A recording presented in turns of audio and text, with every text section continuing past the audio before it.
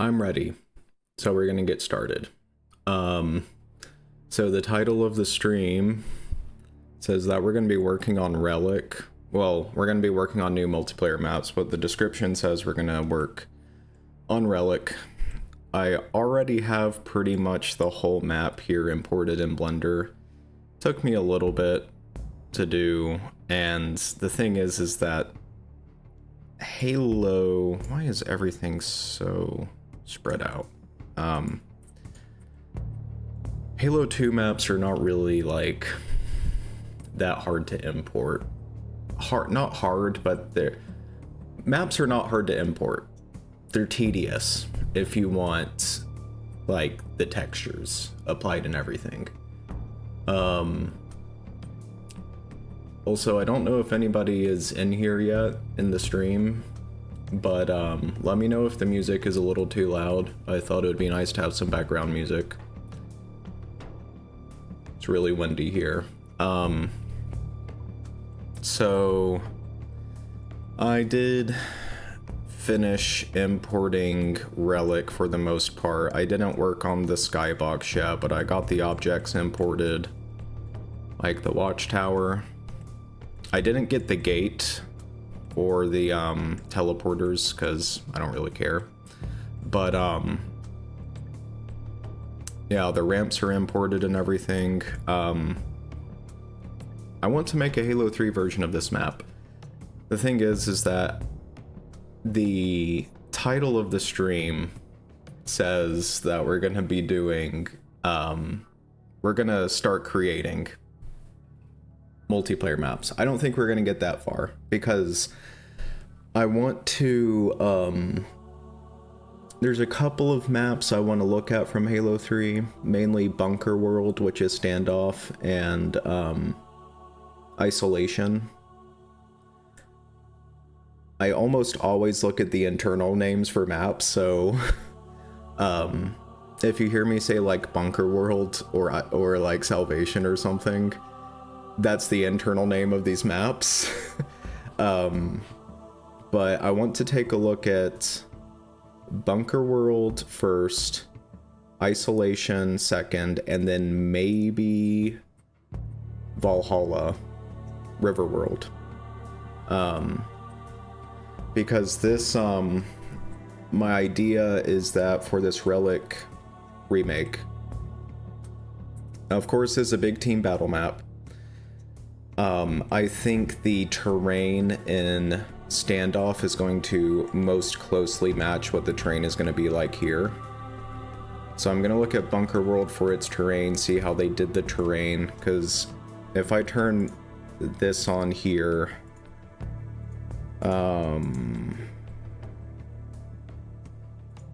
viewport display,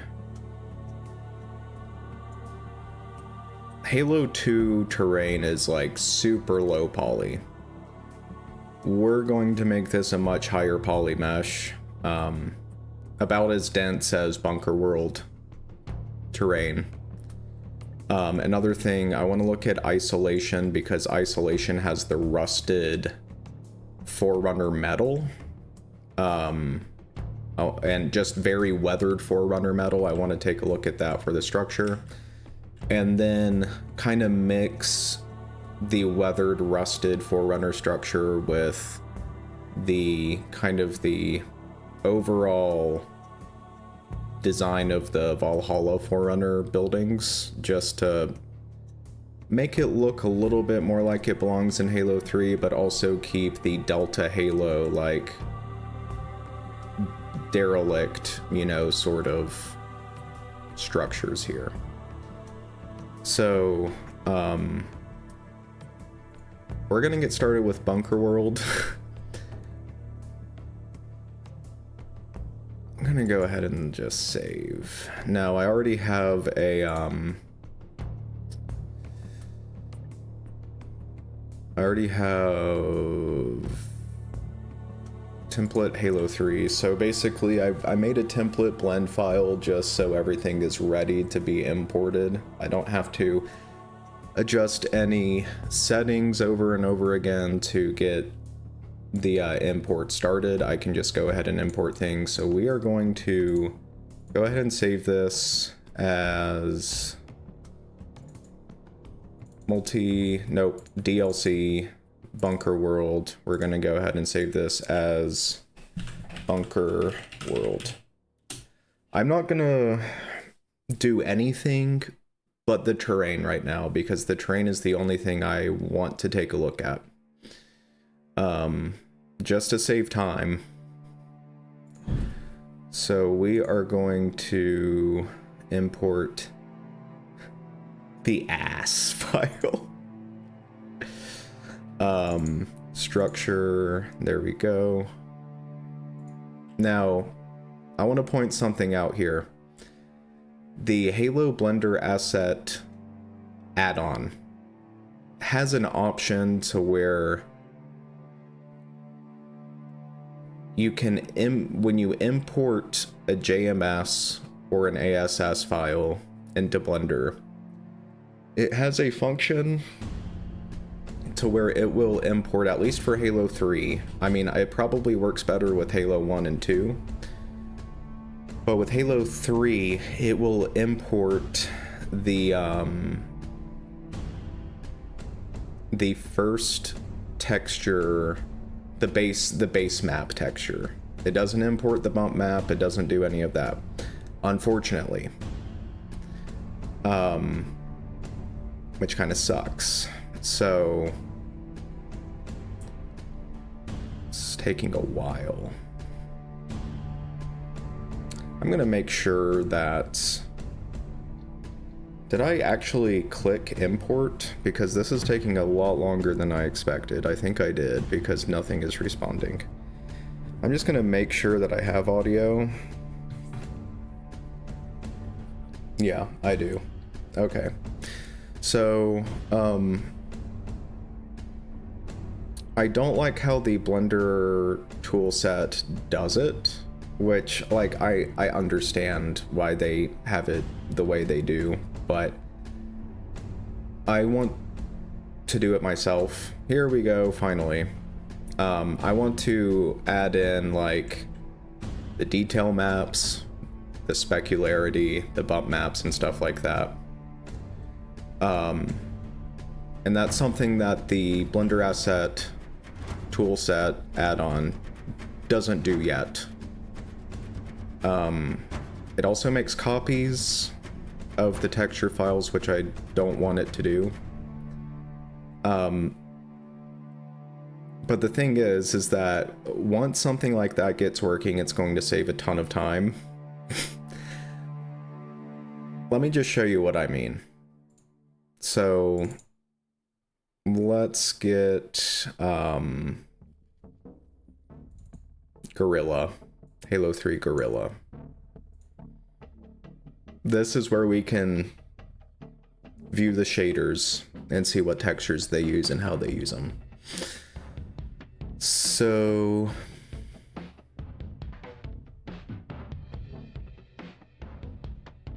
I think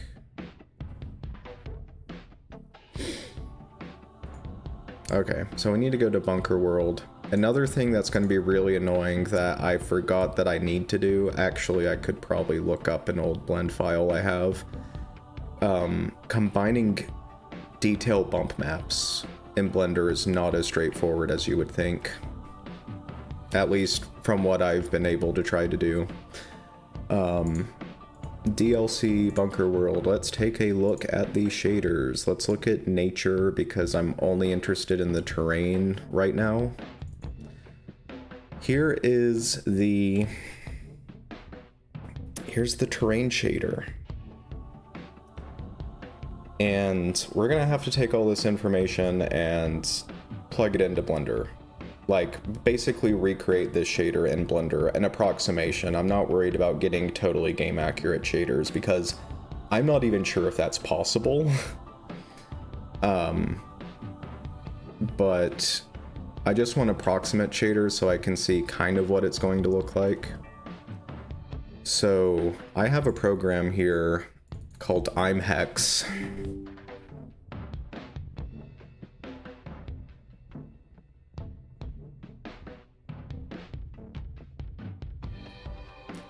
I don't know if I'm going to be able to show you IMAX. Hold on. Run as administrator.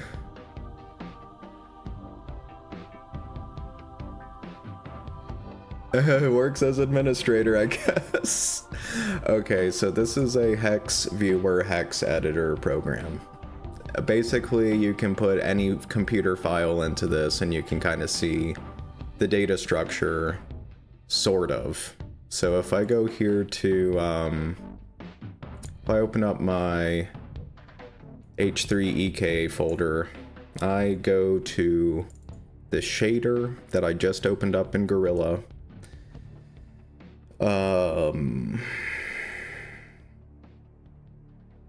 Levels, DL. That's weird. My H3EK has ODST files in it. It's weird. Bunker world, shaders, nature, ground, shader, terrain. I can't drag and drop it. Okay. Open file. Let's do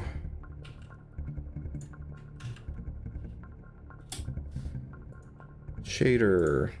Okay, now this might look maddeningly confusing, but this is why we have the ASCII thing here. And we can look through this and we can, let's say, here we have, and you kind of have to know how this works to really, like, you have to know how the shader terrain shader tag works to really know exactly what you're, how it, you know, effectively know how to get this stuff out. But let's take a look here. We have material 0, base map M0, ground, grass, dirt, diff. Let's see if we can find that somewhere here in the ASCII representation of these bytes. Let's see if we can find base map M0 or whatever it was. I think I've already passed it.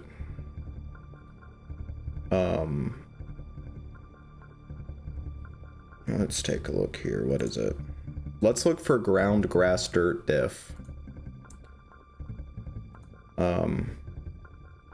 Let's look for, where do we search?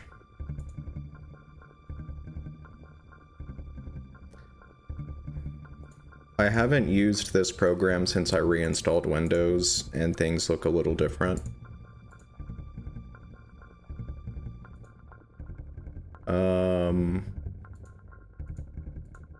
Well, there's, pretty sure there's supposed to be like a search thing. I can't find it. Okay, well, here's ground, grass, bump. We want ground, grass, dirt, diff.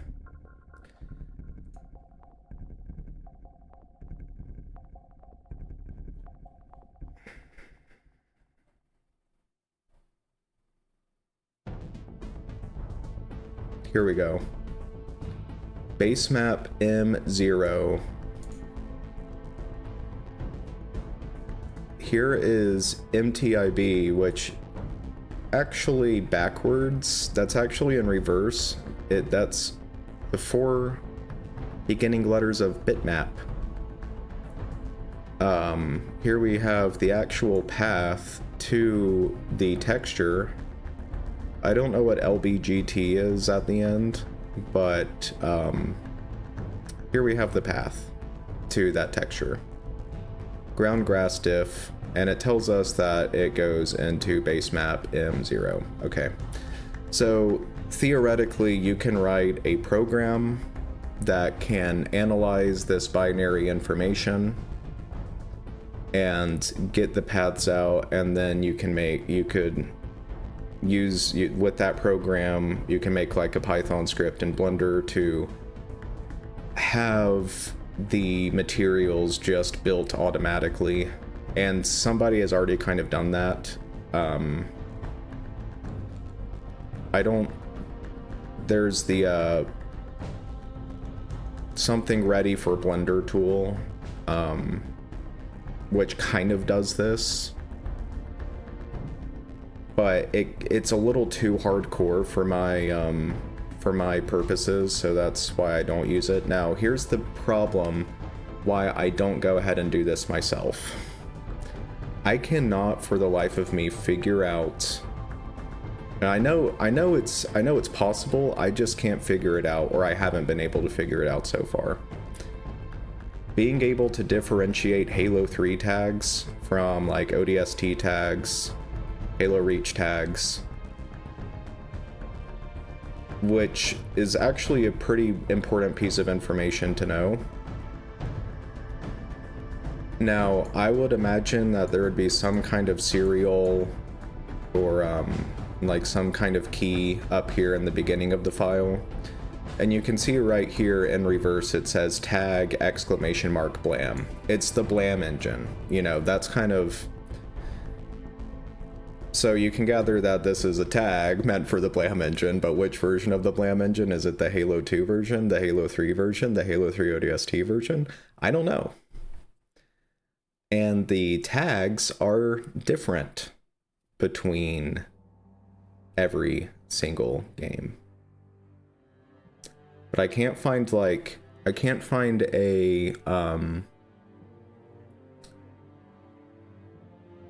I can't find a reliable marker to where you can tell which game the shader tag belongs to. Anyway, I wanted to show that off real quick. We're done with this. Now we're going to actually get into redoing the shaders. It is really hot in here. It is for November, it is hot outside. It's been hot outside like the whole month and I hate it. And of course it's warm in here. I could turn the air conditioning on, I could open a window, but I don't want to do that right now. So we're looking for ground blend. Most of these are probably going to be contained in the Bunker World directory, but some of these bitmaps might also be sourced from other maps. That's something they did. They reused a lot of bitmaps. So what we're going to do is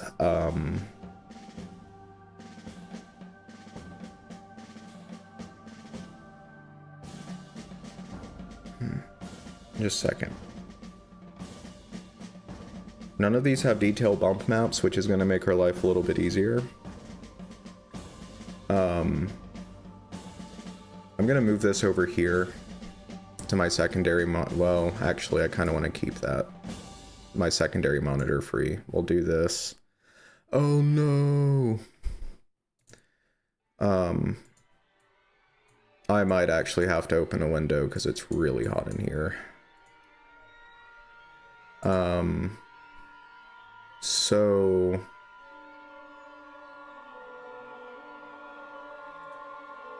we need to find this shader here in Blender.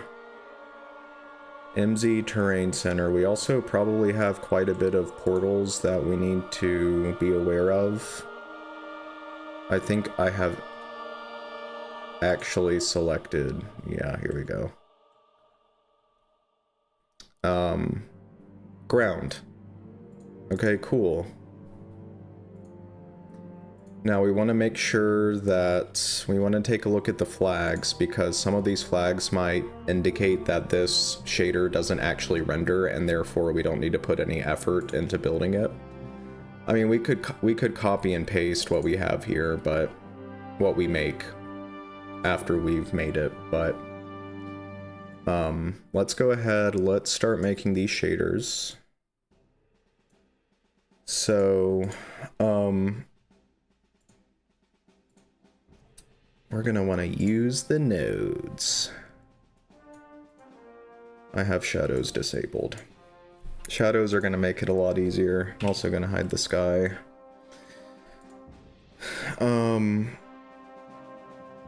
So we want to look for a ground blend texture, because that is how we're going to mix between all the different terrain materials.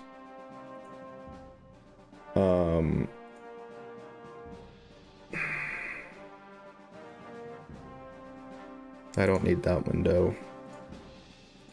Bunker worlds, bitmaps, nature, ground blend. Here we go. It is ground blend, everybody. Yeehaw.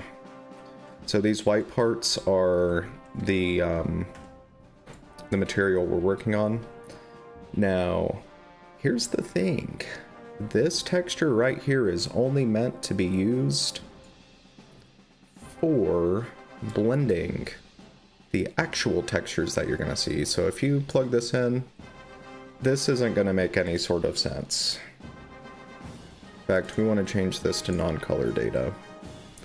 So what's going to happen is that, in fact, if I actually... Let's work on this, like, mint green part so you can really see what's going on.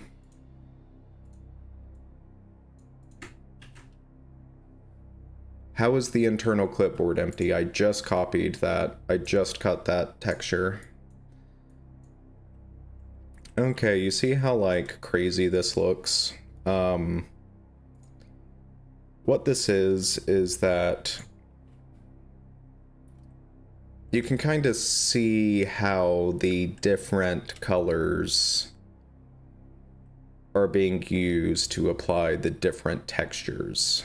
That's basically how this works. So let's go ahead and let's start building material 0. Let's look for ground, grass, dirt, diff. Where is this? That is in Bunker World. That is in the Bunker World directory, so we don't have to go searching for it. Ground, grass, dirt, diff. And we also have a detail map. Deadlock, ground, grass, dirt, detail. We're gonna actually have to go looking for that one. What about grass, dirt, bump? Let's get that in here. Okay, now we have to go to the Deadlock directory, which is actually,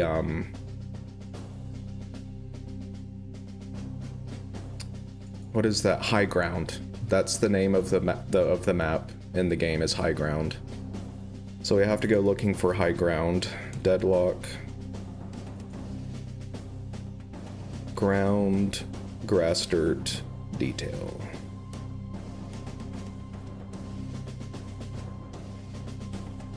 Here we go. Okay, so we have all of the textures we need for material 0. That is going to be the red. That is going to be the red. So let's go ahead. Let's combine the detail map with the base map.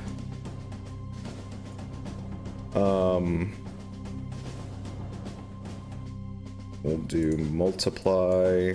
Let's clamp the result, because some weird things might happen if we don't do that. Actually, we might want to do overlay. Overlay might work better. One thing we do want to change is that we want to change alpha from straight to channel packed, because the specular, the reflective part of the texture, is actually stored in the alpha channel, and we don't want the alpha channel to override what's happening on the base color. Let's go ahead, and we want to duplicate that. Let's create a mix node. Just realized you can't see what I'm doing. There we go. Okay.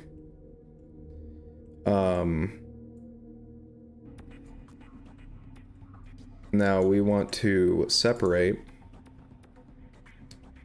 color And now you can see that only the red is highlighted. Now only the green is highlighted. Now only the blue is highlighted, and now only the alpha is highlighted. You can see the alpha is used for the cliff. Green is obviously used for the roads. Blue is used for like the outline of the roads. So let's go ahead and let's do this real quick.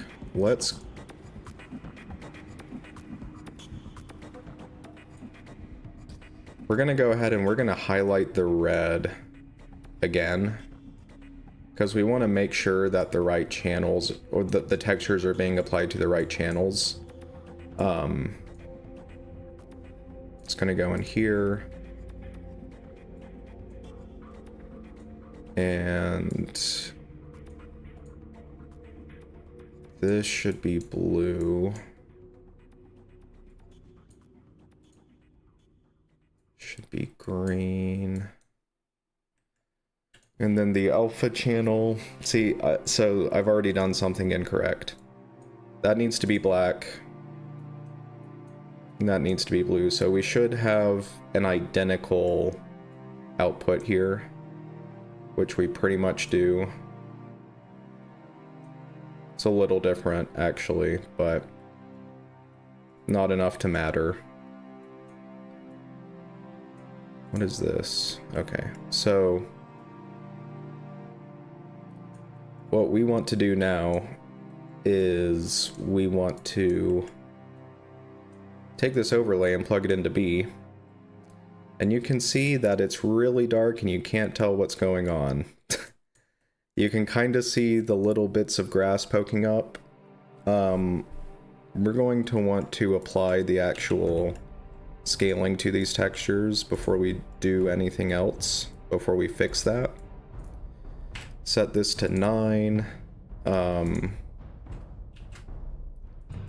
And this to 50. Okay, we still really can't tell what's going on. We need to apply some gamma to lighten the mood. Increase the gamma and boom, now you can actually see the grass texture. Overlay is like the best I've been able to figure out. You're definitely losing a lot of color, but you're still able to see the details, which is good enough. If we were making like an actual render, you would want to figure out something different, but I'm only wanting to look at how the shaders approximately appear. So now we're going to want to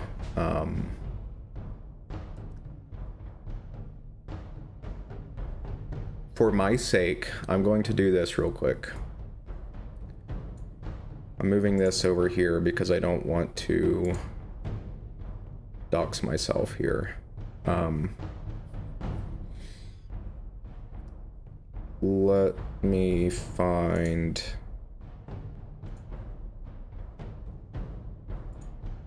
an old blend file I have to where I can combine bump maps together.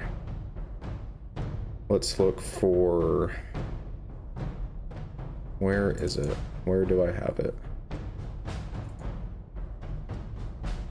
I have it on my external hard drive, and it is an actual hard drive, so it's going to take a little bit for the hard drive to spin up.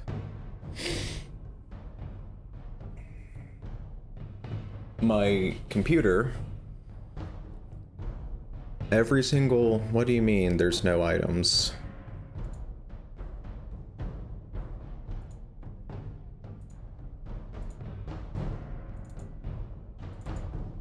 Oh, it's because I have them zipped in archives.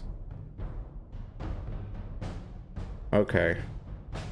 I'm not gonna try to unpack a 7-zip archive, so I'm gonna see if I have that anywhere else. I should.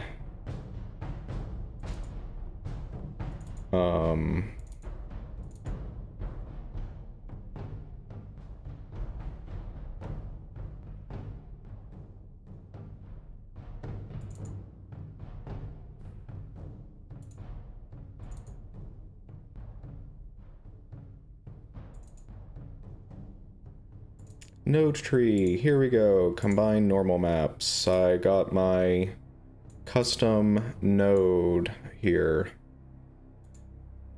We got it. We're not gonna need it for this shader, but I'm going to put it in anyway because I'm gonna need it later when I do the things.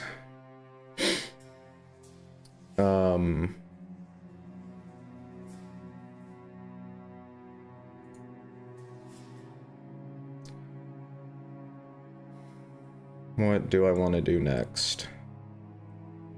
I'm gonna make all of this a shader node, so I don't have to deal with it later.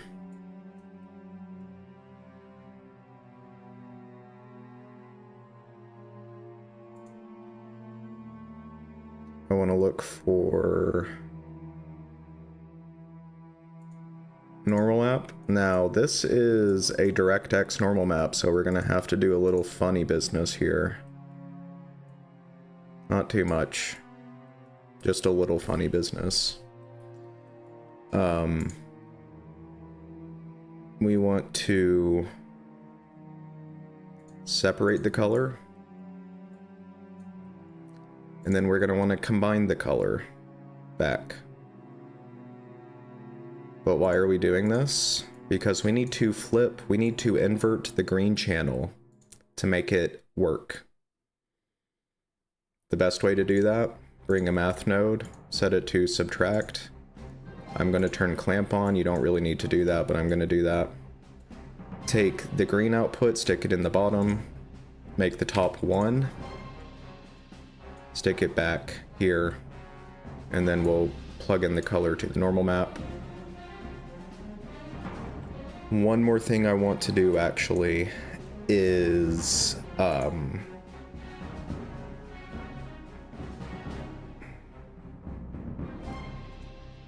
want to duplicate this.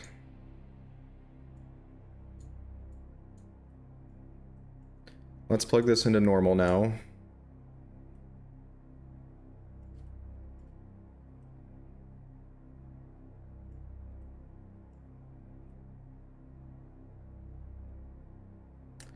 It's very hard to tell that anything changed. You can see it's being applied. It's just a small texture. You can see the ripples now. You can see the ripples.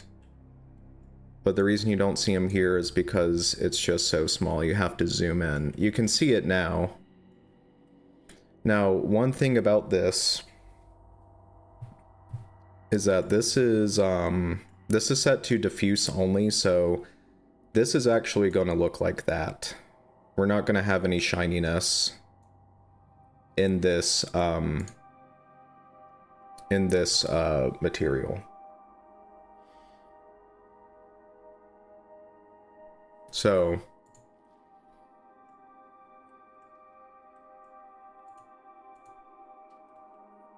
what's up, Art Turner?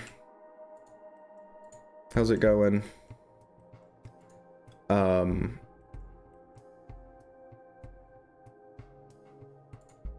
We're gonna go ahead and we're going to make all of this a node group. We're gonna start. So, what do we need to do here?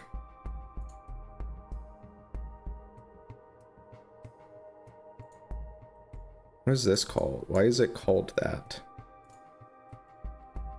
Node group. Let's call this shader terrain. And that way we can just reuse this node over and over again without having to build all of this node stuff every single time we want to make a new, replicate a new shader. So let's do So this is going to be the blend map. Let's rename this to... We're going to hide the value.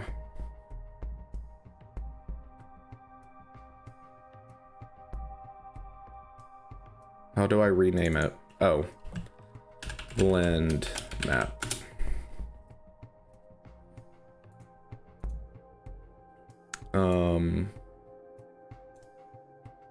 Blend map's gonna go at the top. What else do we need?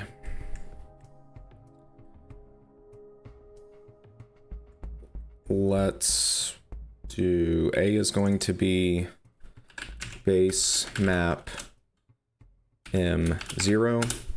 We can hide the value for that as well.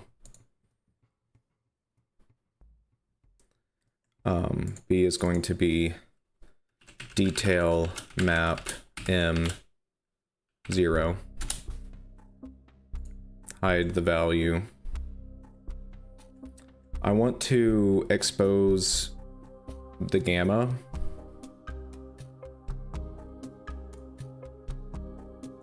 And that's gonna go up here. Diffuse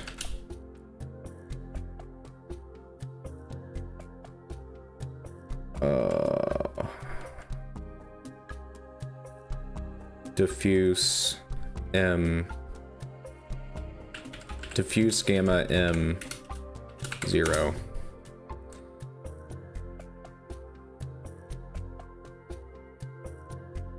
We want to not hide the value, we want to keep the value.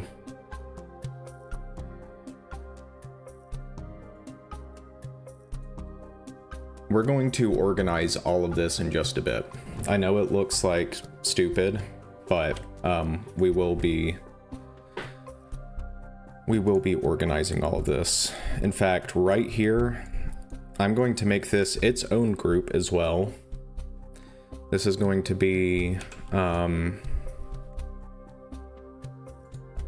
this is going to be called -y normal map.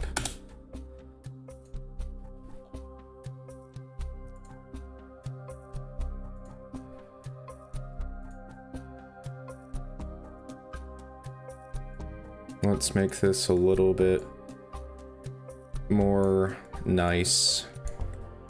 That's good enough. This will be bump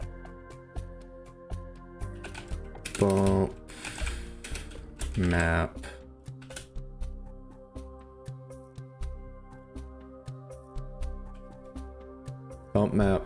M0. We are going to hide the value, but I want to change the default to this color because that is the regular normal color.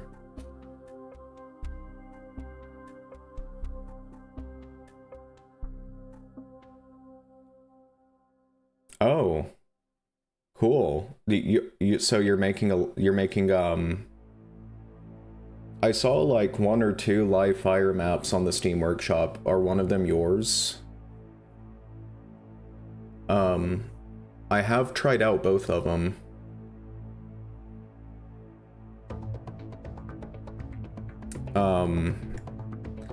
The commando I was making, way back, I felt like it wasn't Halo 3 enough, and I've gotten a lot better at making textures look good. So I'm going to redo the commando when I get to it. I think right now we're working on maps, but next I do want to work on a weapon, and we might like go back and forth between working on this map and then working on a weapon and then working on maps and whatever. Mainly because I like changes in pace. Can we set this? We need to set this default value here on this node group. Like so.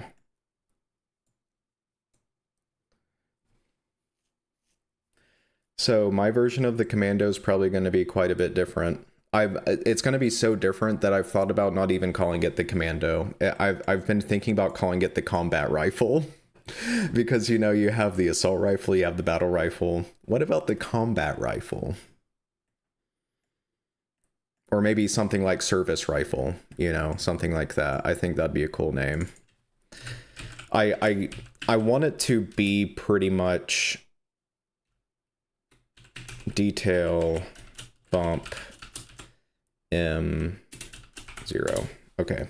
I want it to be close enough to the commando and functionality, but it's probably going to look quite a bit different than how it appears in Halo Infinite. So I'm like, I don't even know if it would be appropriate to call it the commando.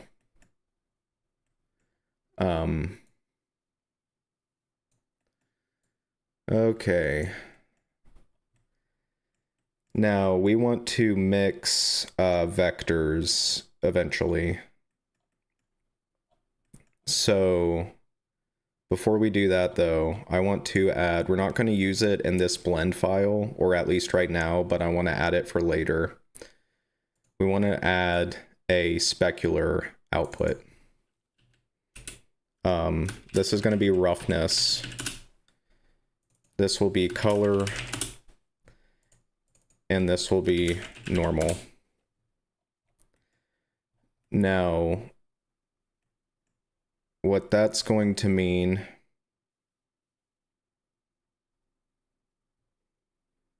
right, exactly. It's like naming a map remake. Not exactly the same name. Yep. Like, it's going to be heavily inspired by the commando. But part of me is like, I don't know if I should set up the expectation that this is going to indeed be the commando, if that makes sense. Because I don't know if it probably won't. Now, it's going to be probably one of the last weapons I work on, because I have an idea for a whole new Halo 3 weapon rebalance, and the commando's kind of on the low end of that priority list. I want to mainly flesh out the Brute as a faction and add more Brute weapons. One of them being the Skewer. I think that would be, like, I think the Skewer is a far more interesting version. Now, sue me. I think the Skewer is a far more interesting version of the Spartan Laser. I'm just saying. So the Brute Skewer is going to pretty much be the replacement for the Spartan Laser in a rebalance mod. So now, that being said, the UNSC will have a replacement for the Spartan Laser, but it's not going to function like the Spartan Laser.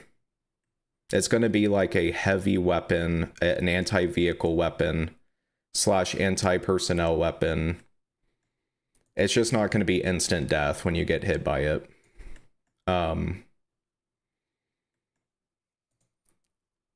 Set this to multiply.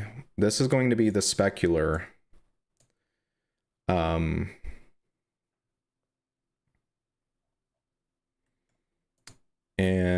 see, what else do we want to do?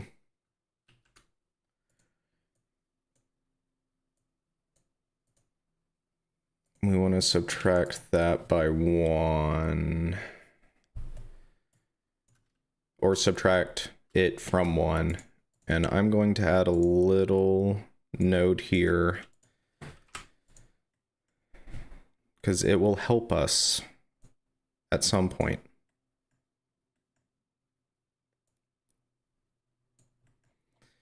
Okay, so these are going to be I'm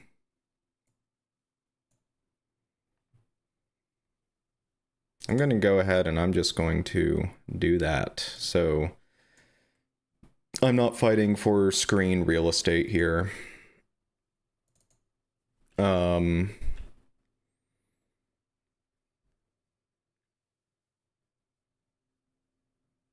this is going to be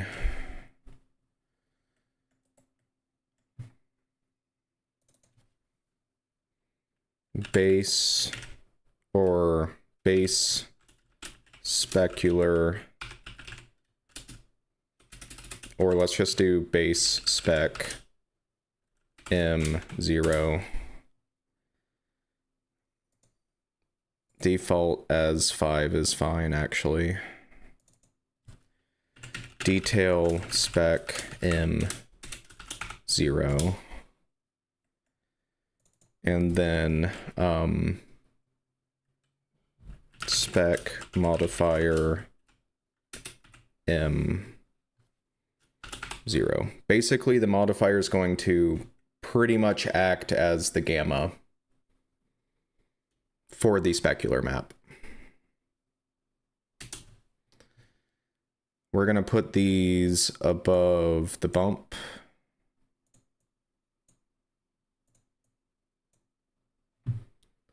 Okay. And we're also going to want to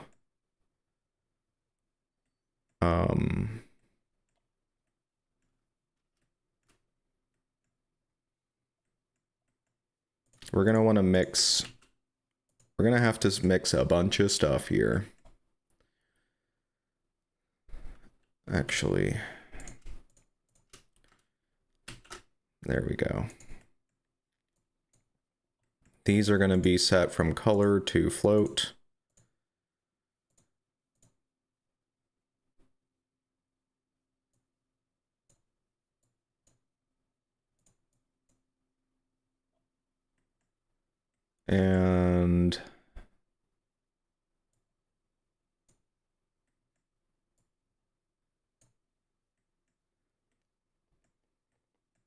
And we want to do the same thing with vectors.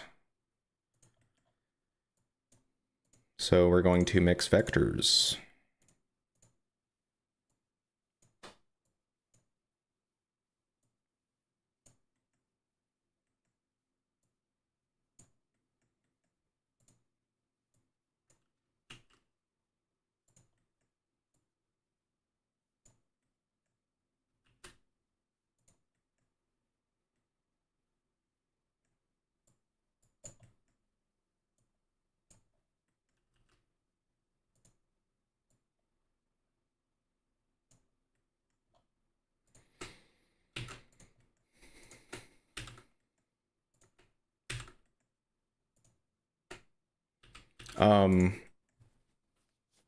So this, I'm going to be taking quite a bit of creative liberties, which I'm expecting some people to not really like, but they're things that I think are for the best. One, I want to add the needle rifle into Halo 3, and it's going to be the Elite's precision rifle, like the battle rifle. Now, you might ask, where's the carbine going? Yes, I am working on the famine map pack again. Yes, I am. Yes, I am. The reason I'm starting work on it again is because I have learned so much over the past, like, 2 years on just making good textures and materials and just game ready stuff in general that I'm like, I just need to start over. Because what I can do now is going to be so much better. Yeah, so I have a lot of mods I want to make for Halo 3, and I know it's going to take so much time. Eventually, it would be nice to have other people come on and help. The thing is that you already have other community mod projects like New Covenant, which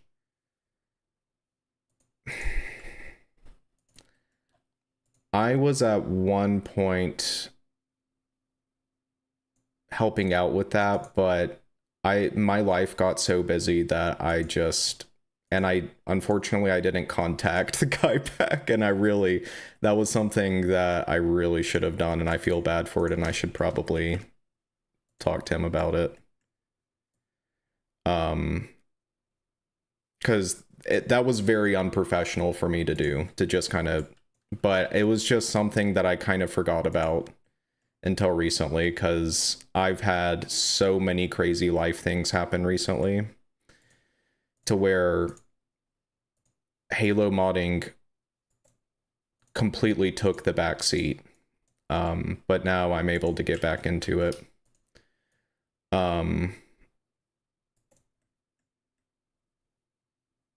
But yeah, that is something I feel really bad about.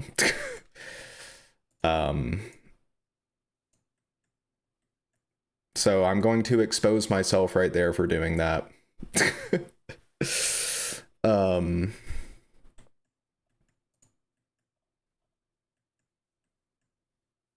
Anyway. Now, before you ask me anything about New Covenant, I barely worked on it. So I really don't know anything about it. What I do know that I can't share. The things I do know about New Covenant, I've been asked to keep private. So I'm not going to elaborate any further.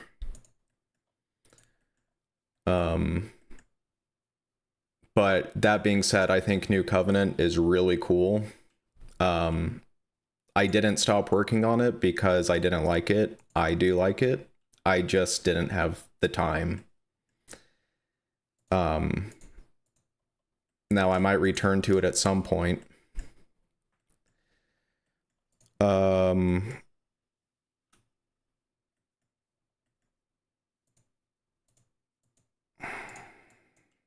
This is why we're making this a node group, so it doesn't look absolutely insane in every single shader node graph we have.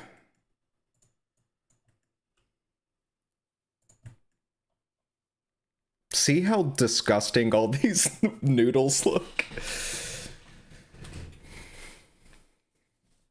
Yeah. New Covenant is New Covenant is without a doubt the most ambitious mod right now. And the level design with the open world type segments are definitely a pretty big deviation from the typical, like, what we think of for Halo level design. I don't think it's a bad thing at all. Like I said, I think New Covenant's really cool. Now, that's only the desert mission, though, because the mission that is more Arctic, where you play as the Arbiter, is much more of a traditional Halo level.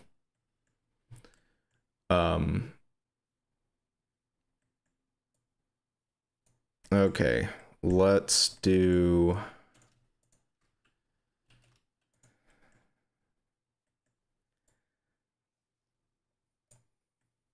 Let's start getting all of this into order.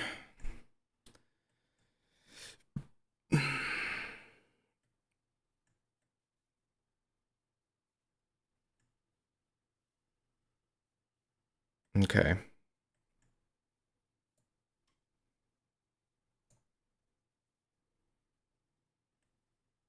Yeah.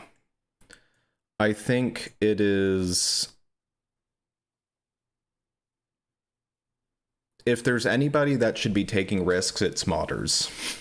I think. I mean, obviously game studios need to take risks as well, but we've kind of seen what can happen with that, with not only Halo, but just other games as well. So it can go... Risks can be... I mean, they're risks. They can be good and bad. But the thing is that since mods are unofficial, it doesn't matter how wacky a modder gets with their mod. They can deviate as much as they want. And nobody can really be mad about that because they didn't buy it. It's not official.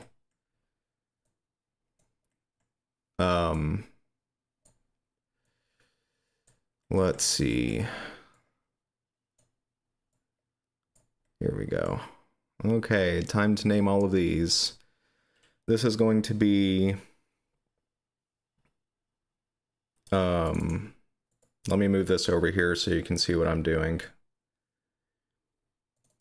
Now, New Covenant.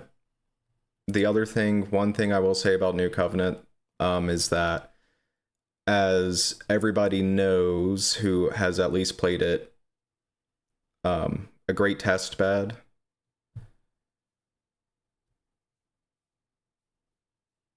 Yeah, well, that was part of the magic that is now missing from Bethesda, is that they just... Pretty much everything that is in Skyrim was just made by an individual. Like, now different individuals, but they're like... Or like the werewolves. Like, the werewolves were added by somebody who just wanted to add werewolves, and... or the Hearthfire DLC, you know, that was another thing. But what I was going to say about New Covenant is that, of course, it continues the story after Halo 3. And you play as Master Chief and the Arbiter. Wait. Detail. Map M1. And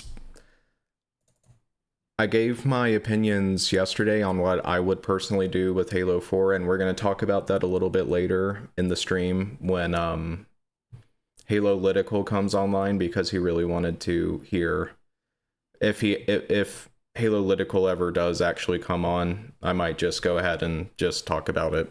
But diffuse, as I stated yesterday... Wait, hold on. How do I have this? Diffuse gamma M1.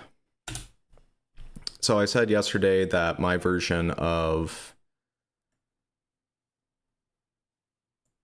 Halo 4 would not have Master Chief in it, and the Arbiter might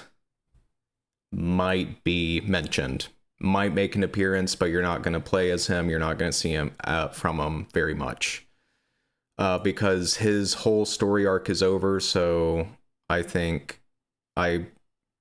personally don't see the point in having him return in a big role.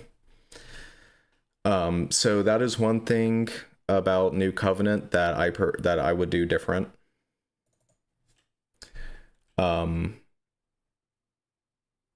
But I realize that most people want to play...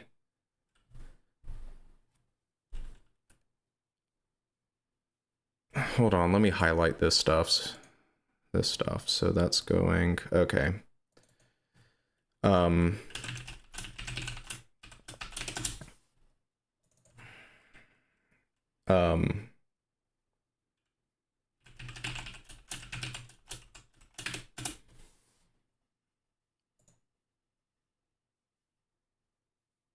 What I was going to say is that I realize that most people want they want a new story with Master Chief and the Arbiter, so that is what New Covenant is fulfilling. Which I think is fine. I don't think there's anything wrong with that.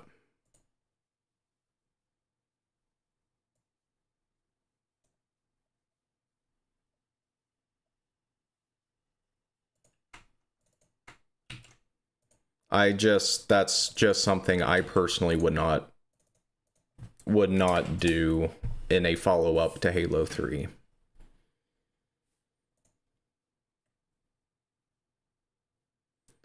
And no, that's not the reason I stopped working on it, is because of creative differences. I couldn't care less about creative differences. Life just got too weird. So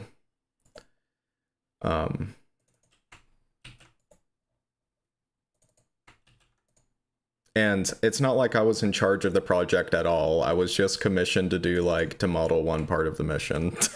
one part of a mission, and then I just didn't finish. So, good grief. Base. This is going to be such a big node.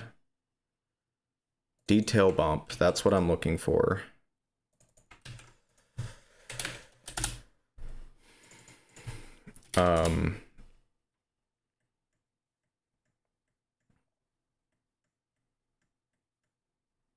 Okay. Once this is all set up, this is going to be really easy. We're getting the hard stuff out of the way first. That's really what's going on here.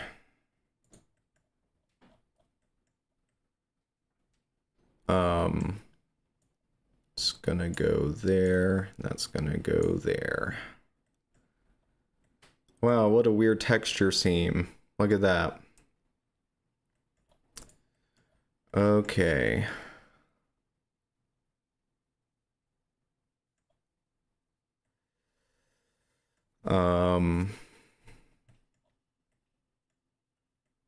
This is going to be a pain in the butt. When you have node graphs that have just noodles everywhere, it's like, good God. The only reason I have standoff is because I want to look at how the terrain is structured, how the terrain mesh is made in standoff, because the terrain in Relic is kind of similar. It's relatively flat with bumps and kind of boulders, if that makes sense. And I kind of want to mainly just see what the density looks like of the mesh. That's really why I have standoff out right now. Later, I'm going to look at the rusted, sort of weathered Forerunner metal that's in isolation. And then we might take a look at the Forerunner structures that are on Valhalla, because the Valhalla structures are very similar to the structure on Relic.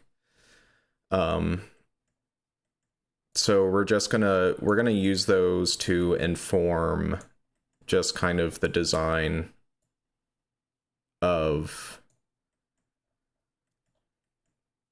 Relic as a whole. Not that we're going to be copying anything, just kind of, I want to make this look like a map that Bungie would have released in like 2009. That's my goal.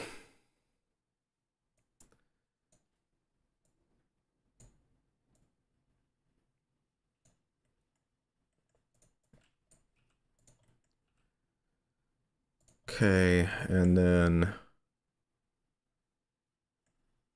I guess just the normal map for this last part now.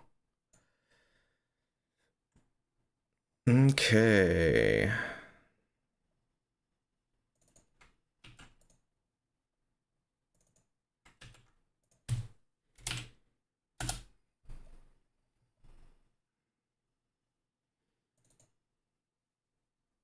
The music stopped. Why did the music stop?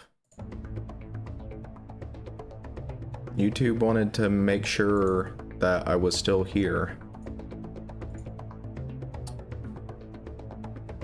I'm streaming the music off of YouTube. That was the easiest thing to do.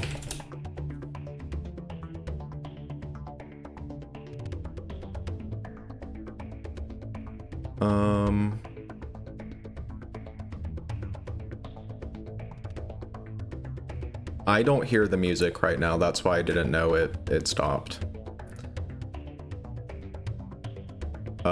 I hope the music's not too loud. It shouldn't be. I tested it out before I started streaming.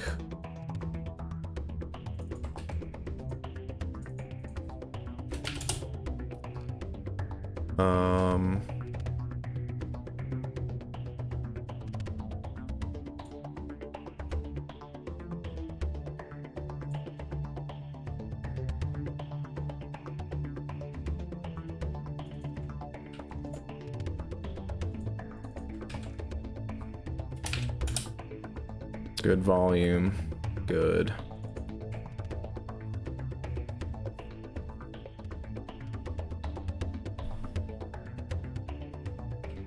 I didn't scoring not working for Halo custom Halo Reach maps from scratch. I didn't even know that was a problem. I didn't even know that was a thing. That's weird. Mainly because I don't pay attention to Halo Reach modding too much. I mainly, which I realize that Halo Reach is probably the best game to mod because you have the most features, but I just like Halo 3 that much, and ODST.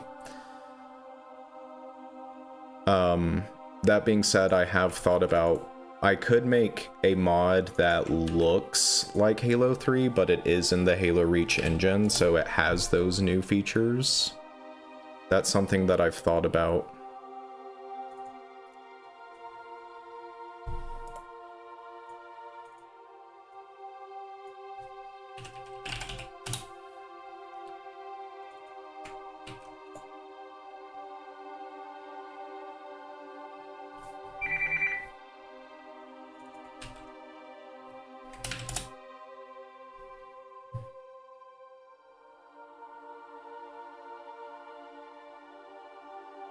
Oh, really?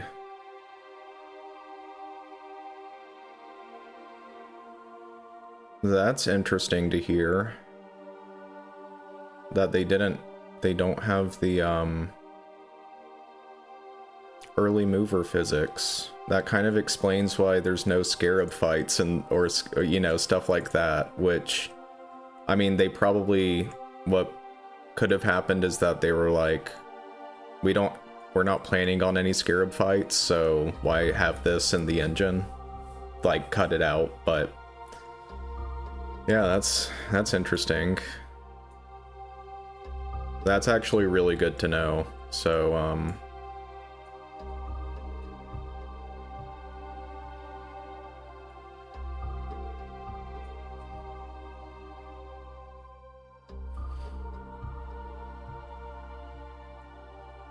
okay, we're almost done here with the shader terrain.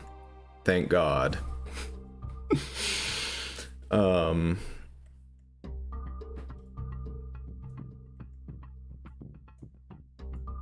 Let's do that. All right, see ya, Patty T. Thanks for tuning in. Thanks for hanging out.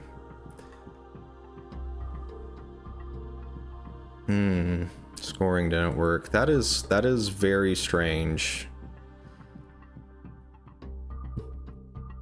I feel like, I mean, Halo modding, MCC modding, what they really need to do, if this is the last thing Halo Studios does with MCC, which they haven't done anything with MCC.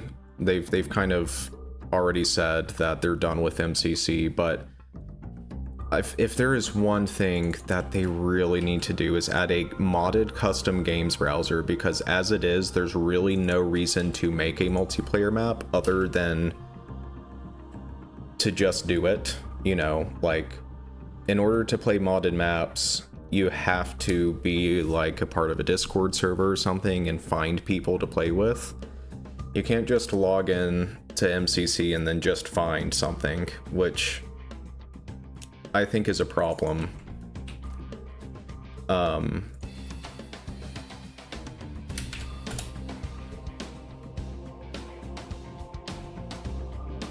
Yeah. The reason I'm making multiplayer maps is because I just want to make a map.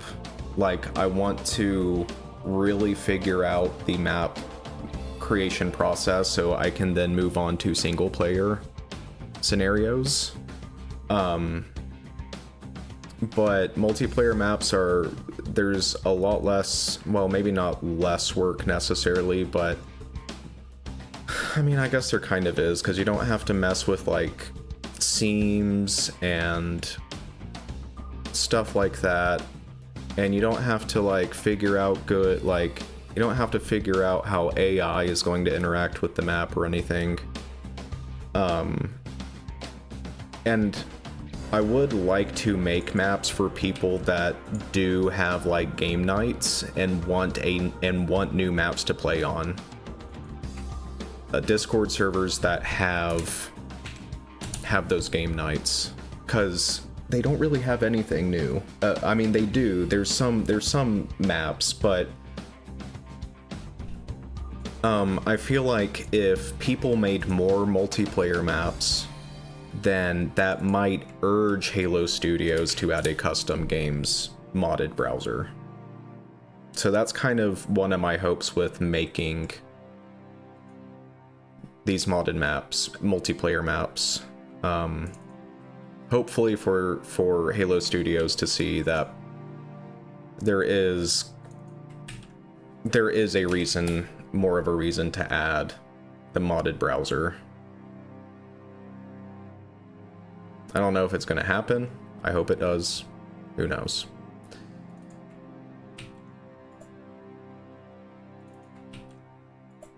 We are almost done here with the node, the custom node.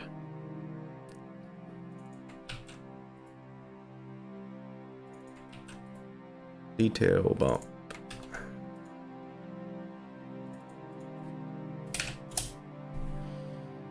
So I would still, I mean, of course, I'm working on a multiplayer map right now. I would encourage other modders to, even though there's really not a reason to make multiplayer maps right now, I think it's still a good thing to do. Mainly for the people, mainly for those Discord servers that do have, like, game nights. But also, so we might actually get a modded game browser. Okay. Look at this. Look at this. Look at this. Our node is complete, finally. All we need to do is, we don't need to plug the roughness in, but I guess we need to start applying textures and see if it works as intended.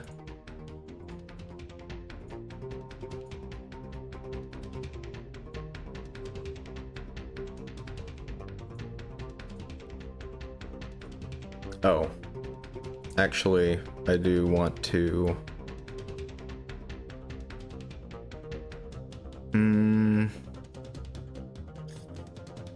This kind of might be a pain to... No, it's not. It won't be bad. Gamma, we want to keep. Base spec. We want to keep that modifier. We want to hide. We want to hide basically every color. Why are these marked as hidden? Oh, they're not marked as hidden. What am I thinking?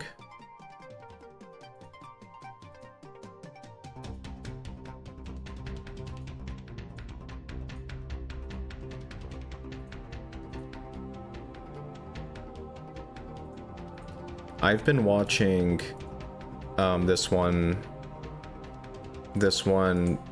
person who is on YouTube. They make they record modded custom games videos, especially for Halo Reach, and the guy is absolutely cracked at playing. It's kind of incredible. And they play modded game types, and they look so cool. And I'm like, this is why we need a modded custom games browser, because the modded game modes look insane. I don't remember the name of the channel at all. You could probably find it. In fact, I'll look for it right now, because it blows my mind every time I watch it. Um, Halo Reach modded custom games.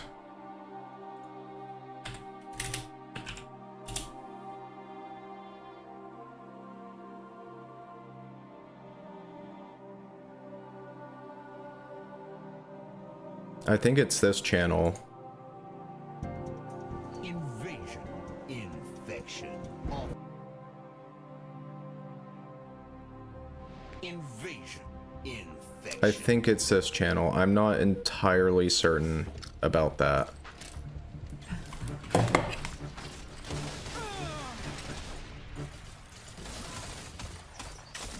Green, Ivy, green 4.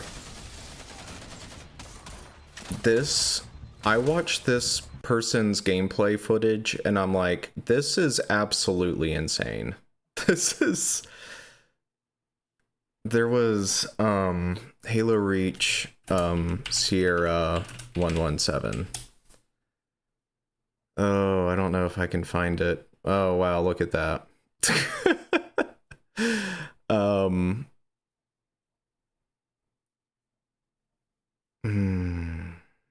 this, they played, why are we getting these thumbnails? Maybe it was Sigma Halo.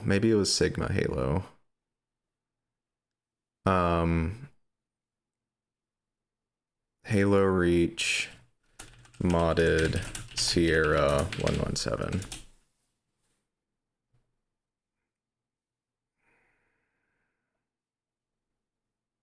It was Sierra 117 recreated on Forge World. And it was like this invasion game mode. Hey, there's me, look at that.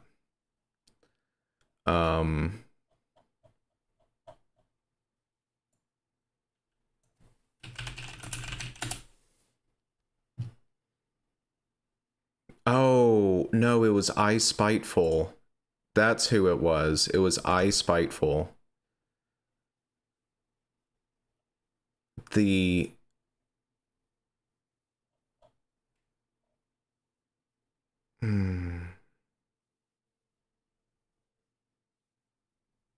These are all Halo Infinite videos, though.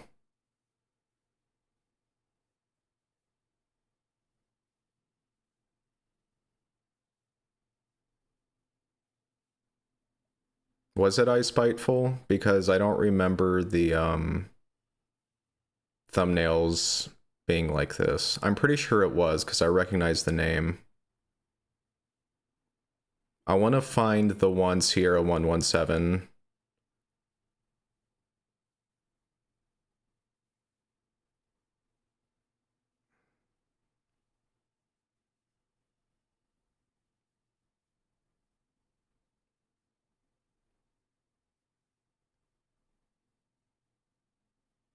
Let me look at his playlists. Halo 3 MCC custom games. Halo Reach custom games.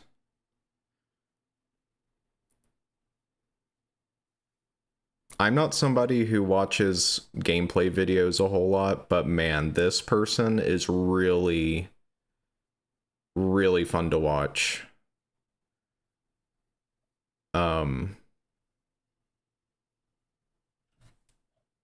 Where is the Sierra 117 video from Halo Reach? Maybe it was an I Spiteful.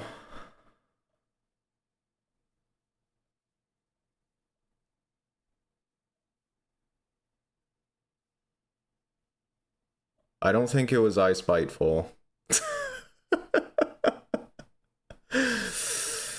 Oh boy. Oh boy.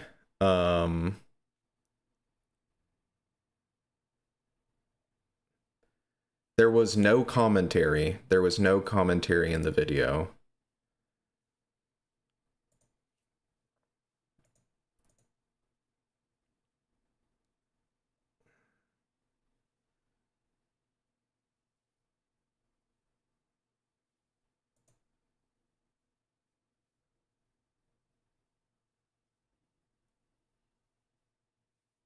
I think it was Green 4. The Sierra 117 map, it was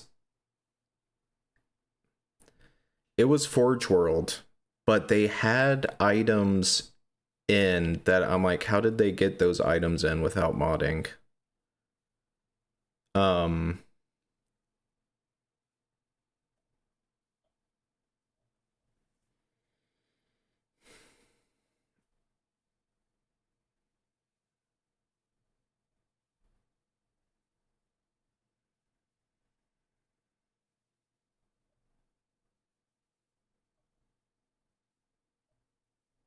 like they have Halo Reach modded Lone Wolf, AIU and SC weapons, weather, and more. So, well, that's clearly modded.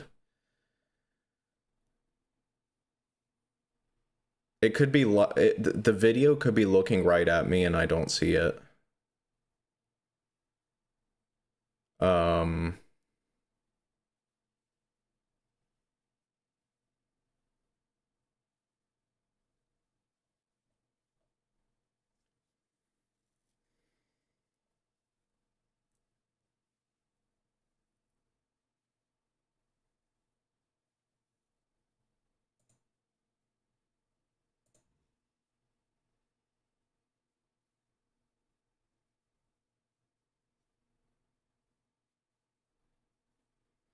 I don't know.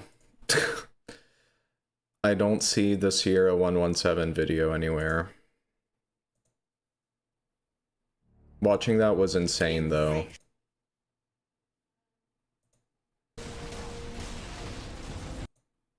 See, this is all clearly like modded custom games. And it looks like so much fun.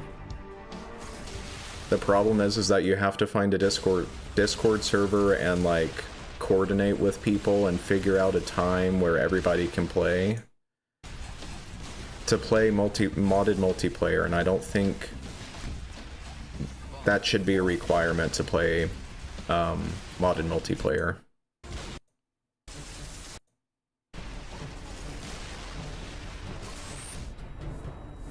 Anyway, silent cartographer invasion. I don't know if this is modded. Well, it looks cool. Imagine all of the possibilities if we just had modded multiplayer. And imagine if, like, you could have more than 16 players in one game. That'd be cool. Maybe up the, I mean, I don't know how easy that would be to do for, like, Halo Studios, but increase the player count so we can have bigger maps. Modders can make bigger maps where we could recreate the silent cartographer as a multiplayer map.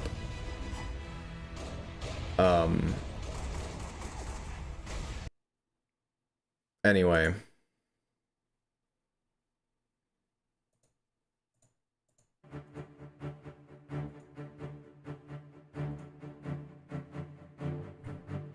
Okay.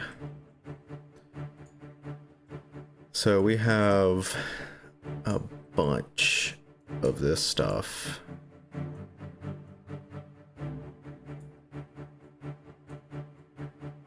I have a bunch of these textures to go through and organize, but we did get the hard part done. We now just have to apply...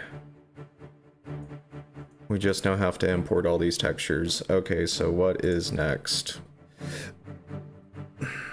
I'm gonna quit out of Steam, so I'm not logging in all of this time. Oh. It closed Gorilla. I forgot that it was gonna do that. Steam library...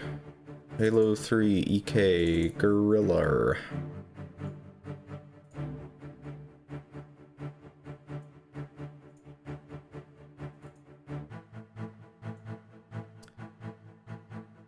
Next we are looking for gravel diff. Is this... That's Bunker World. Gravel detail. Hopefully that's Bunker World. gravel detail bump is probably bunker world, so we don't have to move through any of these extra folders to get to where we need to go.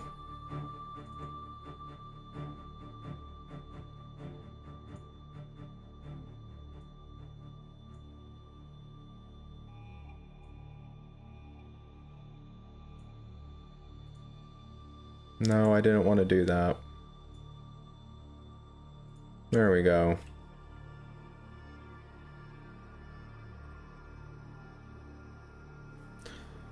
Yeah, I use Reclaimer for that. I use Reclaimer to extract, wait, hold on. Simple add-on for Blender to quickly extract textures by Are you talking about, what in the world is OBS doing? Are you talking about, for like Halo materials, Halo shaders, or are you just talking in general Blender? Because I use Reclaimer to extract all the bitmaps and everything from map files, and it automatically puts them in the right directories and everything. Which is nice. Don't really have to worry too much about it.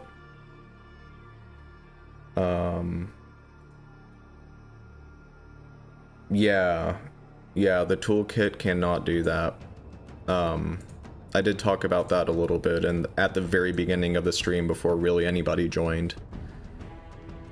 I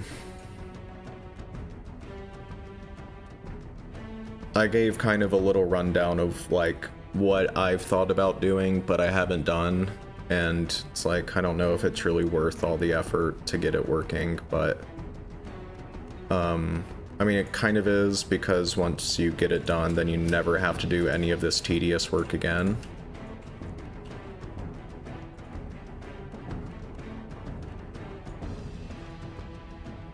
$2,100. Basically, I was talking about if you can, like, read the binary data from a shader tag and just have Blender, which the C4 or the CR4B tool already does that, but it kind of goes a little too overkill. It does more than what I need it to do, and it has like a lot of install prerequisites and stuff that I don't want to deal with.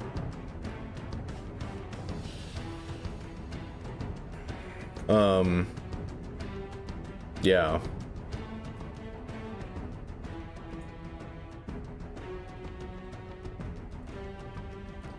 The other problem, as far as I can tell, the CR4B tool is not open source, so I can't really see how they're analyzing the binary data of shader tags to see how they can differentiate between like a Halo 3 and Halo 3 ODST shader, or like or especially a Halo 3 and Halo Reach shader, because they are different.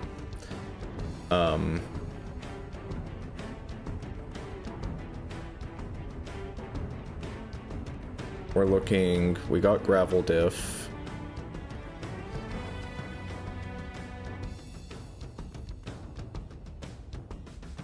We want gravel detail next. So that's the next one we're looking for.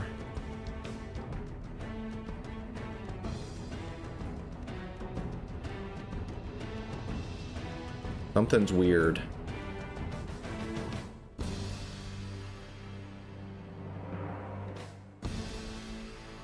Something's not working correctly, I don't think.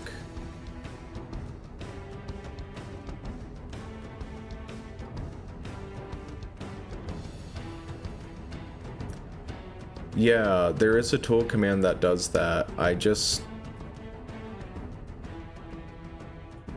don't understand how it works, and it seems like it misses a lot of information, like, or maybe I'm just not looking in the right place, because that would be awesome to have. What is going on with this? Why is this being so weird?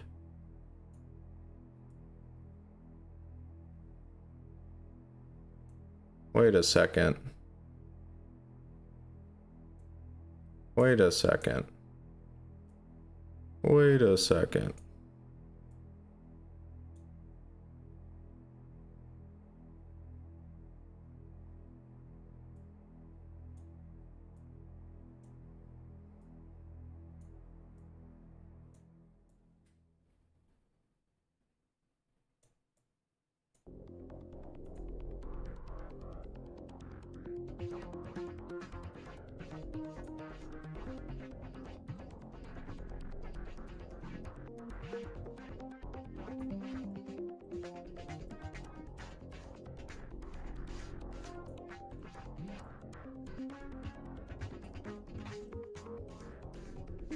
Why is this colored weird?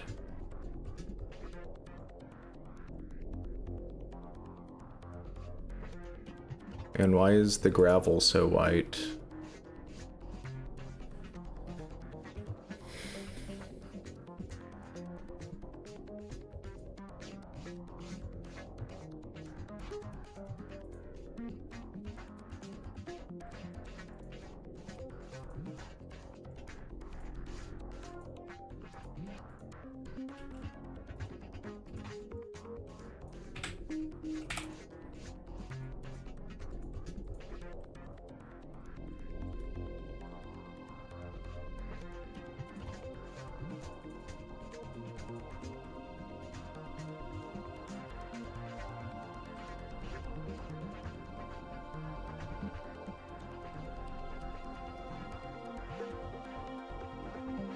Mm-hmm.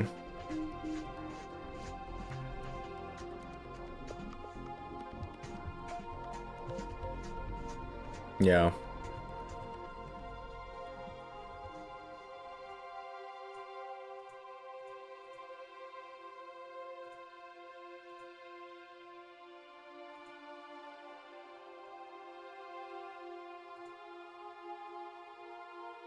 Why does gravel diff have no color to it?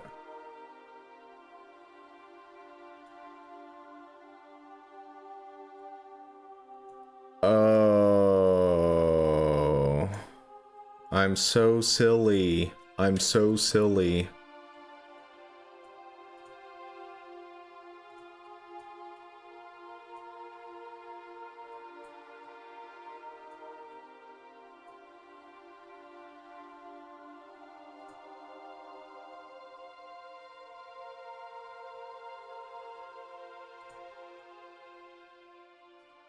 That's... I plugged the wrong textures into the wrong slots. That's what happened.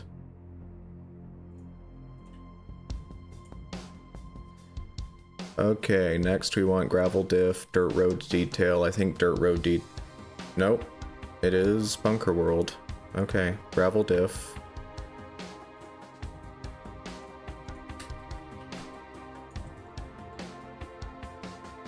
Wait a minute. I forgot to get the bump map. Grass, dirt, bump.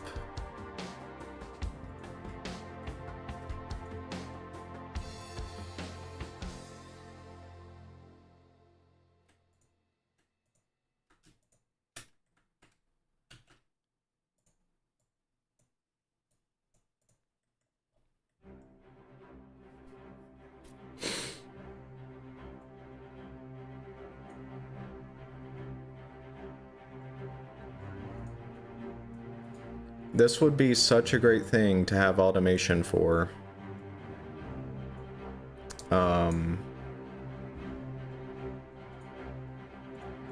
Be so awesome. I've just been stuck with figuring out how to make this automated.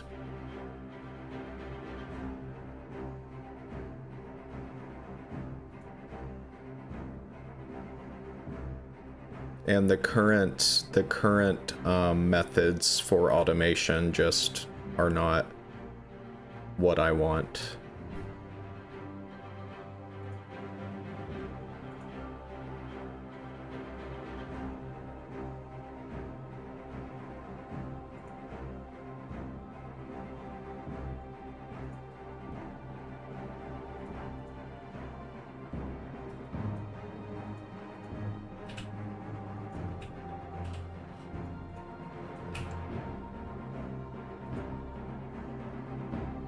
Base map. Um...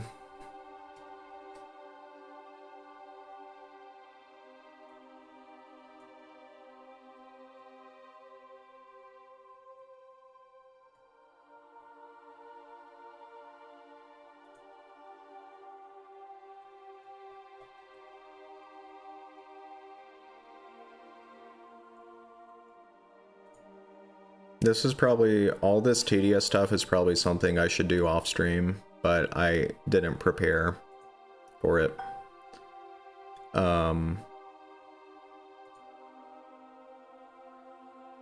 Gravel, diff, dirt road detail.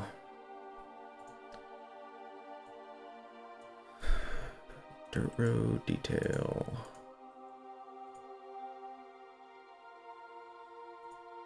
AD.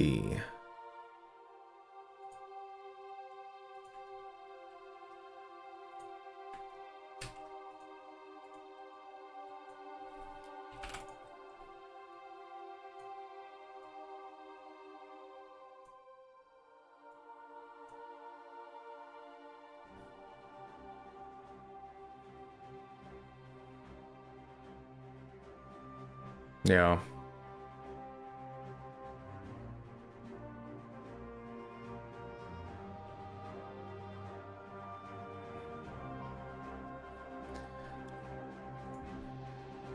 I'm not super knowledgeable in Python. I'm more of like a C and C++ kind of person if I'm coding something. That's not entirely true. I use Godot a lot, and I'm pretty good with GD script, which is basically Python.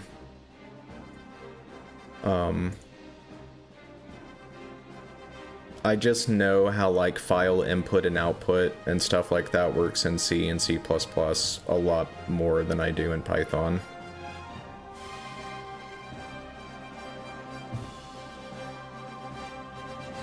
Godot is awesome. It is so great.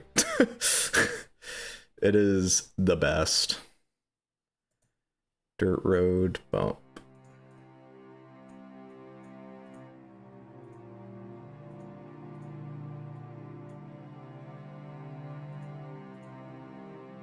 $80.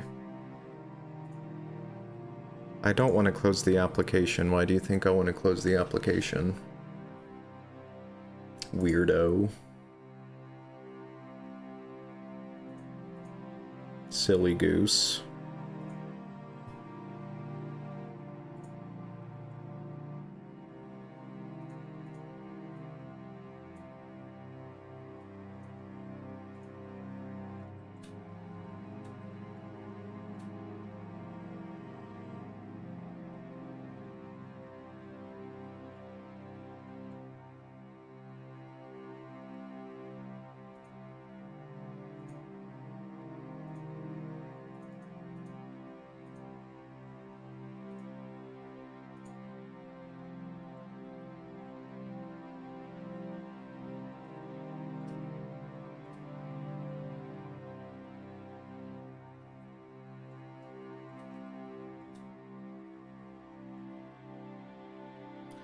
Okay.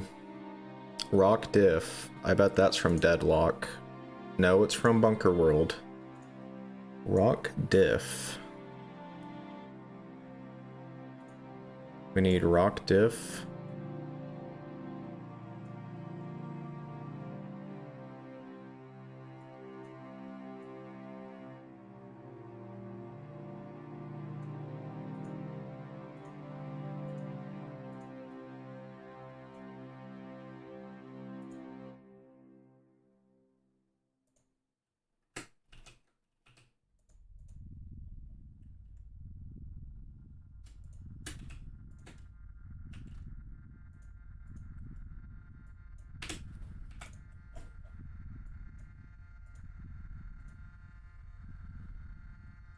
And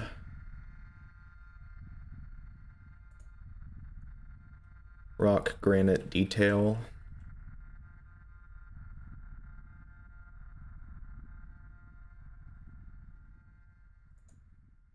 That's almost certainly not at, or Bunker World. Snowbound. What about Rock Horror's Bump? Okay, the rest are in Snowbound.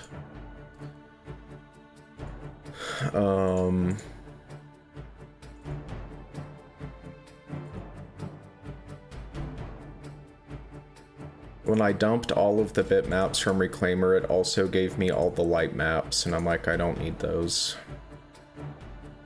No thanks.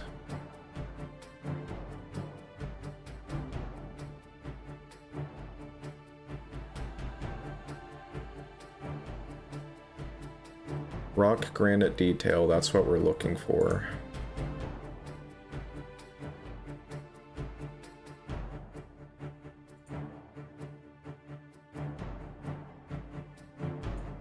I found Rock Horror's Bump, and here's rock granite detail.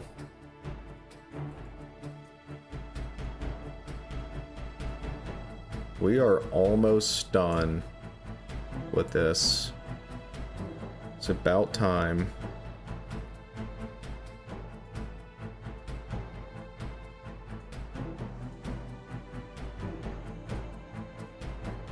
$315.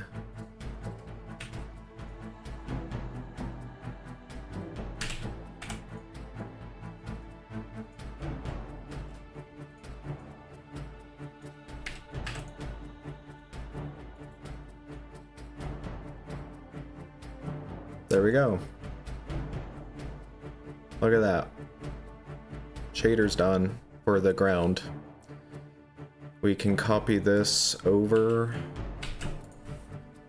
to here. Yeah.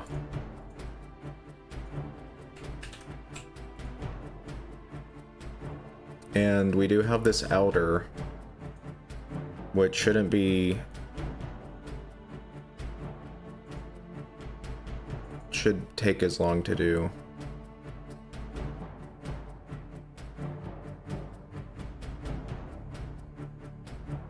Question is that are all of these rock granite deep? Is this just the same? This might just be the same textures.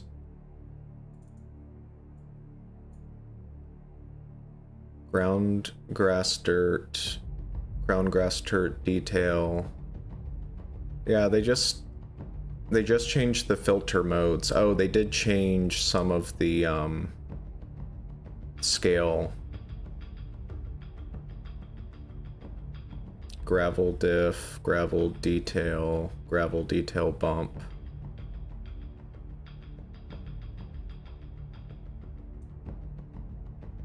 Gravel diff, dirt road detail, dirt road bump, rock diff, granite detail. Okay, so we can copy this for, we just need to change some of the scaling.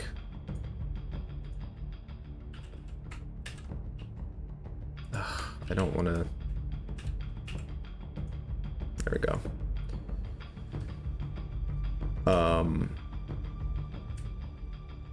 So... 9 is going to be changed to 20.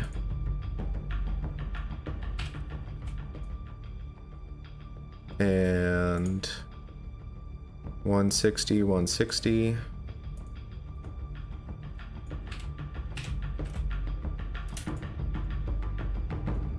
Next we have 24, 400, and 400.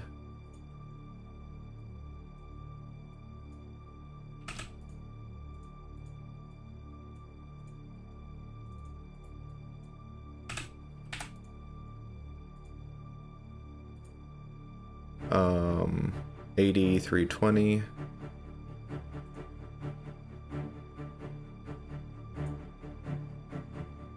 I just messed up, I think.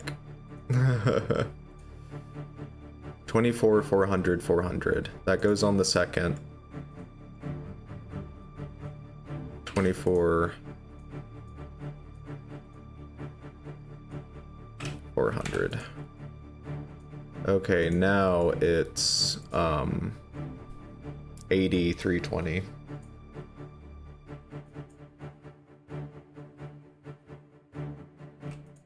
$80, 320, and 50, 850.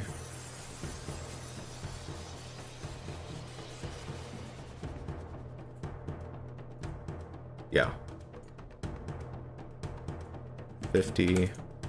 That actually plugs into that as well. And then 800. Okay. Great.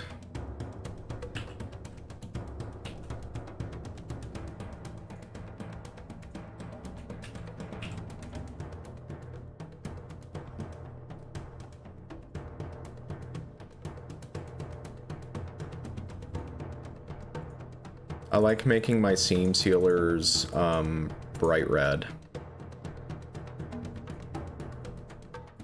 Like that. But we got the terrain. I guess we can start working on the terrain on Relic. We don't have to move over and look at salvation, aka isolation. I think that's what isolation is. I think it's salvation.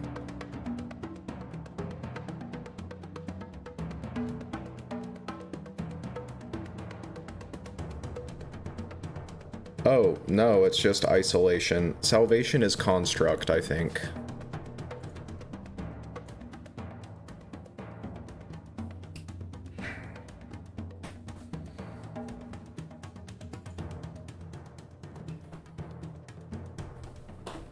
Okay. I need better posture.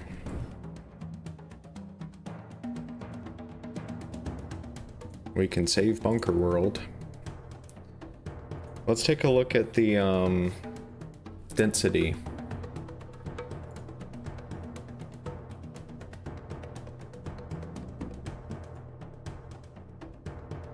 This is something you don't really see in Halo 2 or Halo 1 maps, is a grid for the terrain.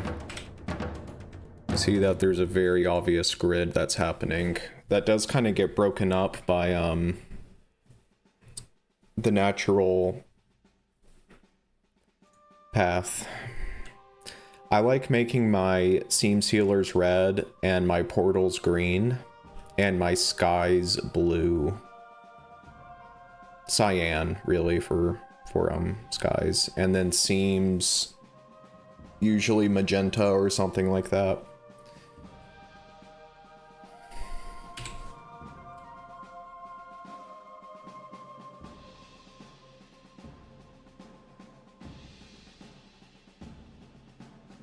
Okay.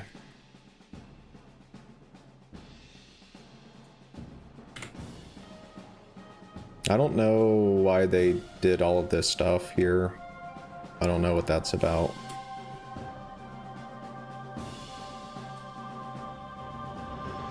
It's probably a reason.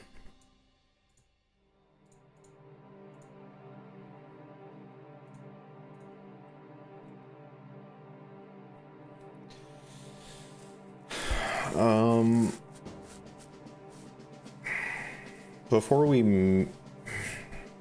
I'm thinking about going over to isolation, just doing some of the Forerunner metal, and then going over to Riverworld, going over to Valhalla, and just doing the Forerunner metals over there as well.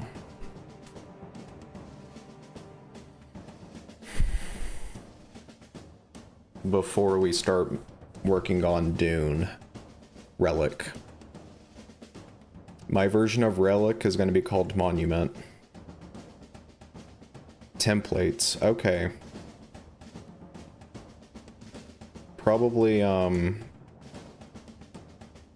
just testing out geometry before they commit, I imagine. or something that they're going to keep copying over and over again, instancing. What is this box?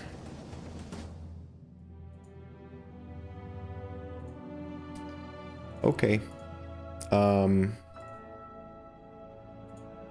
Let's do...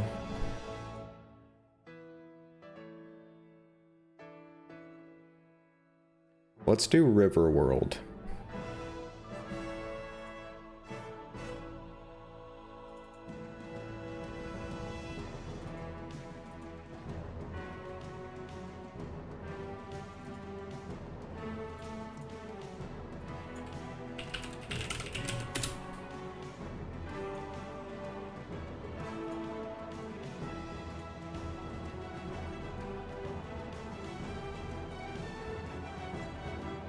Import ass, as the angry video game nerd says.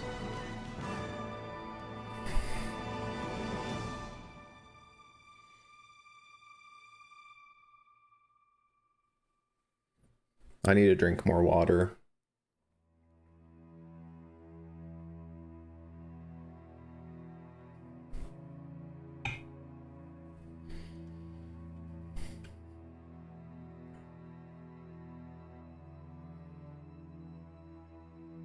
Floodgate is up next on the music playlist. I might skip it because it's mostly just...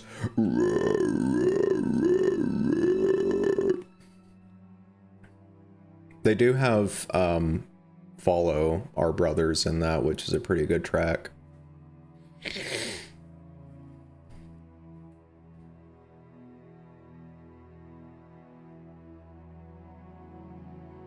Jeez. This is... taking... I'm surprised at how long it's taking the importer.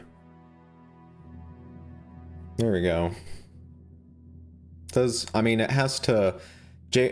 ASS and JMS files are basically just text files, which takes longer to process, I'm sure.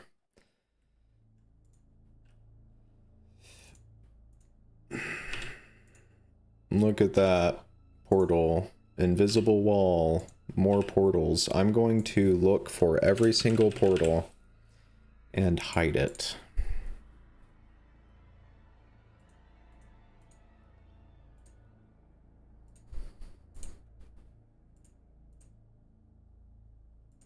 Portals for Chloe. Who's Chloe? Okay. Riverworld.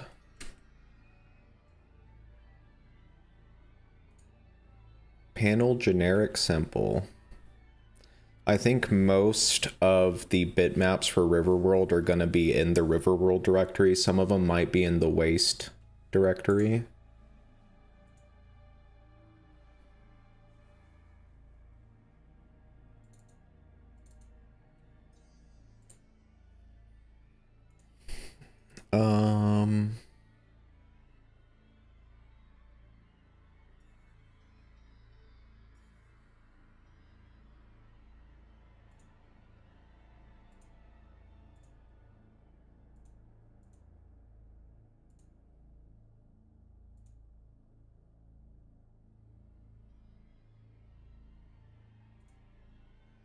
Panel, what were we looking for? Panel generic simple.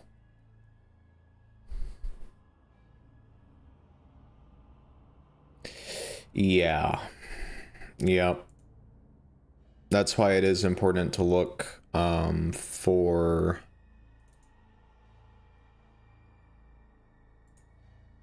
the tags, or the flags, I mean, right here.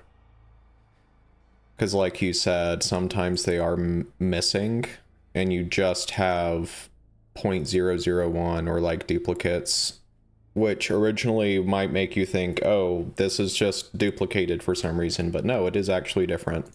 There's different flags turned on that would normally be in the name of the material. Oh, you're talking about shader collection prefix though, which is something a little bit different.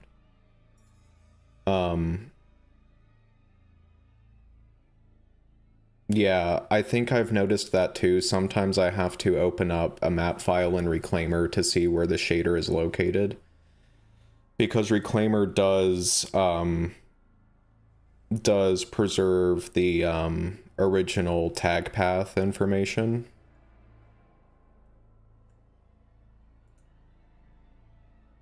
Panel generic simple diff.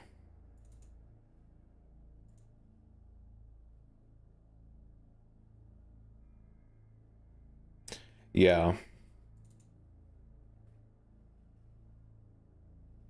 I misunderstood you at the beginning. Um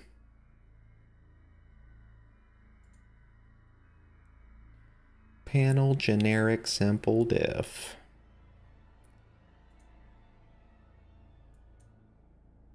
Oops.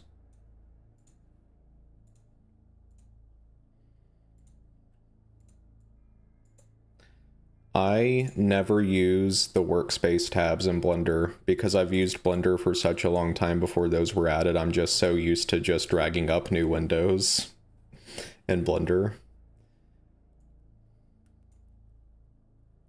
People say switch to the modeling tab, and I'm like, what is that? I'm like, oh, it's a workspace tab. Nah, I'm just gonna model in the default layout view.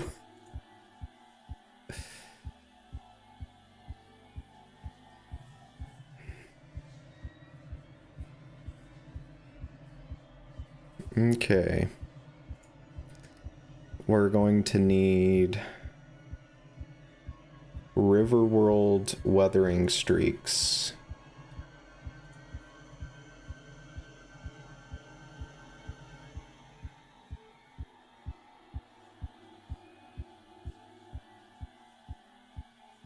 That doesn't seem to be in the Riverworld folder. It is in the Riverworld folder. Where is it?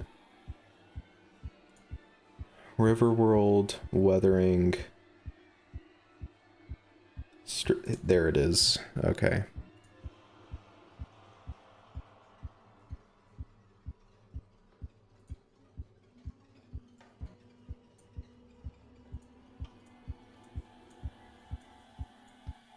And we have this albedo color to deal with. Panel generic simple bump, Riverworld metal bump.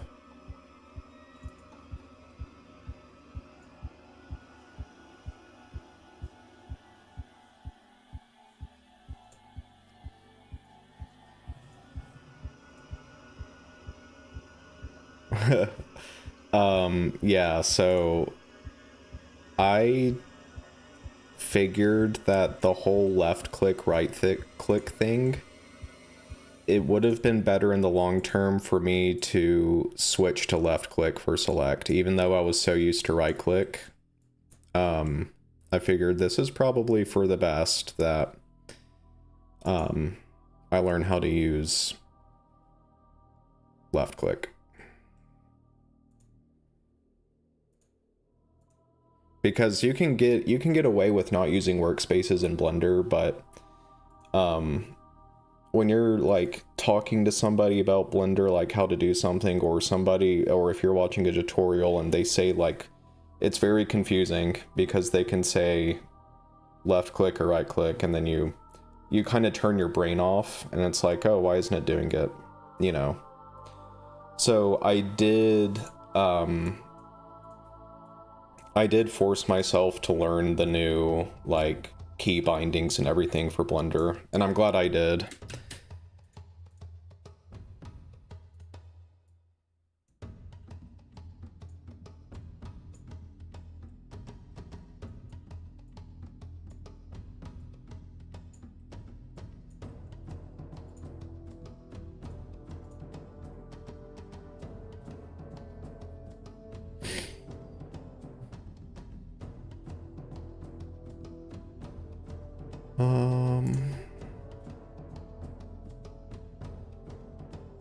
Yeah. I started using Blender and really, like, I've been using Blender for probably, I first tried Blender out when it looked like this. When it looked like this.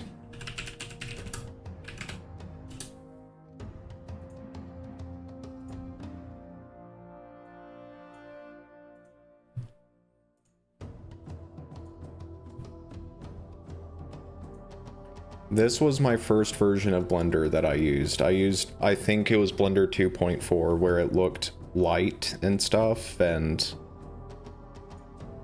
this, I remember this. This was my first version. 2.49. I remember Blender looking like this. And then I kind of stopped using it for a while because I didn't really get that much into 3D modeling until later, and then I started using Blender again around 2.7 something. Before 2.8, where it did look, where it looked like this. This is what I really was used to.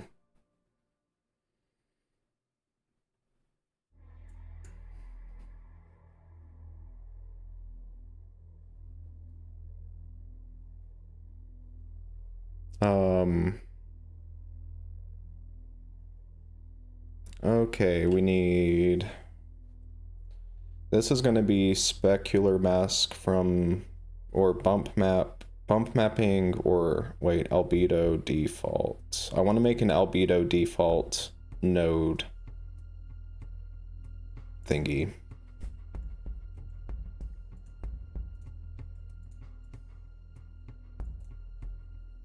But first,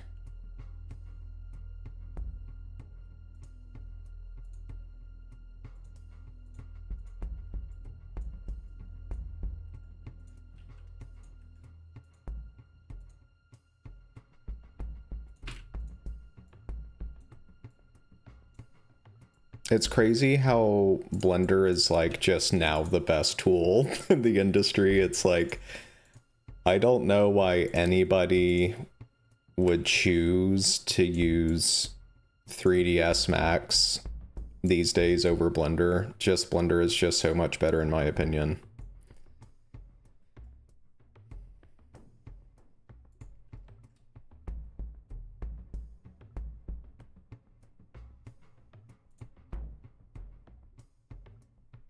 .35.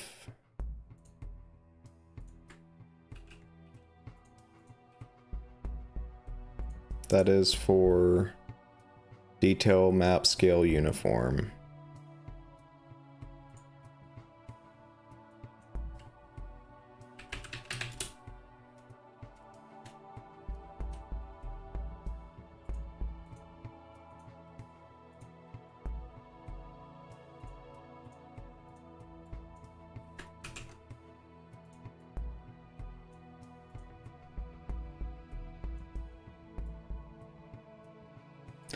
Oh, wait a minute. We need to add gamma, don't we?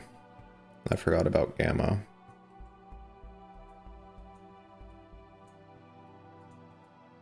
Can't forget about gamma.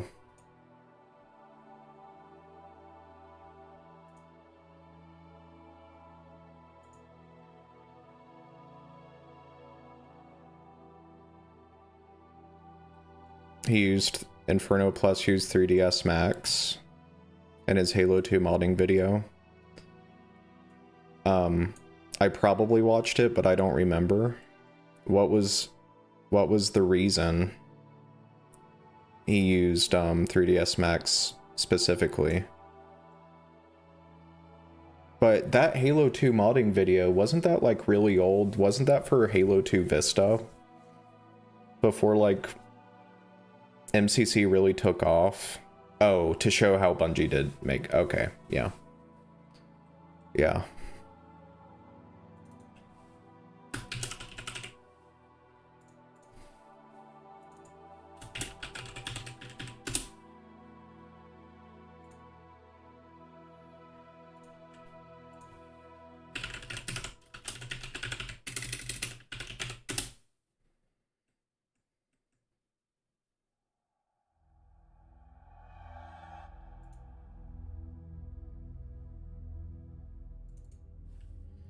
This is going to be base map. detail map albedo gamma and base spec detail spec and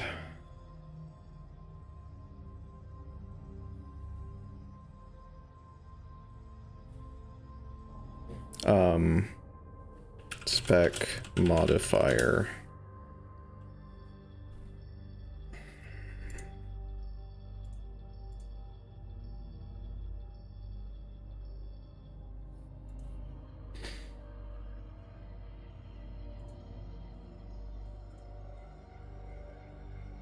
Oh, one more thing I forgot to add. Albedo color.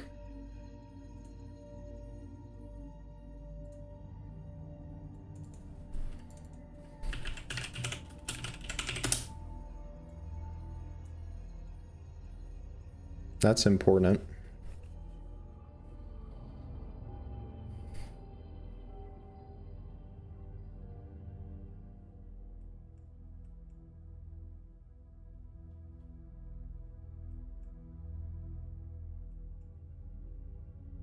Anything I'm missing? I don't think I'm missing anything, except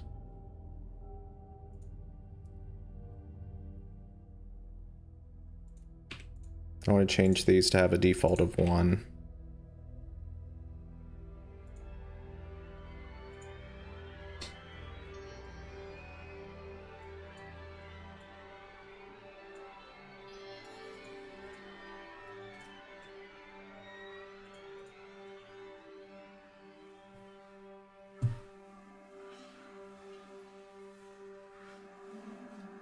We do need to change... There's no easy way to get this color from Gorilla, unfortunately. Have to go. Good luck. Thanks. Thanks for hanging out, popping in. I'm gonna have to turn on some lights here in a bit, I think. But thanks for tuning in. See you later. It's been fun.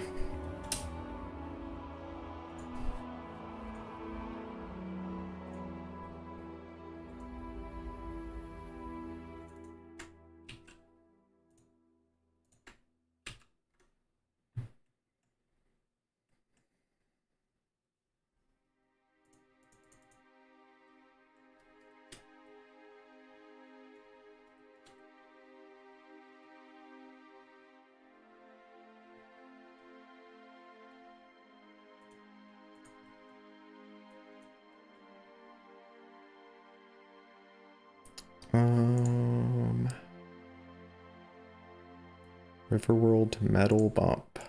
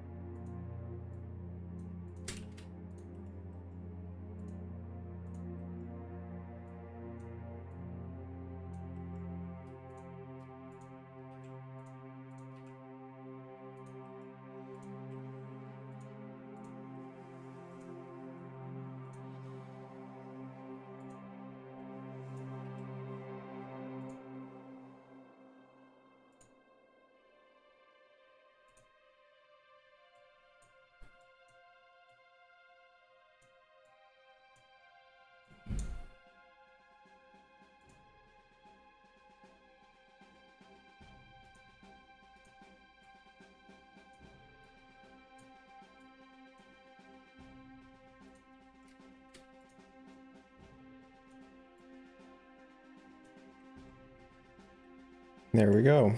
That metal's done.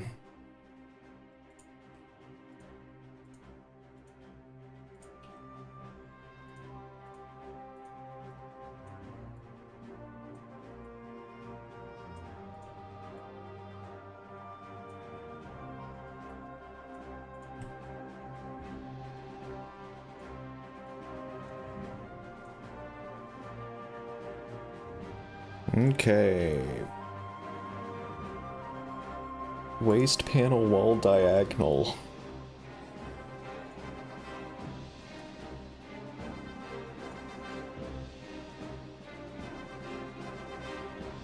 I might take a break here in a little bit, but probably in about 25 minutes I'll take a short break and make something to eat and then come back.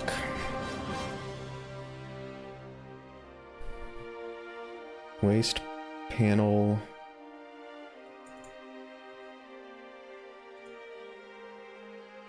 Waist panel wall diagonal.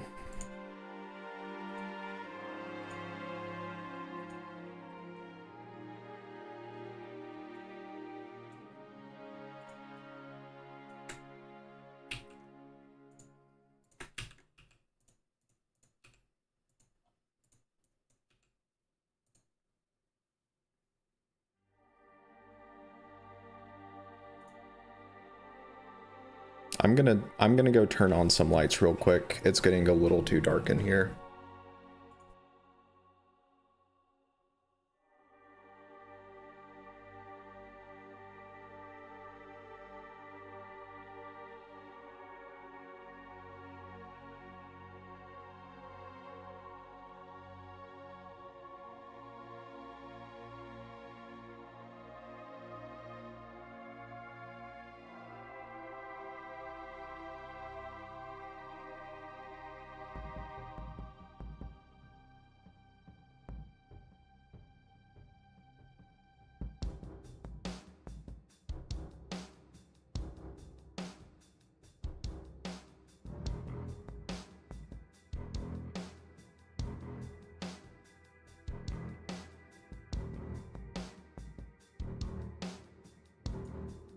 We're back with lighting. Yay.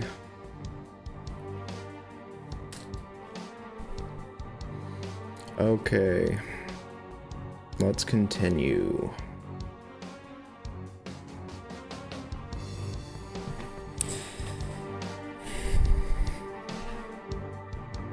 This is going to be a pretty easy one. I do have to get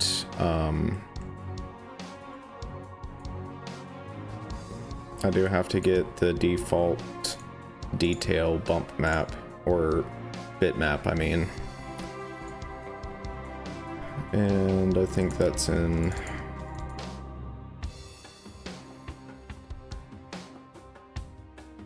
Where are you? Default detail. There you are.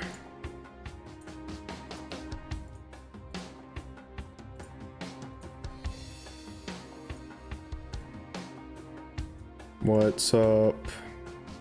What's up, Foot of Gold? Right now, I'm just kind of looking at some Halo maps, built-in Halo 3 maps.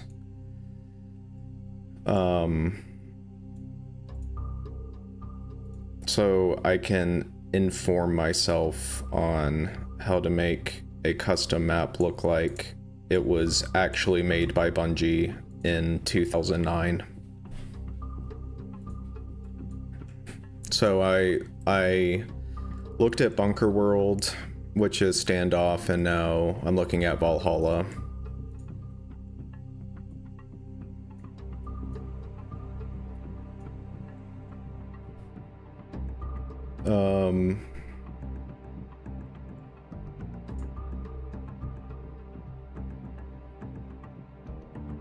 Okay, I think that metal is done. It's weird. Panel generic simple. All we gotta do is just copy this because it's the same shader, just different shader flags. Or different light map resolution. So we don't have to do anything.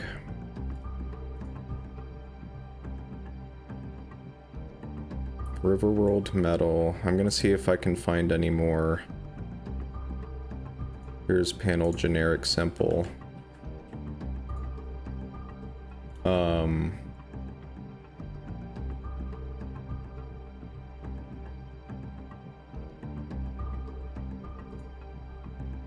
I haven't talked at all about my own ideas for my ideal Halo 4. I did have some fellow Halo people in here earlier. They had to go though, as you can see in the chat, but so I don't know if I'm going to talk about it tonight. I might. I should have explained to them first. Forerunner Grill. I'm just trying to see if there's any more panel generic simple. We can copy that.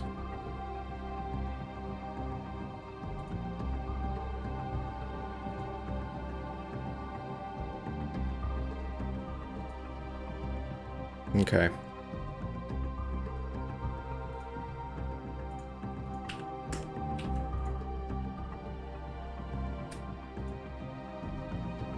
Now we're looking for Mr. Diagonal. Waist panel diagonal.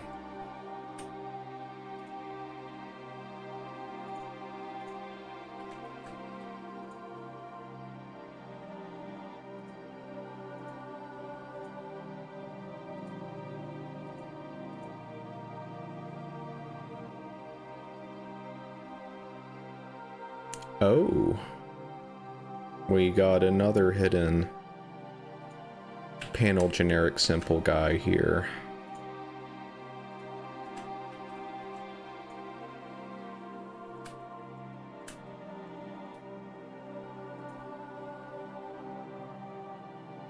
Panel Tech Vert.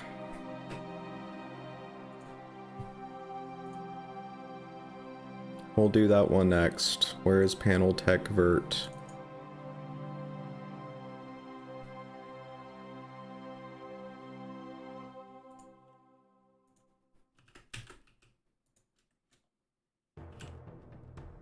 I want to get the diagonal guy. Wait a minute. Wait a minute. I didn't no, I'm good. I'm good. Never mind. Never mind.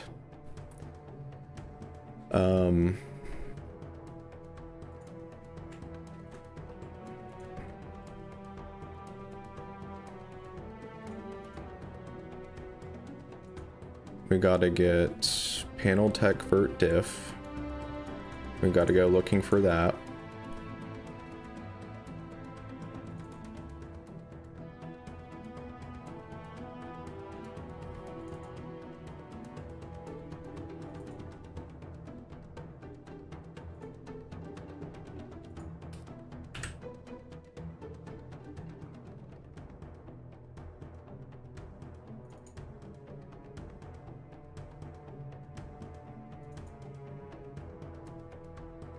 Here we go.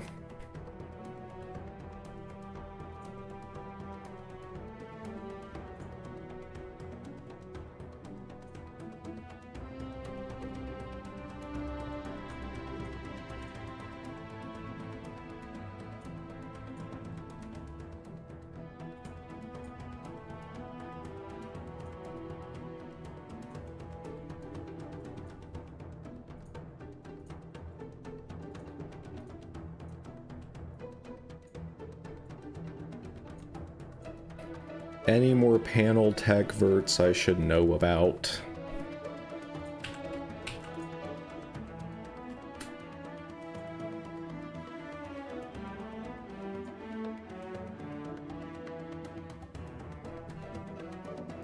No, but I did forget to do something. I just realized. Because it does have an albedo color that I have to keep in mind. If I want it to look a little bit closer to the game. My plan is to not make game accurate shaders, just something that's approximate enough so I can see kind of what it's supposed to look like. I explained earlier in the stream that I don't even know if it's possible to make true like game accurate shaders in Blender. Not that I need to. Panel generic dark. We'll do that one next.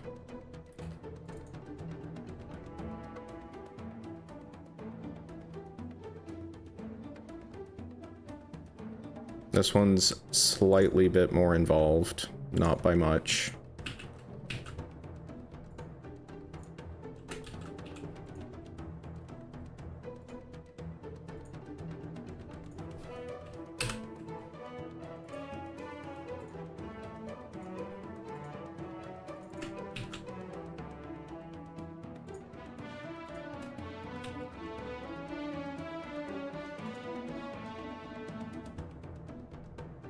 We can keep the Riverworld weathering streaks. Oh, but it's... Wait a minute. Wait a minute. No, we can keep it. It's fine.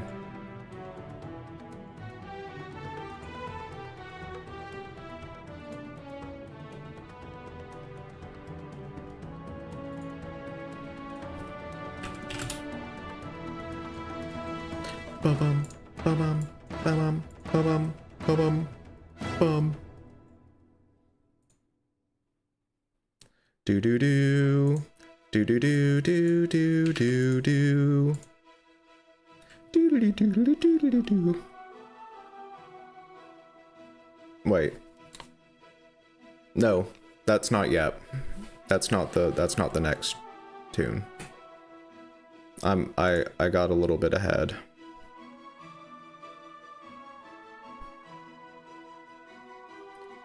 For panel SM wall diff, we gotta look for that.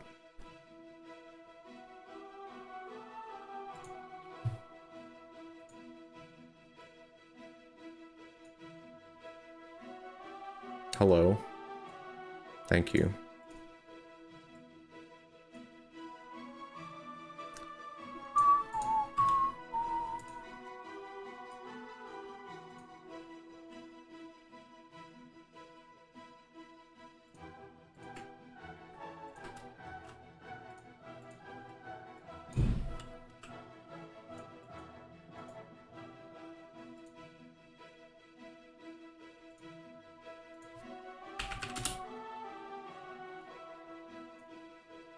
Okay. Where is that? Where is the shader that I'm currently working on? It's inside. And it's almost entirely covered up.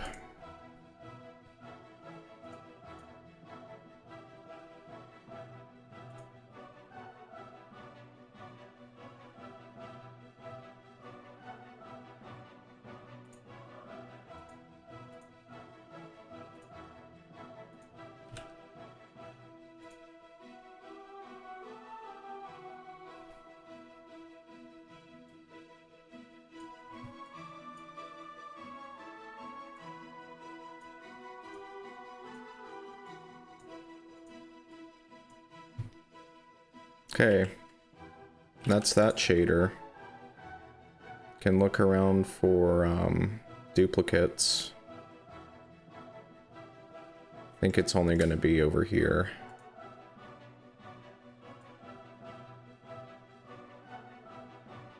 No, never mind. What about these guys?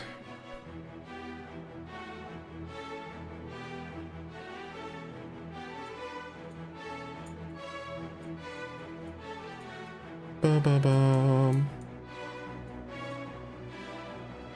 I feel like John Williams. Bum bum bum bum bum bum bum. My name is Jeff. My name's Jeff. Jeff. Now here's the da da da da da da da da da da.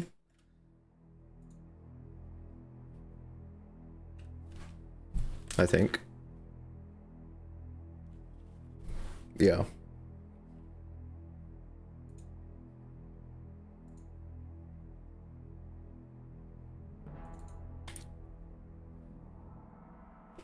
Da-da-da. Da-da-da-da-da. Do-do-do. Cust base floor.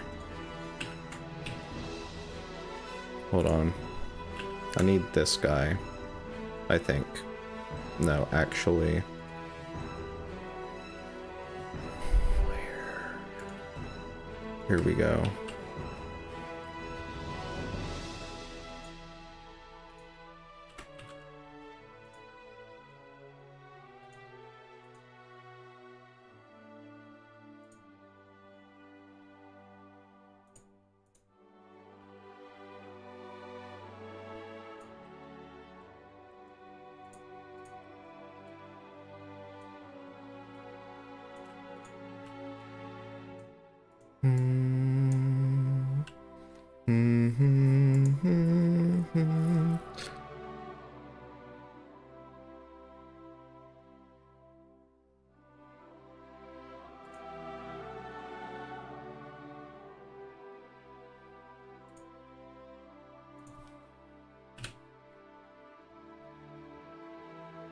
I don't want to do that.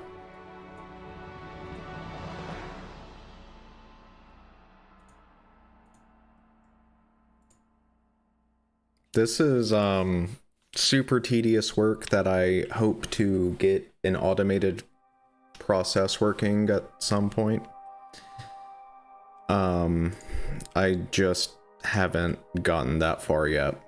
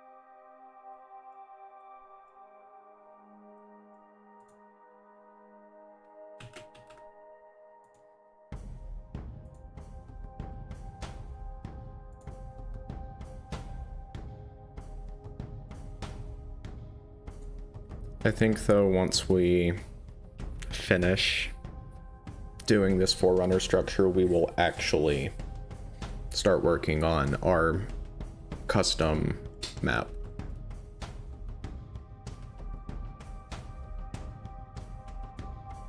Waist panel trim. If you're wondering what waist means, that is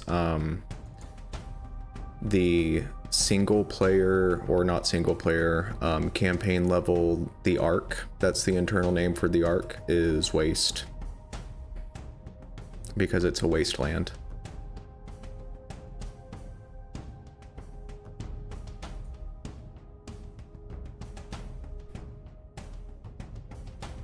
What is this? Oh, yeah. I can't really hear the music that well, and I don't want to put my headphones on too badly. Because I just don't feel like it. Okay?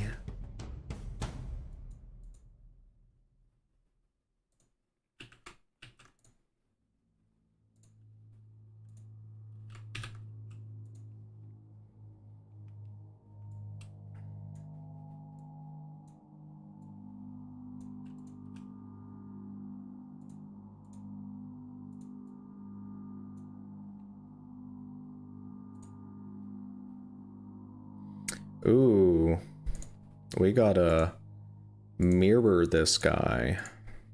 Hope I don't need to do that to anything else, because I wasn't paying attention.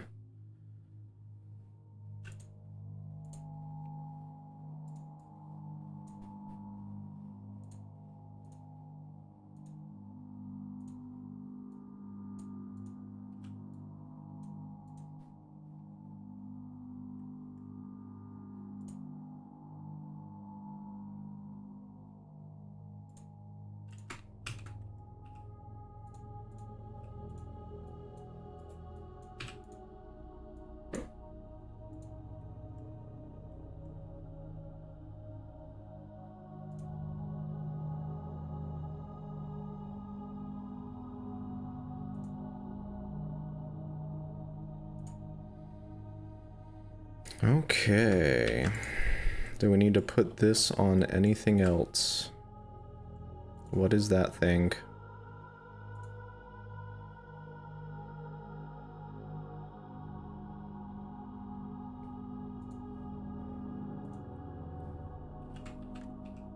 We have a self-emission version of this shader.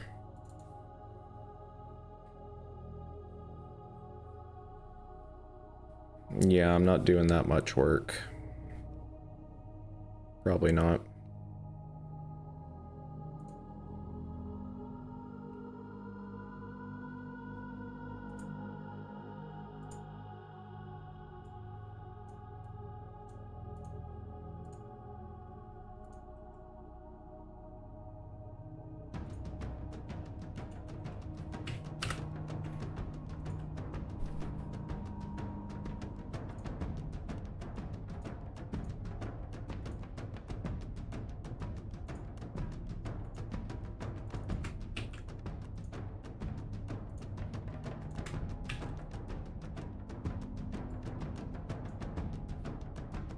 There, now it's got little lights.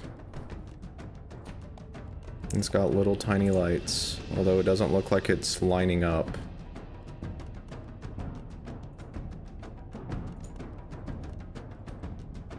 Maybe it is. Just seems a little weird. You're not supposed to mirror that one.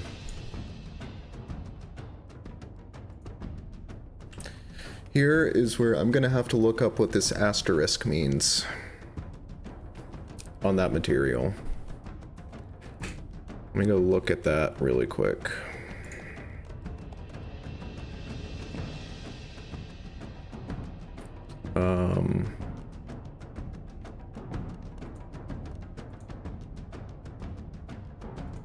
What does the asterisk mean?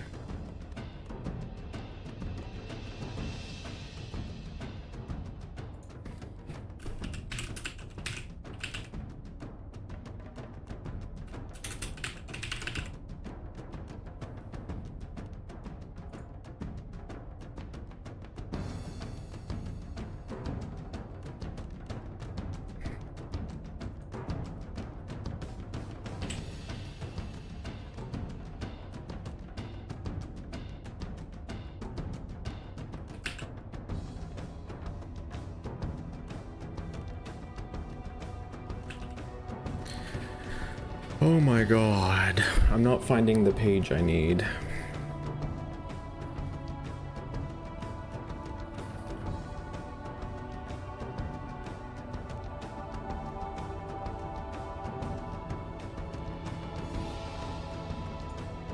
Here we go. Never mind, I got it. Sphere collision only, so that means we don't have to do anything. We can just set that to completely transparent.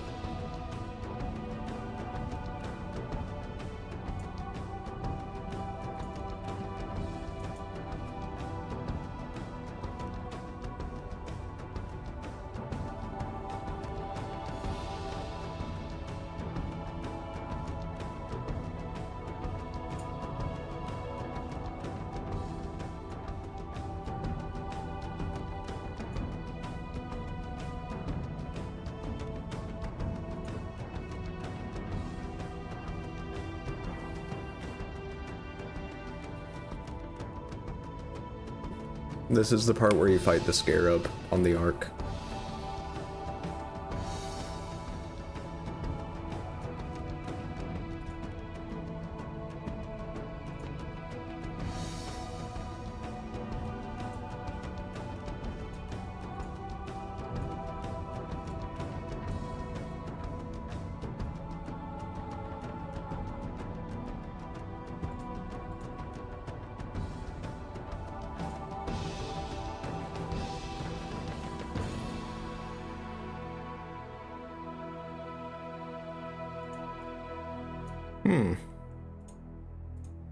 Interesting.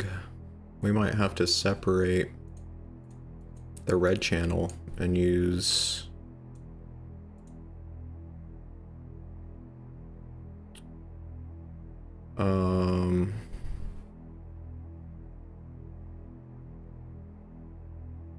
Here we go. This is what I was looking for.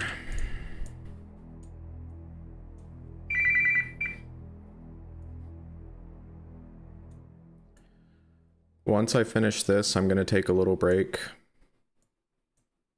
get something to eat, and then I'll be back. After I finish all of these stupid shaders. We don't need to worry about this guy. This is just a light quad. So that guy can be invisible. What is this? Floor light red. Panel tech vert red.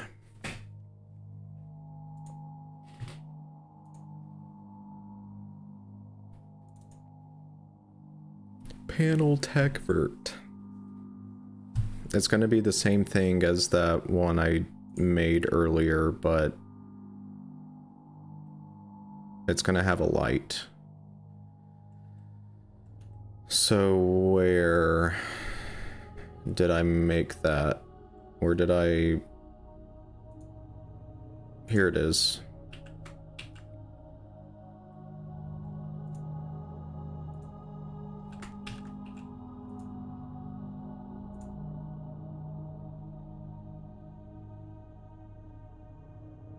This is going to be easy.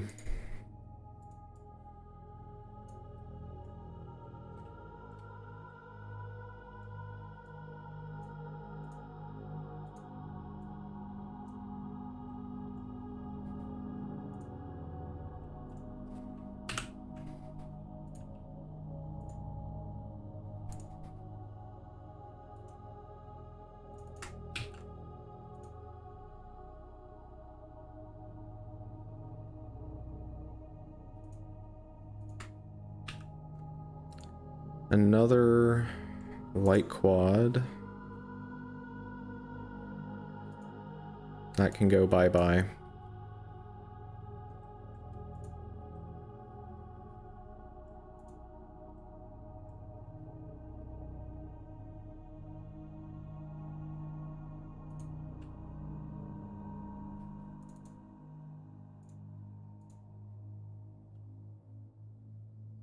Okay, so it's the same as that. Just with a different cube map, which we don't use cube maps in Blender. So it doesn't matter. I think the base is almost done. Just got the Forerunner grill.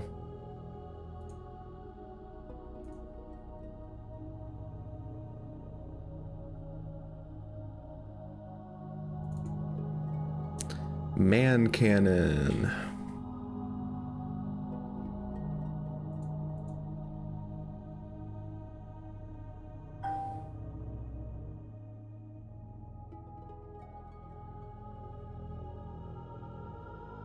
Where is man cannon? It's in Riverworld.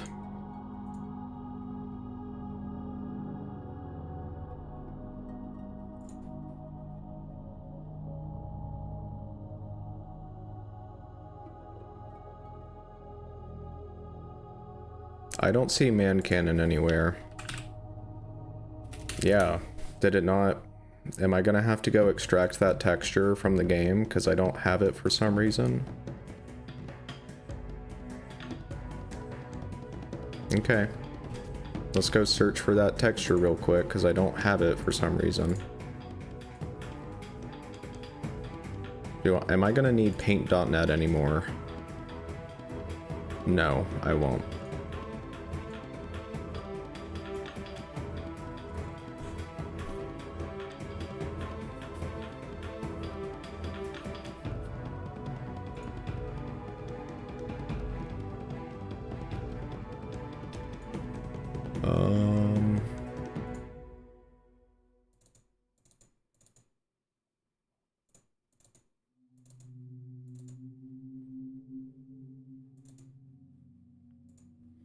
Okay, we are looking for Man cannon.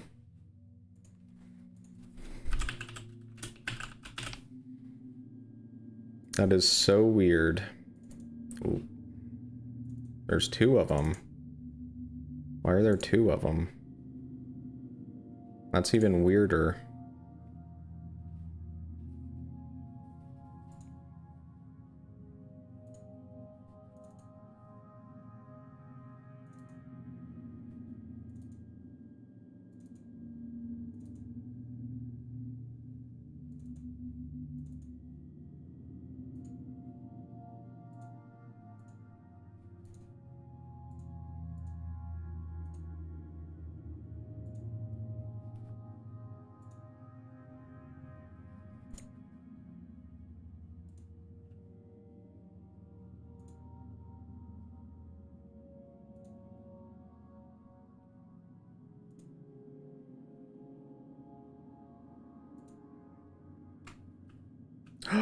I didn't mean to do that.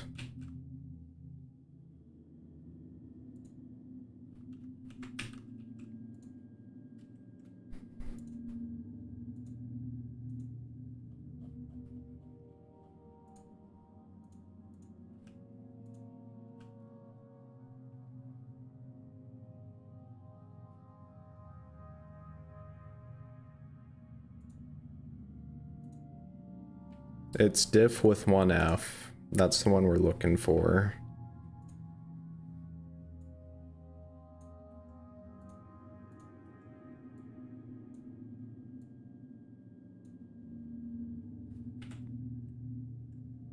Yeah, see, look at that. Doesn't that just look so cool?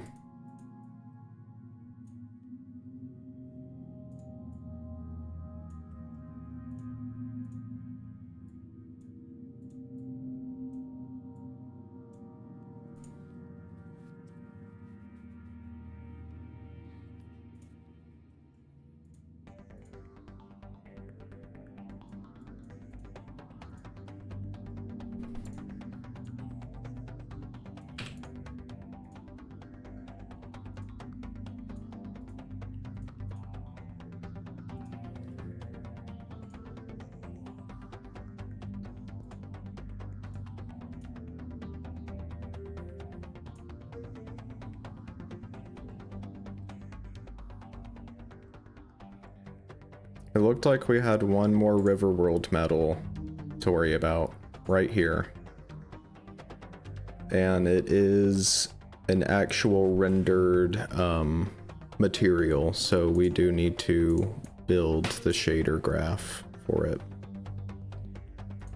Which shouldn't be hard.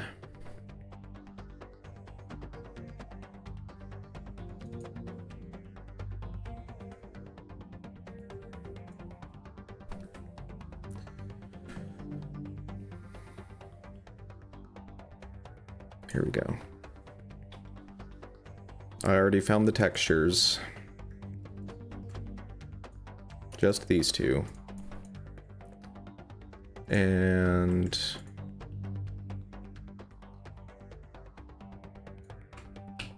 we just need that.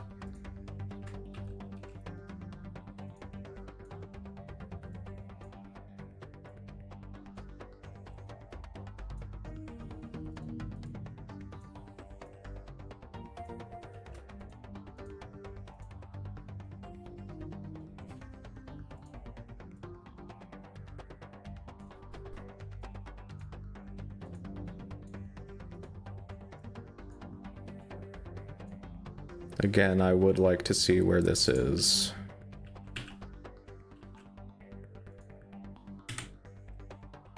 Where are you? Oh my gosh, you can't even see it.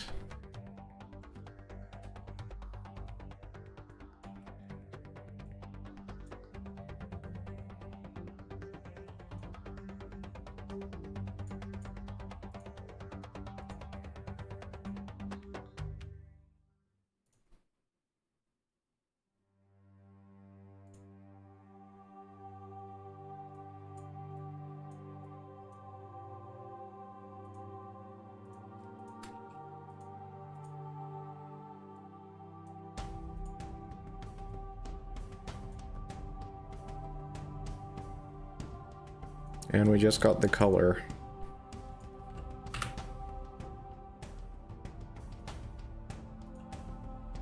I did need paint.net.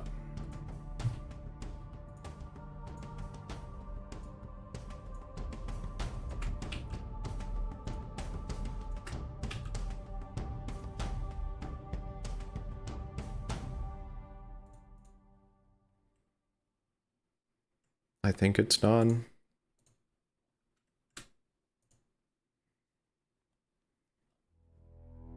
We have panel cust wall that we need to copy over. Unless we didn't make it.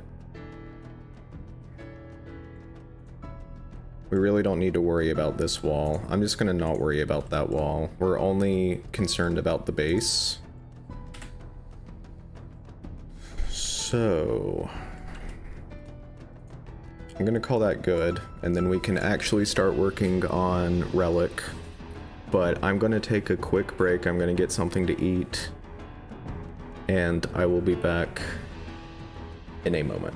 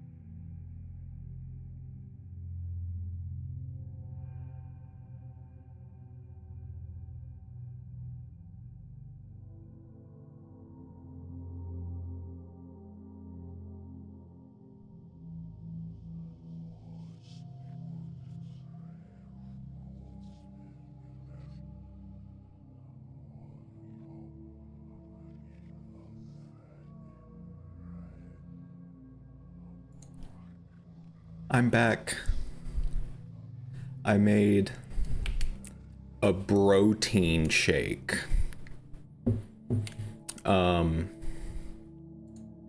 It has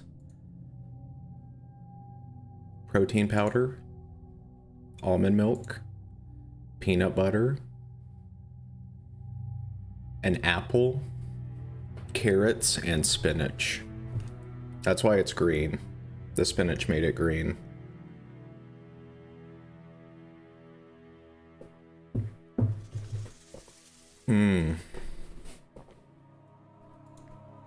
Anyway, so I did almost everything I want to do in terms of what music is playing right now.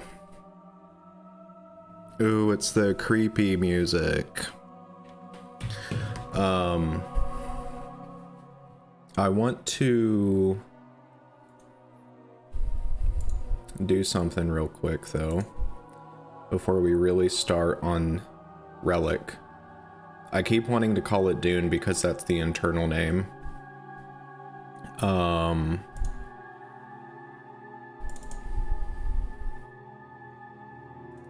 Okay, so I found my notes last night.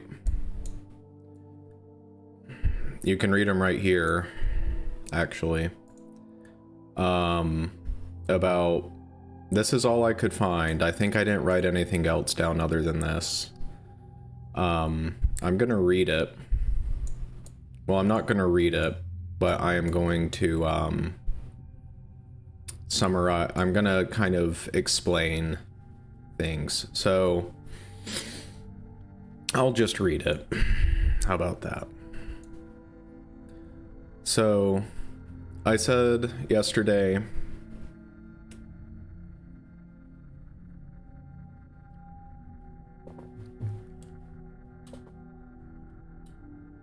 Sorry if you can hear me swallowing. I said last night that if I was in charge of Halo, if I had rights to the IP, I would not have made Halo 4. I would have made a follow-up to Halo 3 that was not called Halo 4, because I think calling it Halo 4 would imply that Master Chief is in it. My follow-up to Halo 3 would not have Master Chief in it at all. There might be some mentions of the Arbiter, but the Arbiter's story and everything was pretty much resolved at the end of Halo 3. In fact, I know I have some more notes on my phone. Let me pull those notes out.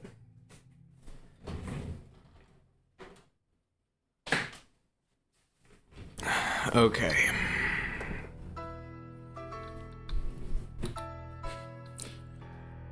Let's see if I can find it.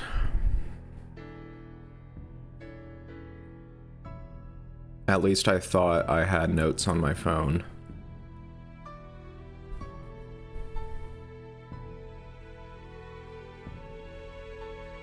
Okay. I found one note about it. So, you know how ODST has an opening crawl?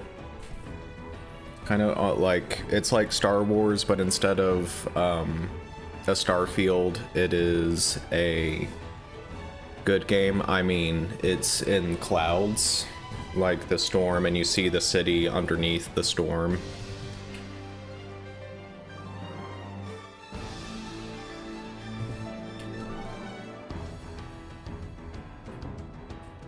So, assuming that, like if this game were to be treated as sort of a spin-off like ODST, and if it had an opening crawl like that, here's what the opening crawl would say. I tried to make it match up with kind of like how ODST's opening crawl is like. The year is 2557. pretty sure that's the same year that Halo 4 takes place. It has been 4 years since the end of the Human Covenant War and the disappearance of John 117, the last Spartan. I want to make it very clear. I'm going to elaborate on that later. Let me just continue. Humanity is rebuilding. Despite their alliance, tensions rise between the human and Sangheli leadership. I don't know if that's how you pronounce it. The two sides have established a joint task force to locate and disarm the remaining Forerunner Ring worlds. The dismantling of these super weapons is the highest priority in ensuring the safety of the entire galaxy. That's the opening crawl. With that opening crawl, I wanted to make it clear that Master Chief was the last surviving Spartan after the fall of Reach. It makes me really mad that Blue Team makes a return in Halo 5, and it's like, where were you guys during the Battle of Earth and everything? It's like, you know.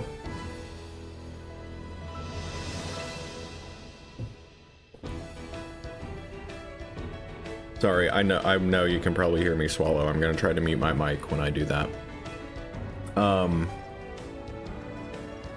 I know that the Blue Team, their whole thing was probably explained in some book. Like I stated yesterday, I don't care. If it's not in the game, then I don't care. You know, it needs to be in the game, right? But the thing is that I think Bungie made it pretty clear that Master Chief was meant to be the last remaining Spartan. In fact, I will be right back. Let me go get the Halo 3 manual. I'll be right back. Just a second.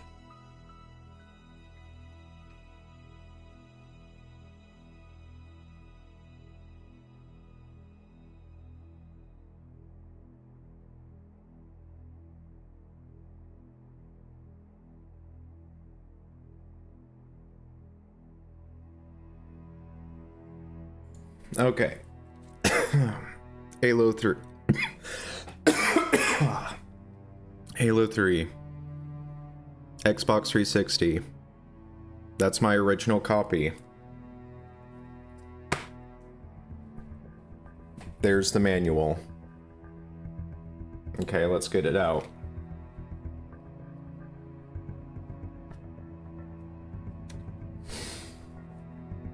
There's the other inserts. I have the control thing, the controller insert thing. The reason I don't have the poster is because I actually hung the poster up. I have it somewhere.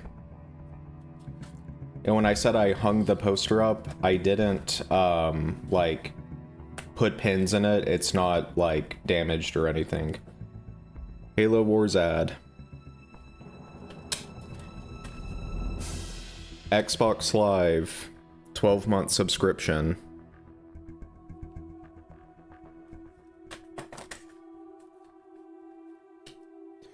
Let's look at the manual real quick. Let's see what the manual says. I know I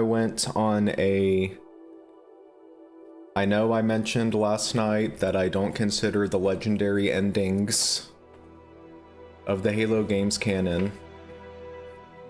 Sergeant Johnson did not hug an elite at the end of Halo 1. The whole Requiem reveal in the legendary ending of Halo 3, if Sergeant Johnson is not hugging an elite in canon, then the Forward Unto Dawn approaching a Forerunner planet is also not canon. Okay. So I realize I might be a little weird when I try to pull lore out of the game manual. I realize that Bungie probably didn't write this. Let's see what the manual has to say. Let me find, the year is 2552. Here's the story so far, so you know which pages I'm reading from.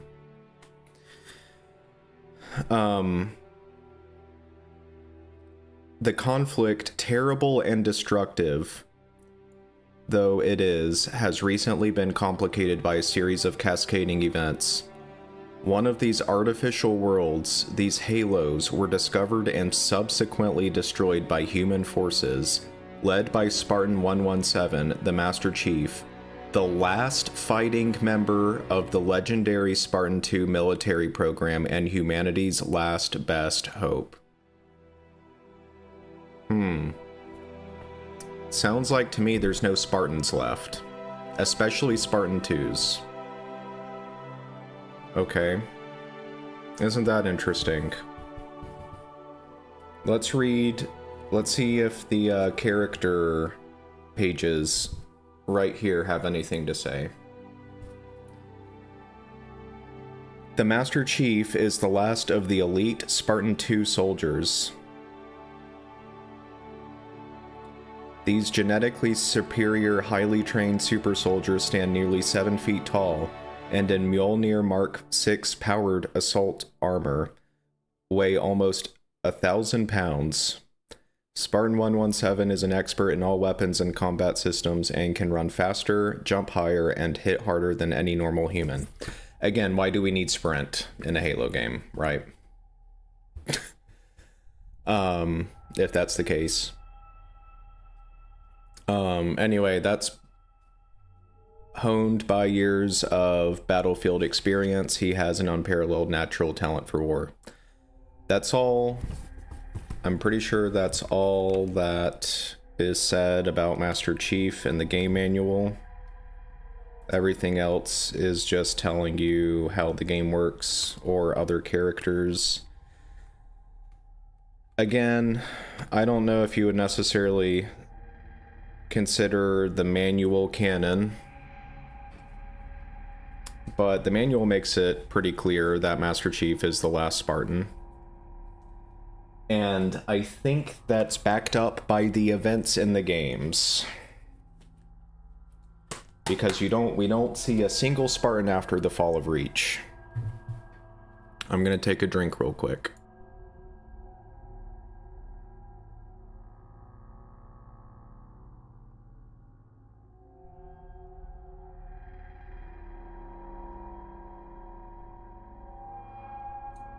Okay. So I wanted to make it very clear that in my version, my follow-up to Halo 3, Master Chief was indeed the last Spartan.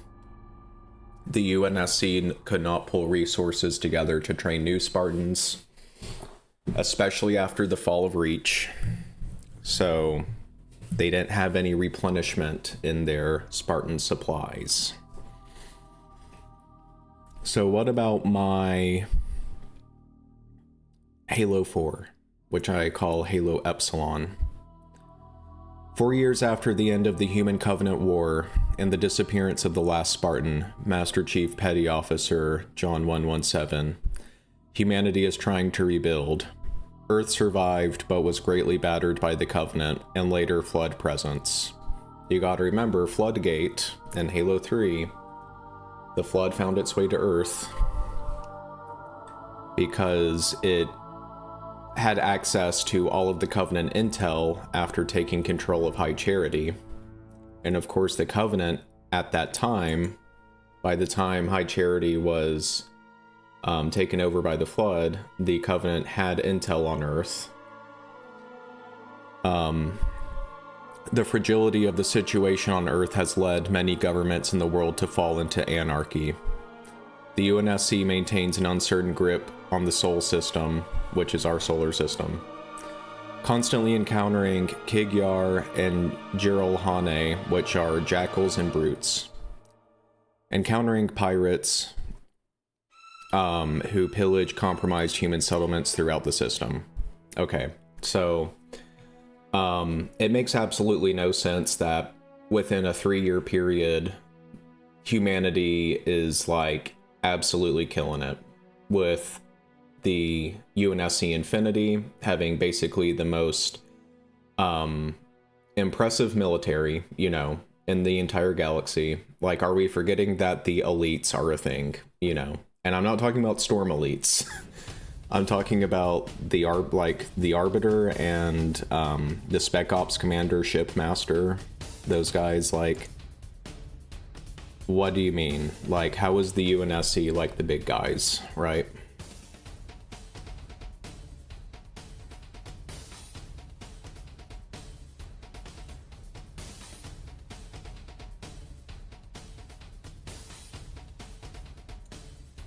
I mean, are we just forgetting that half of Africa was destroyed?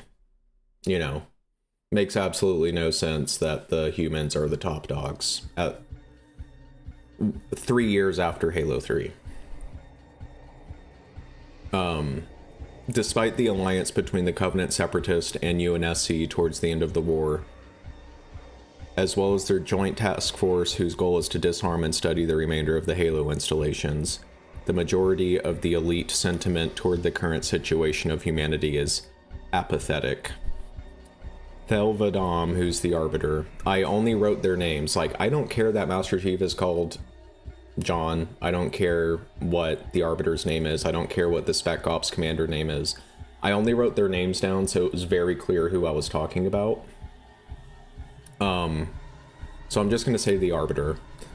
The Arbiter, the founder and head of state of the new post-Covenant government on St. Helios, advocates for the aid of humans in their rebuilding. However, many counselors, still harboring resentment after fighting the humans for so long, hesitate to get involved in the situation.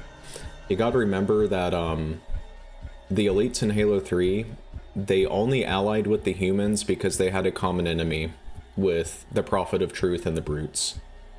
There's that cutscene in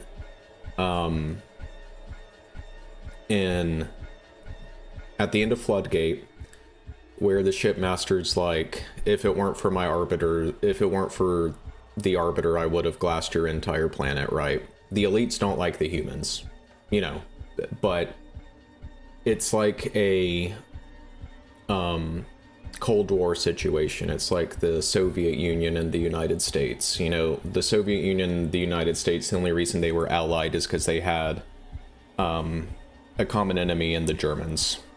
You know, they didn't like each other.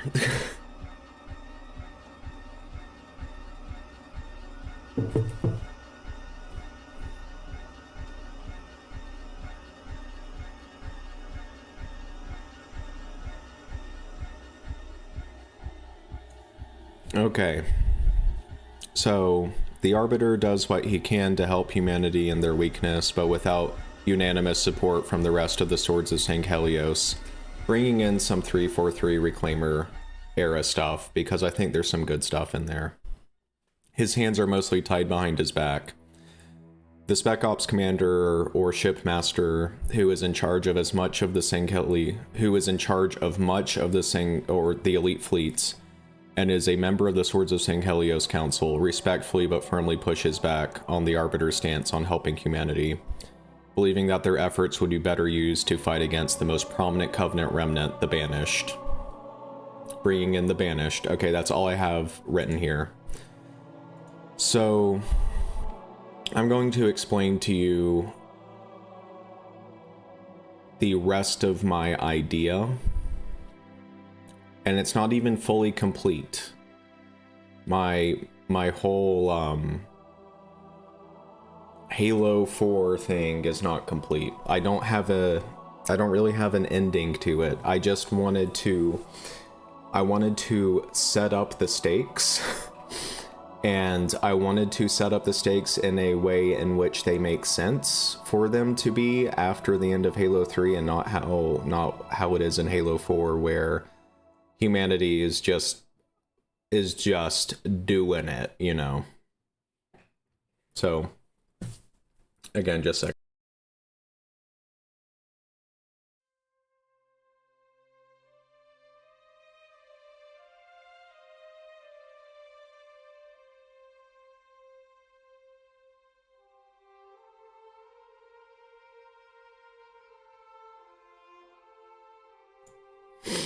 Okay, so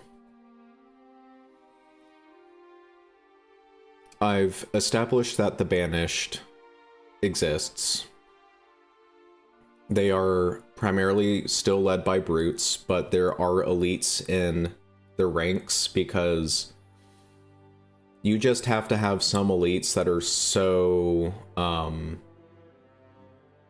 that are just so indoctrinated with the Covenant faith that they had that they didn't leave the Covenant. And the Banished is they still do believe in the Covenant religion. I'm going to go as far as to say that they don't I'm going to say that they don't follow the prophets anymore, because they also view the prophets as the reason why the Covenant fell, but they still follow the faith of the Covenant.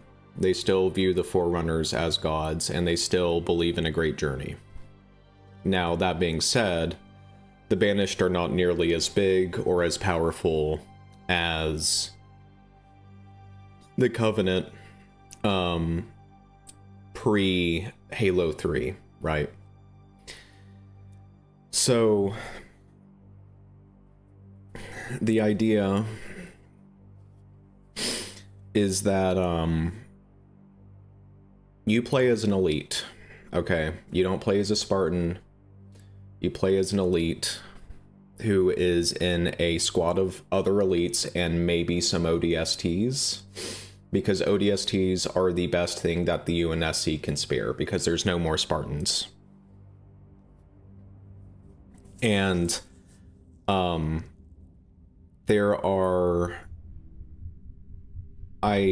what I wanted to do is that I wanted to make a situation to where the tensions between the elites and the humans were very evident, where I had this idea of a terror attack taking place on the elite home planet. Probably, I don't know how big the attack would be, because you don't want to go like too too crazy with it to where the elites have absolutely every reason to go after the humans. But the thing is that it's not as clear in the beginning that the attack was conducted by humans. Now, who are the humans that want to sow chaos, you know? There's an organization that was first mentioned in Halo 3 that had a much bigger presence in Halo 3 ODST and Halo Reach. The Office of Naval Intelligence. So I'm taking a little bit out of the playbook of Mass Effect 2, where you have a group of people who believe that humanity has the rightful has the right to basically control the galaxy. They're like human supremacists, human supremacists. And they view the elites as, the elites have this navy that at any point in time, if they wanted to destroy Earth, they could do it easily. And they can't be trusted because they have these huge weapons that can, like I said, just basically end humanity if they ever wanted to. They see that as a huge threat. The Office of Naval Intelligence does, so they want to do something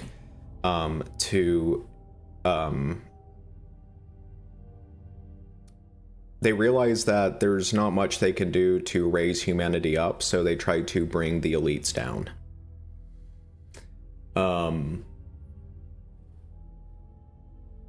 Now, all of that being said, the elites are not aware, and when I say elites, I don't mean the elites that are in the Banished. I'm talking about the elites, the Swords of St. Helios, the Arbiter, the Shipmaster, the elites that allied with the humans in Halo 3.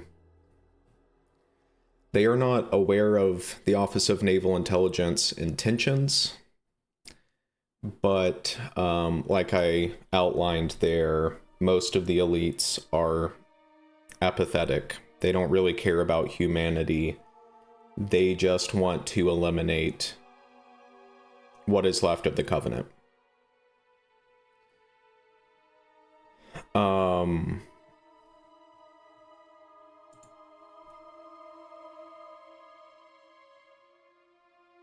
Am I still live? Yeah, I am, I think. Maybe. Yeah. So...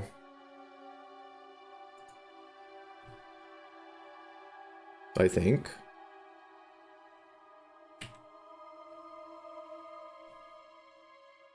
Yeah, I am. Okay.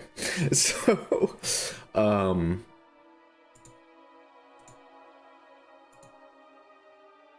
you play as an elite. Task with basically securing the Epsilon Halo. I think that's installation 02. And almost all of the events in the game would take place on that Halo ring. You don't really go anywhere else because the story doesn't require, I mean, I don't really have a whole story written out, but I have ideas, you know.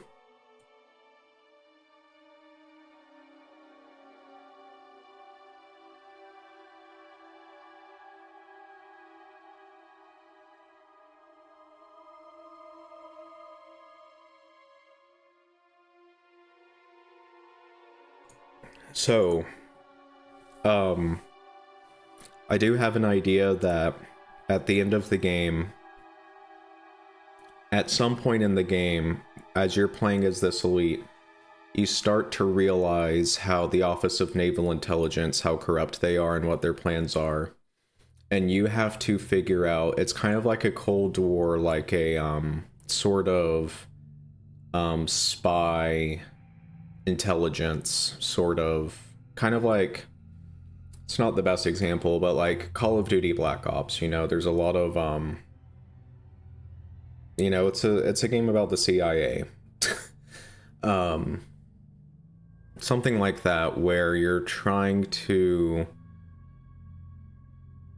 prevent the Office of Naval Intelligence from reaching their end goals, which means, like, yes, the Banished are antagonists, but really the main antagonists are humans this time, which is something that's another thing I wanted to shake up, is we've only ever seen humans as, like, the underdog, and they still are the underdog, but you now have this radical group of humans, radicalized group, and they need to be defeated because they are threatening the overall security of the intergalactic security, essentially.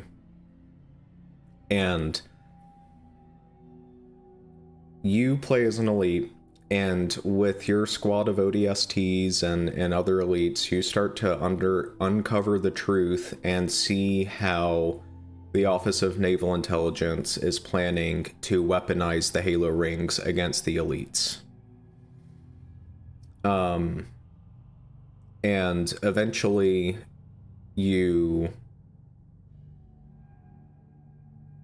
again, I don't really have an ending to it yet. I don't have, like, a climax. I just have a rough idea. And,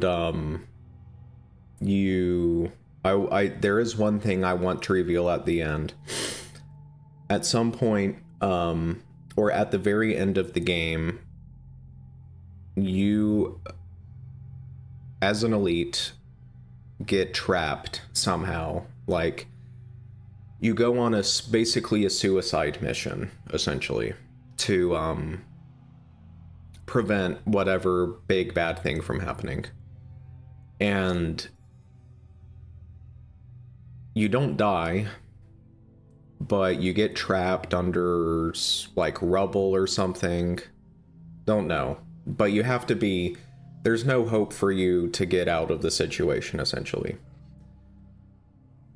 And then the last little bit, the last cutscene, shows like the rubble being removed or whatever is keeping you trapped.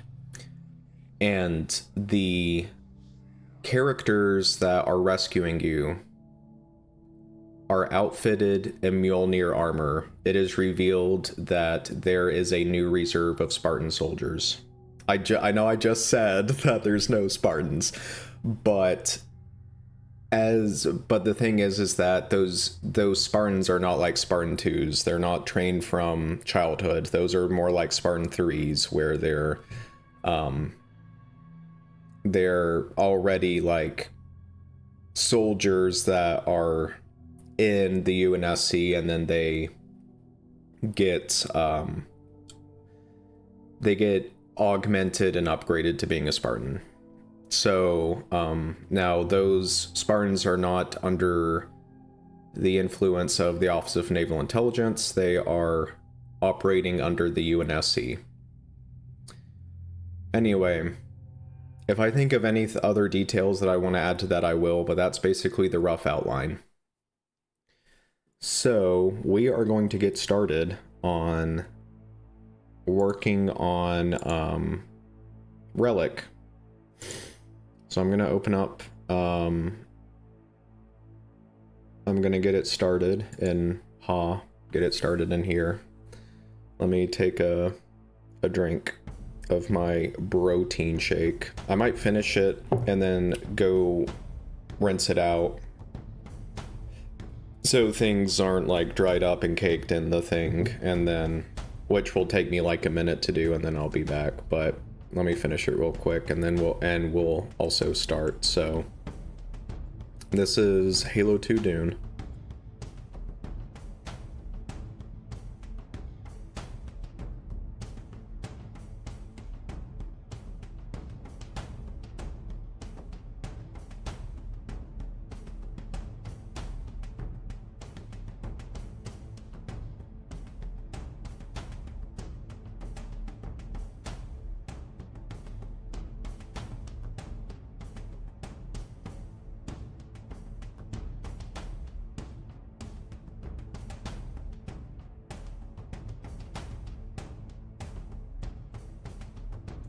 One thing I said that I want to elaborate a little bit more on. I said that the Office of Naval Intelligence intends to use the Halos. They intend to weaponize the Halo rings against the elites. That doesn't necessarily mean that they are going to use the firepower of the Halos. They might figure out ways to weaponize the Flood that are trapped on the rings. That's just one idea. I don't know how that would necessarily be done. They would have to maybe like genetically engineer the Flood or something, or maybe figure out a way to where humanity is basically shielded from the Flood in some way or another.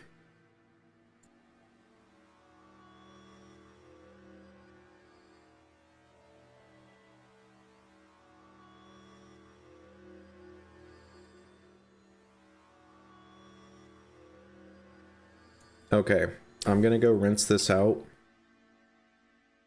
and I will be right back.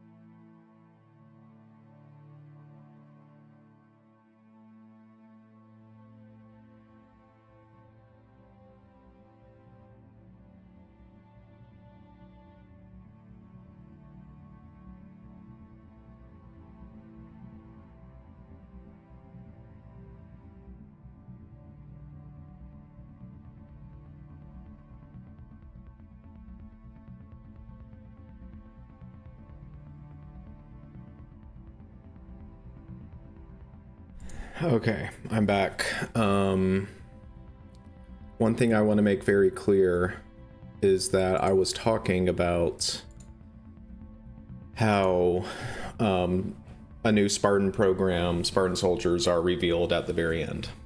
And that is a surprise. It's a surprise reveal. That's supposed to be something that is not expected. Because you're kind of under this idea that like it could be their first op. Like this is the first op, like cleaning up and rescuing your elite character. That was the first mission they've ever been on. Okay, so now we're starting with Dune. What I am going to do is I'm going to save this as a totally separate file here so I don't modify my original Halo 2. This is going to be... oh, let me go ahead and explain what my goals are with all of these maps. So, I'm not going to reveal solo campaign yet. I will show off my firefight and my multi maps that I want to make. So here we have the Famine map pack. This is going to consist of Monument, which is going to be Relic, Lamentation, which or Lamentation, I guess you would say, which is Waterworks from Halo 2. And then Bloodbath, which you probably could guess is Coagulation from Halo 2, with maybe some... And I don't really plan for these to exactly be one-to-one. Like, I want the design to remain the same, but if I find something that I think could be improved, I might do that. So Monument is going to be almost entirely unchanged. I'm sounding like I'm going to make massive changes to these. I'm not. But let me show you my ideas for... So I have some reference images here for Monument, which is Relic. And I wanted to go with a Mediterranean coastline theme to make it a little bit more unique and kind of stand out. And so this is from Greece. And one thing I liked about this in particular is that the cliffs are white in color. So what that's going to do is that's going to prevent players from being able to blend in too well. Like red team has a better time of blending in with like red colored cliffs, but there isn't a white team in Halo, so both red team and blue team are going to stand out among the white cliff walls. And I just think this is a type of environment that will probably translate well into Halo 3 because there's not a whole lot of trees. There's shrubbery, but shrubbery is a lot easier for the Halo 3 engine to render depending on how you do it. I'm not going to spend a whole lot of time elaborating on what I mean exactly. Lamentation. Waterworks. I'm changing Waterworks a little bit. The Forerunner structure in the center is going to remain the same, but the bases are going to be Covenant themed outposts, and it's going to take place in a Blamite mine. What is Blamite? It is the ammunition, it's the crystals, it's the needles for the needler. So I'm kind of taking inspiration from that one map in Halo Infinite that takes place in a mine for Blamite, but I wanted to use Waterworks and change it to that theming.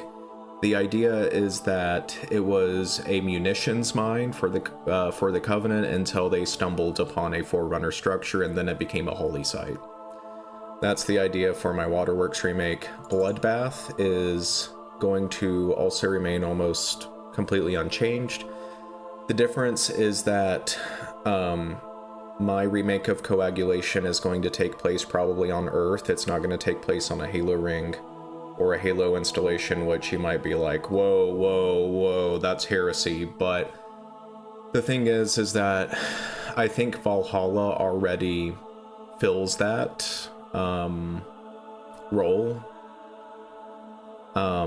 So I want to change the Forerunner bases in Coagulation into like these UNSC like Halo Wars themed buildings. Something that like you would see in Halo Wars where they have these prefab buildings. That's my idea for Coagulation, just to set it apart more from like Valhalla and some of the other Forerunner maps. Make it a little bit more unique. Now we have the Iron map pack. Not too much to say about this. You have Beaver Canyon, which is Battle Canyon or Beaver Creek. I want to go with the version that was introduced in Halo Reach with the Combat Evolved Anniversary multiplayer map pack or whatever, because they have that cool little like teleporter room in the back, which I think I like a bit better. Forsaken is Derelict from Halo 2, that small map that's like or Derelict might be the Halo 1 version. I can't remember. I can't remember which one's the Halo 1 and which one's the Halo 2. But it's a remake of Derelict. Okay, and it's pretty much completely unchanged. High Rise is going to be Ivory Tower from Halo 2. And that's pretty much it. It's going to have a new Mombasa theme. I was originally thinking of going with the New Alexandria Reflection map theme from Halo Reach, but I figured since Halo 3 has more of a connection to New Mombasa, that would be a much better use of theming. Here we have the Recession map pack. We have Midnight, Restriction, and Threshold. Midnight is going to be Tombstone from Halo 2, which is a remake of Hingham High from Halo 1. I wanted to go with Tombstone because I have this idea of it being pretty much identical. It's a UNSC munitions facility that was later turned into like a training facility, a live fire range. The difference between Tombstone and Midnight is that my map is going to take place at night, and it's going to use it's not necessarily use, but the skybox is going to have pretty much almost identical elements to the skybox or the sky at the end of Floodgate, where it's nighttime. Let me find the one trailer that I'm talking about.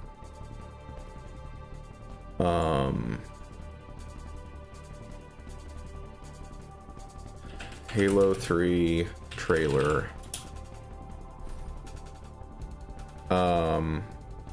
I think it was this trailer.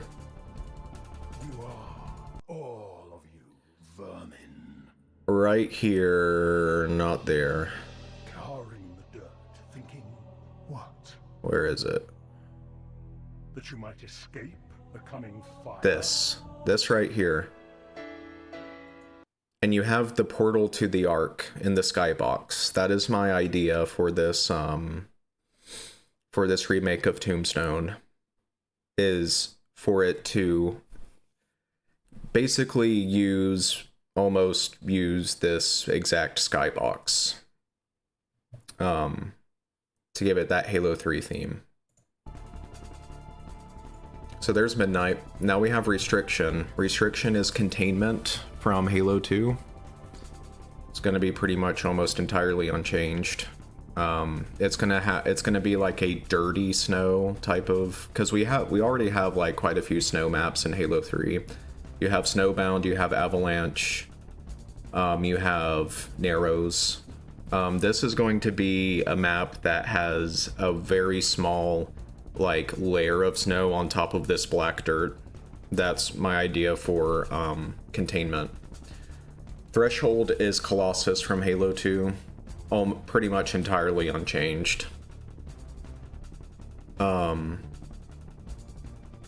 That's the Recession map pack. Thunderstorm is going to be remakes of Halo Reach maps for Halo 3. And I was very careful to try to pick maps that didn't have a lot of verticality to them, because a lot of maps in Halo Reach are designed with the jetpack in mind. So I wanted to pick maps that I thought would translate well to Halo 3. Now, 2 of these maps are not actually necessarily Halo 3 maps. Or wait, no. Maybe they are. I can't remember what Disturbance is.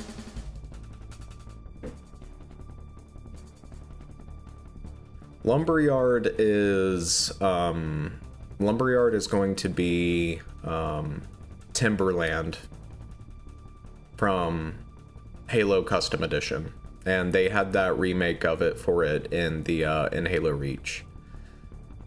So that's why I put Lumberyard in this map pack. Groundwork is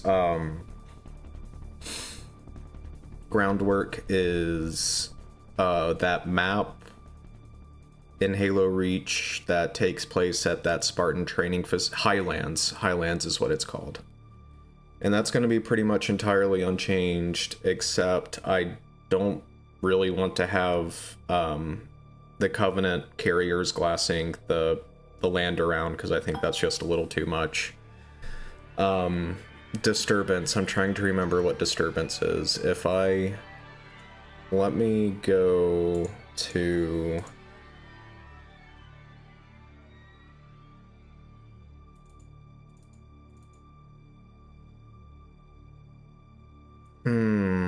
Which map is that? Though we may never fully understand because I took that description from the original map. What is that? What is that map? Though we may never fully understand these devices. Tempest from Halo Reach. That's right, Tempest. And Tempest was actually originally developed as a map for Halo 3. But I want to remake it in just about its full glory for Halo 3, because the original map for Halo 3 is very unfinished. So there's Thunderstorm, and then finally we have Tilt. This is another Halo Reach, mostly Halo Reach map pack. Again, tried to pick maps that didn't have too much verticality, because Halo 3 does not have the jetpack. So Boundary is Powerhouse, pretty much unchanged. Conviction is Penance, which is Damnation from Halo 1. Pretty much unchanged. And then Discharge is Countdown from Halo Reach. Again, pretty much unchanged. So those are my multiplayer map packs I would like to make for Halo 3. I'll show you my firefight maps, starting with Alpha Halo. So I have all these different map packs are going to have central themes. So we have an Alpha Halo map pack, we have an Arc map pack, we have Delta Halo, Earth, and Reach. So let's take a look at Alpha Halo. We have Cartographer, Installation 04, and Zulu. So Cartographer is what you expect. It is an ODST firefight map based on the Silent Cartographer.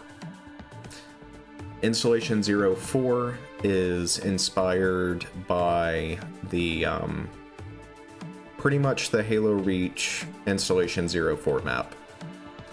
I'll probably make some few changes to it, but it's pretty much the same map. And then Zulu is based on Assault on the Control Room. And that's what Zulu is going to be about. Assault on the Control Room. I don't know if I have a particular location from Assault on the Control Room that I'm thinking about to use as inspiration. Let's go to the Arc. We have Installation 00, Priority, and Trident. So Installation 00 is going to be based on the opening sniping section of the Arc, the campaign, Halo 3 campaign mission, the Arc. Installation 00 is going to be based on that starting sniping section. Priority is going to be based also on the Arc, the campaign mission, the Arc, and it is going to be on the very last part of the mission where you fight that Brute Chieftain. It's not going to be that exact same arena because I don't think that arena would translate well to Firefight, but it's going to be based on that same idea. Maybe with elements mixed in from Construct, the multiplayer map, which kind of has the same theme. And then we have Trident. This is going to be based on the Covenant, the campaign mission, the Covenant, at one of the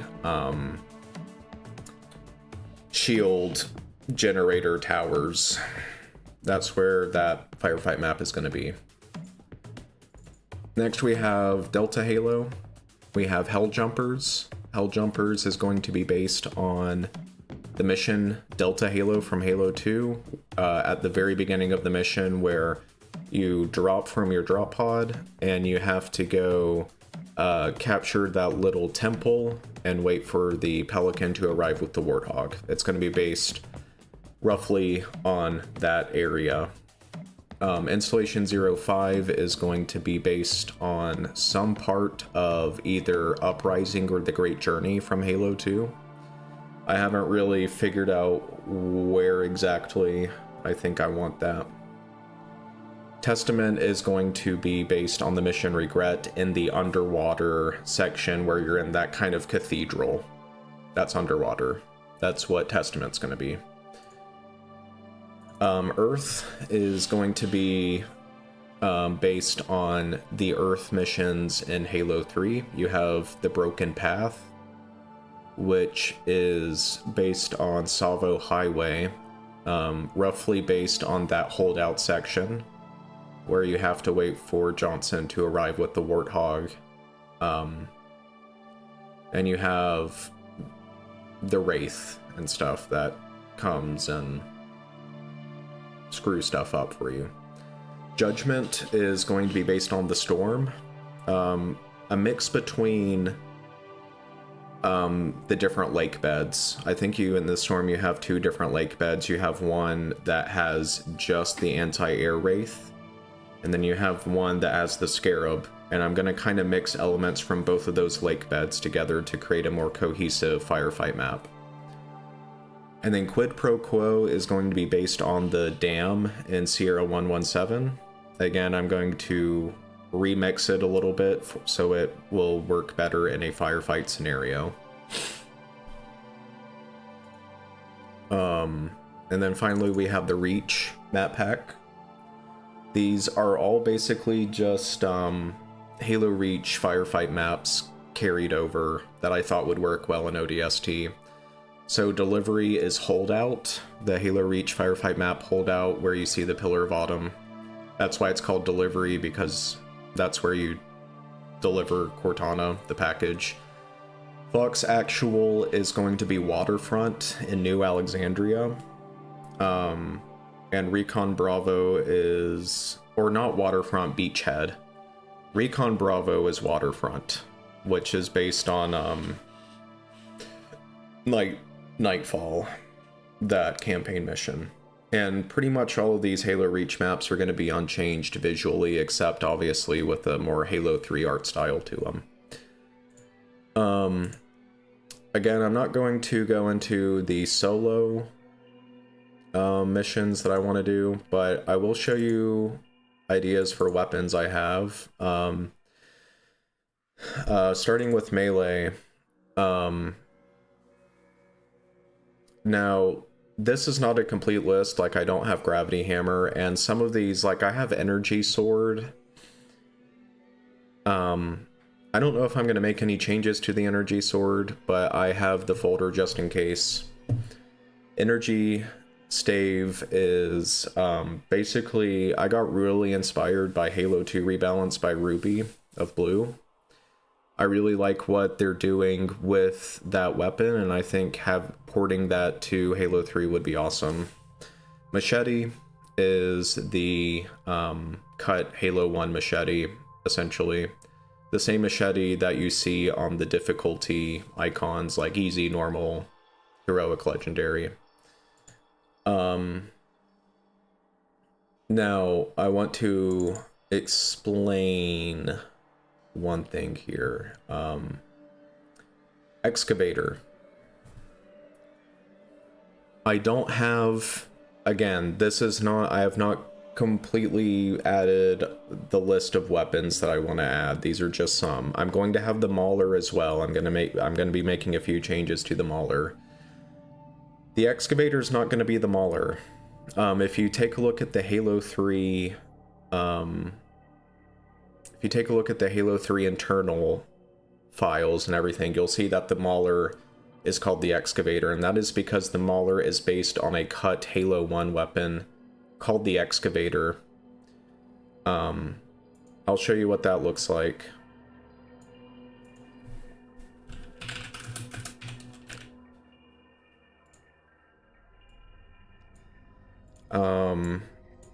So it is meant to be a handheld shotgun, but it has a much more Elite Covenant theme to it.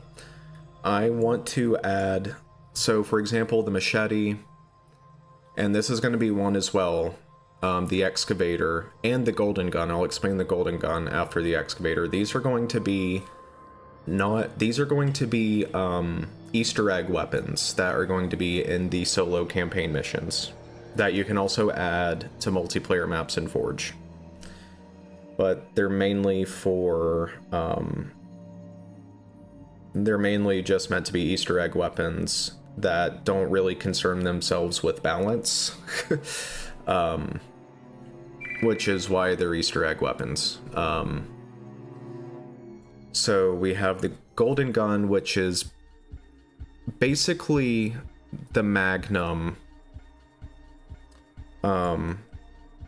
Okay, so Halolytical, I did explain earlier my ideas for Halo 4, my version of Halo 4.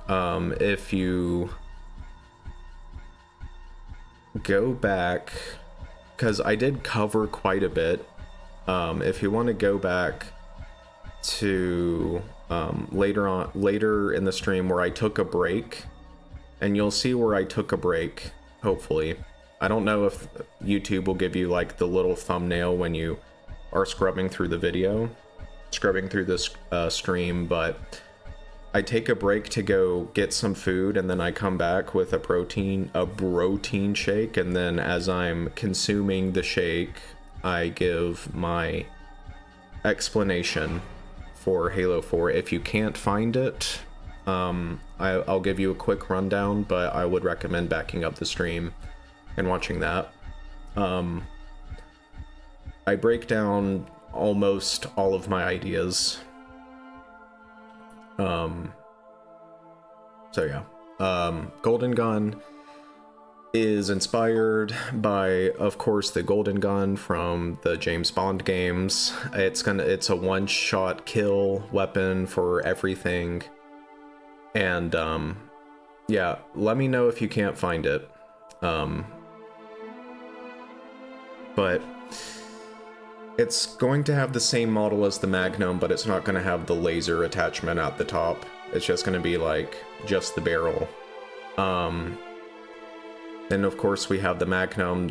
This Magnum is going to play a lot more. It's going to be kind of a mix between the Halo CE and the Halo 3 Magnum. It's going to look almost identical to the Halo 3 Magnum, except a few minor visual changes, particularly with the magazine. Needler, Needler is not going to change that much. There are some adjustments I'd like to make to the model.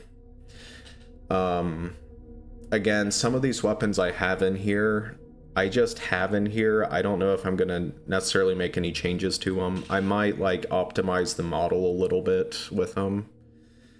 Protector Beam is going to be a Forerunner Sentinel weapon, so I have ideas of introducing new Sentinels from different Halo games. So I want to bring back the Enforcer from Halo 2, and then the regular Sentinel is going to be called the Aggressor, and then I'm going to have Protector is going to be 1, and that's going to be the Protector Sentinel is going to be kind of the Forerunner version of the Covenant Engineer, where it's more about protecting other units around it, but it does have a weapon attached. But I have it in the pistol folder because it's not going to be like, that's not going to be the main focus of the Protector Sentinel, is attacking offensive. It's going to be more of a defensive unit. Sidekick is going to be basically the Halo 2 Magnum. I'm calling it the Sidekick to differentiate it from the Halo CE, Halo 3 Magnum.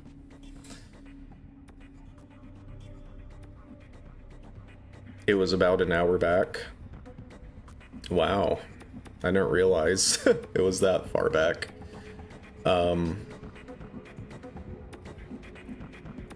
Rifle. Okay, so, of course we have the assault rifle. There are some optimizations I want to make with the Halo 3 assault rifle model, so I'm going to be changing some things. Assault rifle GL is going to be the assault rifle with the grenade launcher attachment at the bottom. That was a cut weapon from Halo 1. The assault rifle GL is going to be another Easter egg weapon that you can find in a campaign mission. The battle rifle is going to be the Halo 2 battle rifle. Not necessarily in terms of functionality, but in how it appears, its appearance. And I'm going to give it more of a red dot sight, a holographic sight, instead of a telescopic sight. Because I do also want to add the DMR.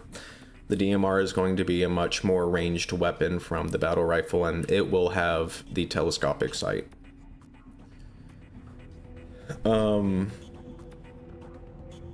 Next we have the beam rifle. The beam rifle is actually going to be changed. It's going to have some radical changes to it, because I honestly don't like the beam rifle as it is implemented. It is going to have a charge up shot like the Spartan laser.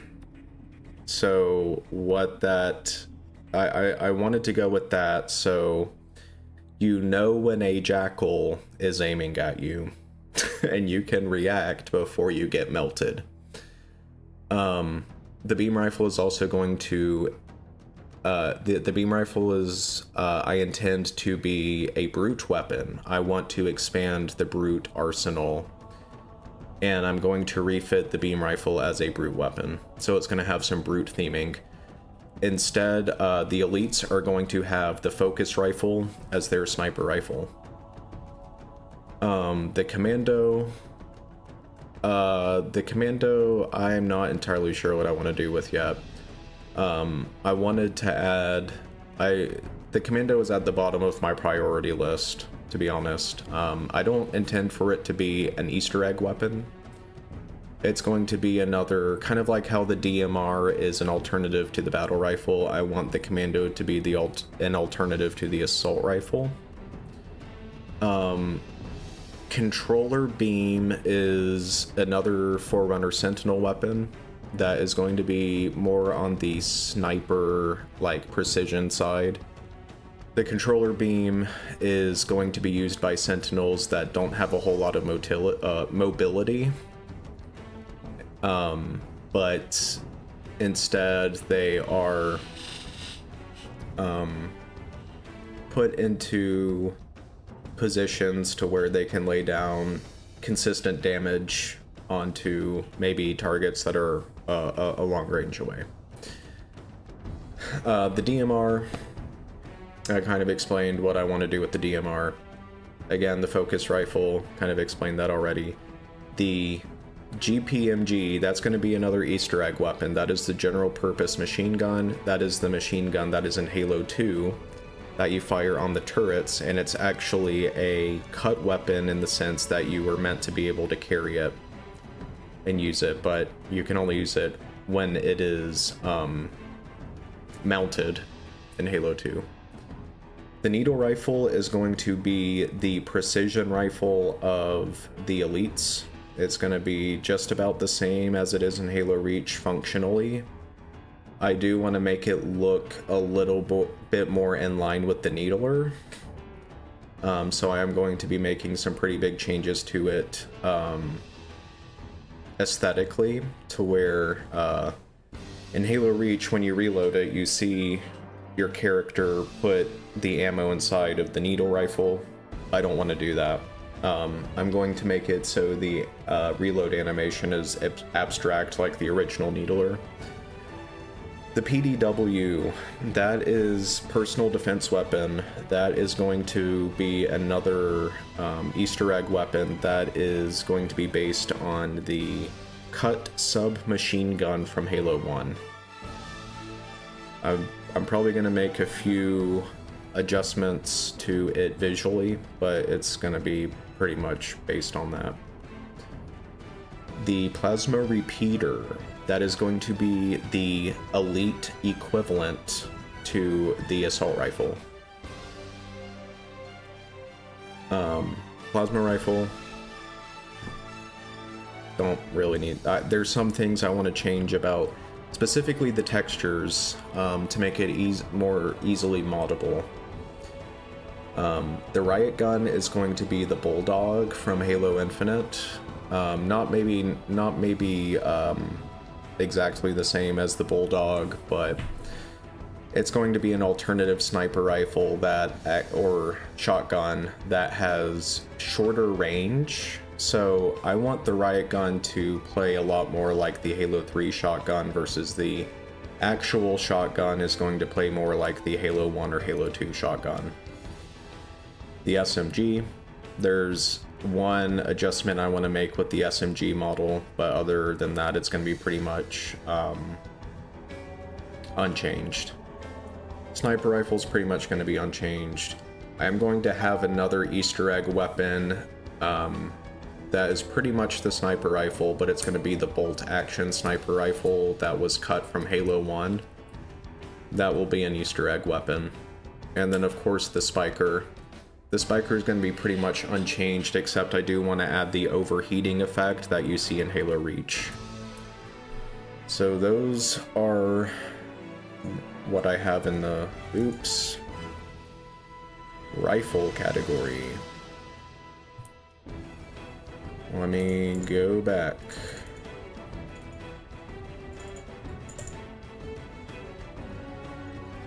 Next we have Support High, which is basically your anti-vehicular weapons. Fuel Rod Gun, that is going to be quite a bit more based on the Halo 1 Fuel Rod Gun, the purple one. Now I'm going to make it gold because that was the intention, but I want it to be battery powered, and I do want the projectiles to have quite a bit of arc to them. The plasma launcher is the plasma launcher from Halo Reach. I'll probably make a few visual adjustments to it to better fit in Halo 3. Rocket launcher is going to be pretty much unchanged. The SAM launcher, or surface-to-air missile, is going to be based on a cut Halo 3 weapon. And it's going to be pretty much a much more portable version of the missile pod from Halo 3. And then one thing I don't have here is, of course, the skewer from Halo Infinite, which is going to be the Brute's anti-vehicular weapon, which is going to play almost identically to the Spartan laser. I'm not gonna have the Spartan laser in my rebalance. It's gonna be pretty much replaced by the skewer. Support low, these are anti-vehicular / anti-personnel weapons that are typically explosive, like grenade launchers. I have the aggressor beam, which is just the sentinel beam. I have the concussion rifle, which is going to be the elite's counterpart to the brute shot. The concussion rifle is going to be battery powered. It's not going to, you're not going to be able to reload it like you do in Halo Reach. It's going to be fairly redesigned. Then we have the gravity wrench. This is a cut Halo 1 weapon. This is going to be an Easter egg weapon. It is a Forerunner weapon that doesn't shoot projectiles, but it is, if you can think of the gravity gun from Half-Life 2, basically the idea is that you're going to be able to, you don't shoot projectiles, but you basically create these big bursts of a force field, which you can knock enemies off of the map with. That's the idea behind the gravity wrench. And then the Hydra, which is the UNSC grenade / rocket launcher from Halo Infinite. There are some things that I have to do to get it to work in Halo 3. Because I've tried remaking the Hydra before, but the cylinder, I couldn't get it to work. I couldn't get the animation of the cylinder to work in the Halo 3 engine. That is one limitation I've come across. And then finally we have the turret. The assault cannon is the weapon that the hunters, the blue hunters use, that just sprays plasma. The idea is that once you defeat a hunter, they will drop that weapon and you can use it like a turret, limited use. The chain gun is going to be another Easter egg weapon. It is based on the cut Halo 1 minigun that you can carry around. The Enforcer cannon is going to be basically my rebalances version of the missile pod. The Enforcer is the big Forerunner Sentinel that you encounter in Halo 2. And it shoots those missiles up that kind of arc down. Then we have the fuel rod cannon. This is separate from the fuel rod gun. The fuel rod cannon is the weapon that the gold hunters use, or the Halo Reach hunters and the Halo 1 hunters use. It's basically the same as the fuel rod gun in what kind of projectiles it fires, but it comes in a turret format. Essentially the machine gun and the plasma cannon, I just have those here in case I want to make changes to them. I have one more idea here. I have one more idea that's not listed here, and it is a brute turret called the Lacerator. I'm not sure exactly what I want to do with it yet, but that also reminds me, I forgot about another thing that I don't have here. The brute equivalent to the plasma repeater and the assault rifle. So if the Spiker is the brute equivalent to the plasma rifle, there's going to be a brute equivalent to the plasma repeater, and that is going to be the one weapon in Halo Infinite that I can't, the Ravager. It's going to be the Halo Infinite Ravager, where it's not going to play exactly the same, but it is going to be a brute plasma weapon that fires plasma that kind of sticks to walls and gives an area of denial effect, or whatever you would call it. So those are the weapons I want to do for Halo 3. That is pretty much all I have to say about that. We'll go ahead and we'll actually start working on Monument. Let's go ahead and save this. Monument. And then we'll go ahead and we'll make the necessary changes. I'll rename this to Halo 3 so we know that we are working with Halo 3. I have to change the scene properties to be Halo 3. I don't think this is necessary, but I'll change these to Halo 3 as well. Just in case. Okay. And we should be good to start. One thing I should do is I should create a new collection for all these Halo 2 objects, so I can easily separate them from our Halo 3 map, which I will do like so. Now we can create a new collection. We'll call this Halo 3. I will create a new structure collection under that. Let's do, because it's going to want to rename our collections here because the name's already taken. Objects, Halo 2. This will be just structure. We'll make one for the skybox, and then we'll make one for objects. We'll go ahead, color this green, color this blue, color this brown. Okay. I think we're all pretty much set up. What I want to do first is I want to work on the terrain, and I want to block out the terrain.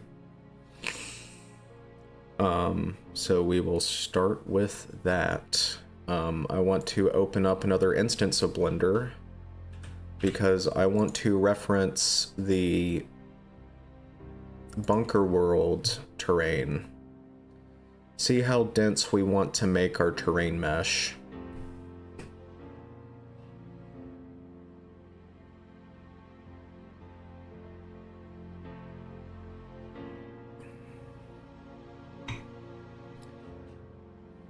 The Halo 3 soundtrack playlist is almost done. I'm gonna have to pull up the Halo 2 soundtrack playlist, maybe. Especially since we're working on a Halo 2 map, remade for Halo 3. I'm going to make it so I can view the wireframe so we can see exactly how dense I need to make these terrain quads, what is appropriate. I'm going to add a scale model so I can see how big a Spartan is compared to one of these terrain quads. Scale model helper, Halo 3, character, Master Chief. Generate that scale model. Let's bring them up. Let's put them over here where the terrain quads are pretty much of a uniform size.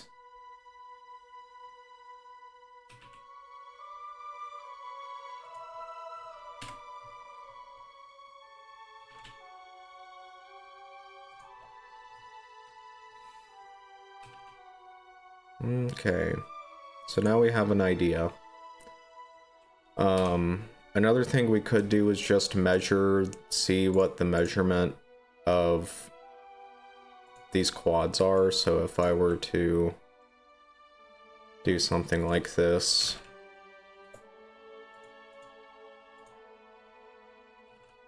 This probably would have actually been easier to do.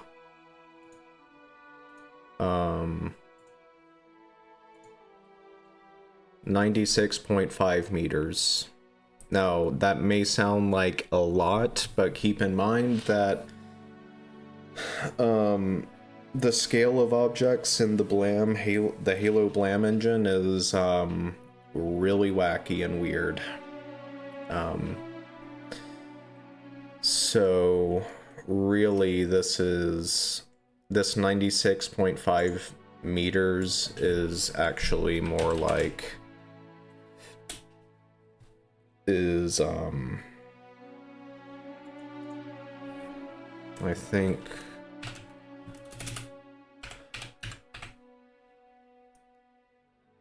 yeah, that's not 96.5 meters, that is 9.6 feet. So if we make our terrain quads about 9.5 feet, or somewhere like that, like maybe 9 feet or 10 feet, that's good. So we'll do that.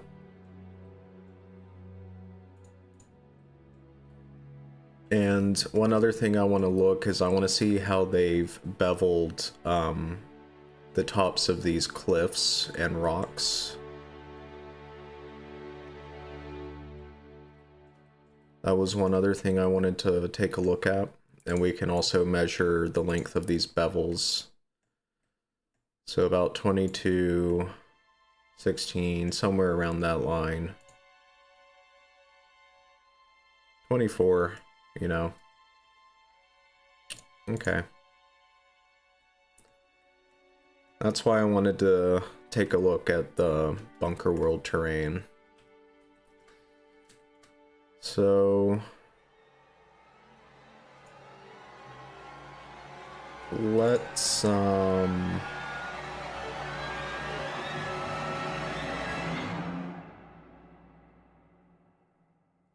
on some Halo 2 music, because the Halo 3 soundtrack just finished.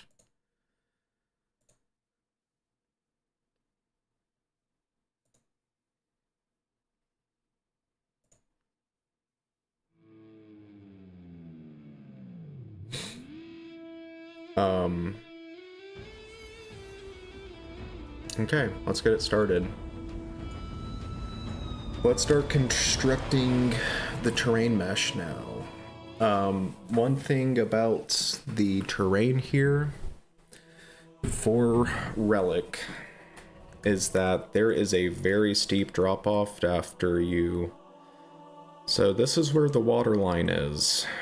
And you'll see here that they really wanted to kill players if they went too far in the water. And I don't know if I want to do that still, or if I just want to put an invisible wall like there is in Valhalla. Valhalla has an invisible wall if you get too far out in the water. I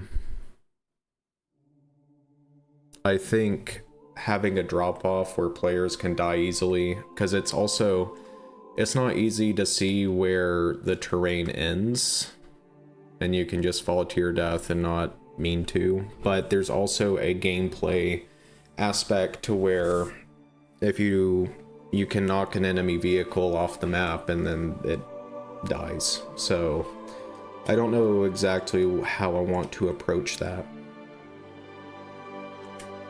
But what we will do is we will just probably start in the center, maybe somewhere right here, and build out. Now, I do want to make... You see how there's paths here? I want to...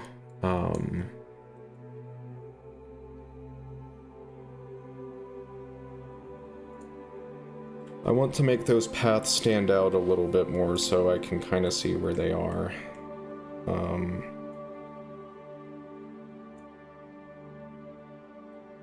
Like that.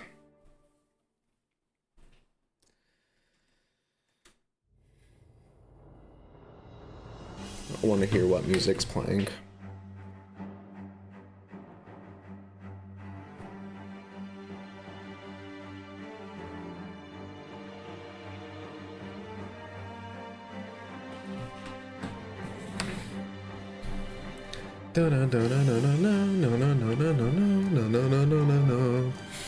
Okay.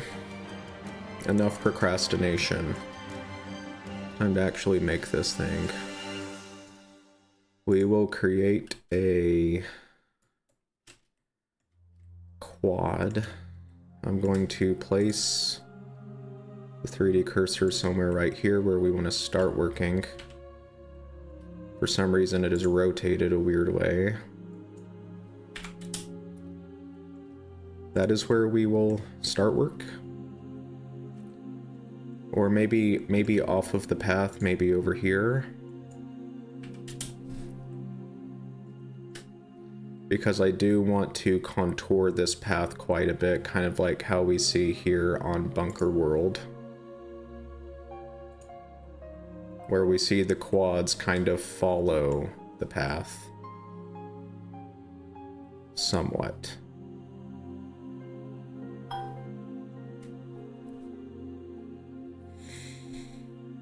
Okay. Now I wanted to target a quad size of about 96.5. We'll go ahead and it's added to our structure. Let's make the size 96.5. That's a pretty good size. Pretty good size. Alright, let's start doing this. One thing we can do that will make our lives significantly easier is just snap to the geometry that is already here.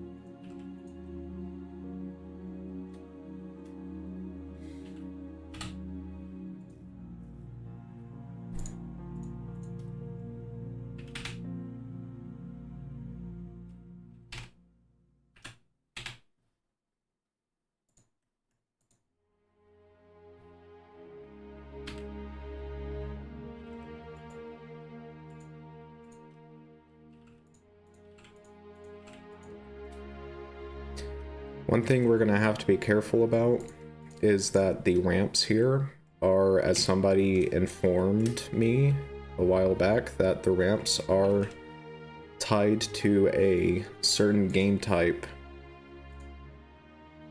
So we will make them forge objects.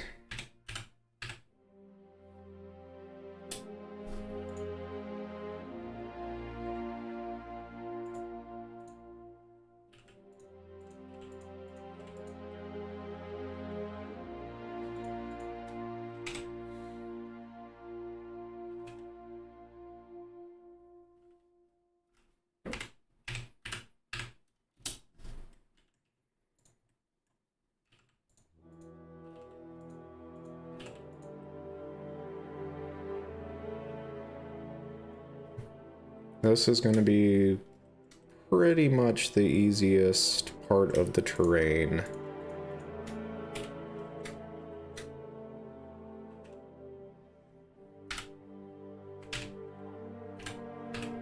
We can kind of just turn our brains off here, because all these quads are going to be of about the same size. And we don't have to do too much contouring.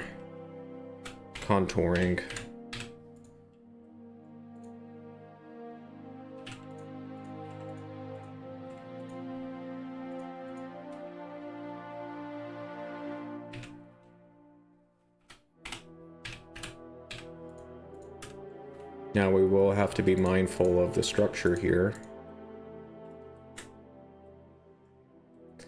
And one thing, now they did change this with Halo 3, but with Halo 2 and Halo 1, Structures were stitched into the terrain. Structures were not considered, and when I mean a structure, I mean a building like this.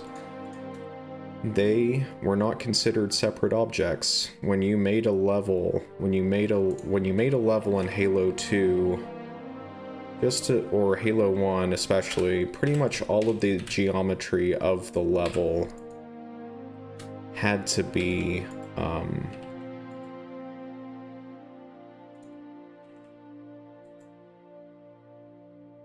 stitched together. Fortunately, you don't have to do that with Halo 3, and as you can see here, you can see what I mean. The terrain cuts off, and the building is actually part of the same mesh. But we're not going to do that, because that's going to make edits a lot easier. Let's go ahead and let's rename this to terrain.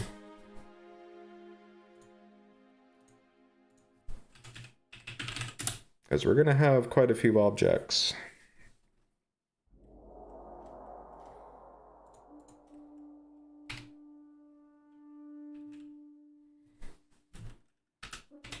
We want everything to have nice... We want everything to be organized nicely, and things to not be an absolute mess.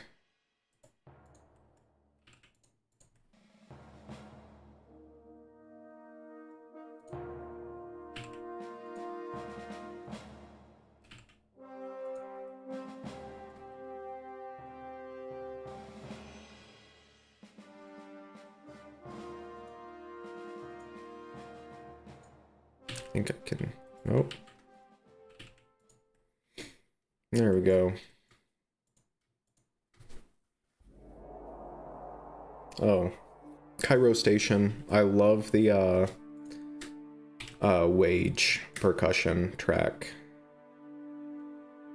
It's so good.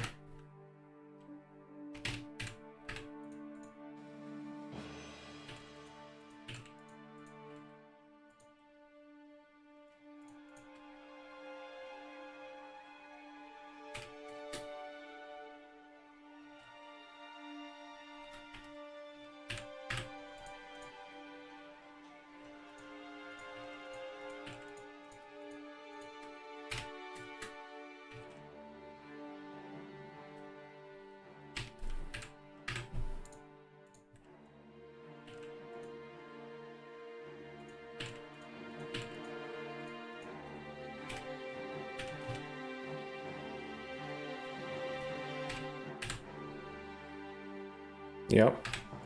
I am, my plan is to remake Relic for Halo 3 with Halo 3 fidelity.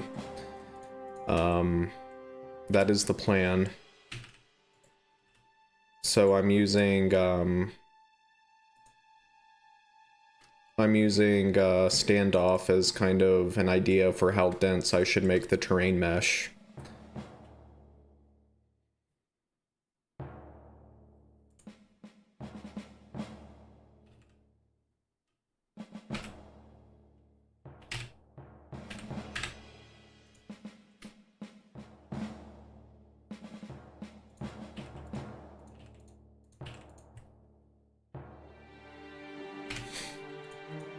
My goal is not to make a complete one-to-one remake, but one that plays well in Halo 3. But the thing is that Halo 2 maps translate well to Halo 3, because you take a look at Zanzibar, Last Resort is pretty much just Zanzibar, almost completely. Same thing with Midship and Heretic. Yeah, thanks. I just started. I just started, so, you know, not too far into it.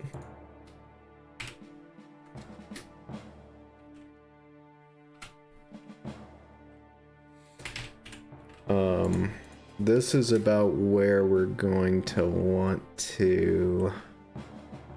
We'll go a little bit further. 6.5. 96.5. We're going to, I don't know if I want to put, like, separate boulder objects here, or have them be a part of the terrain mesh. Because here we're hitting some rocks. So I think I might actually just stop it right here.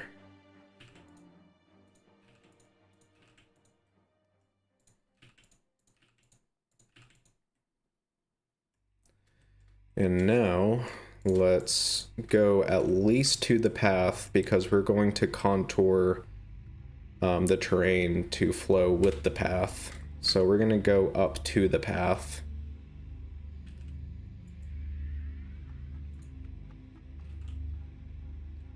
Six 6.5. 6.5.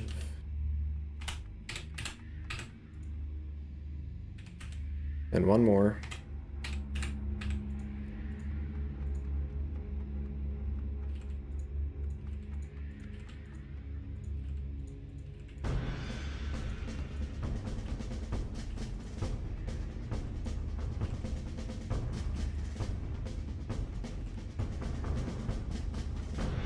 Okay.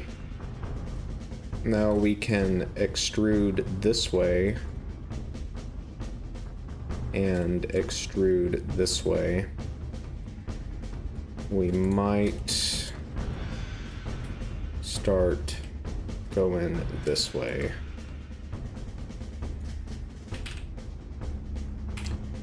There might be an easier way to do this, other than just extruding.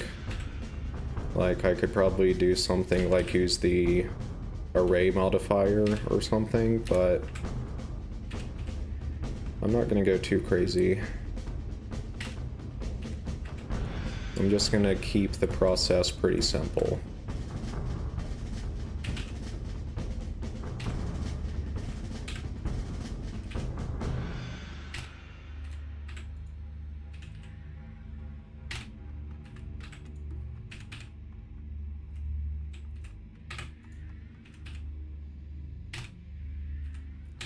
One thing we will want to keep in mind is that over here there is a inside portion of the building.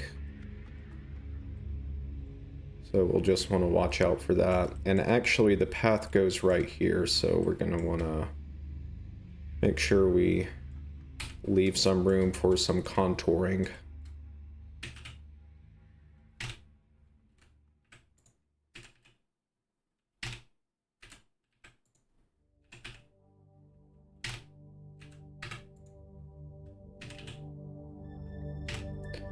I'm not going to worry about making it look pretty until I know the map plays like it's supposed to, in terms of can you reach areas the same exact way.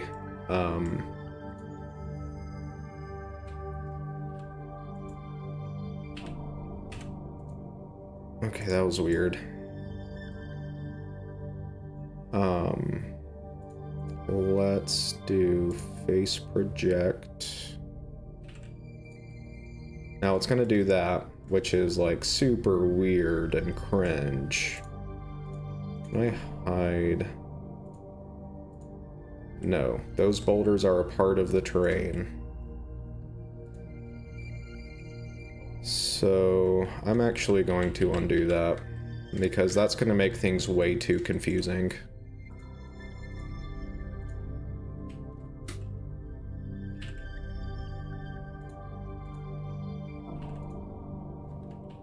I hate how the hide key is right next to the grab key.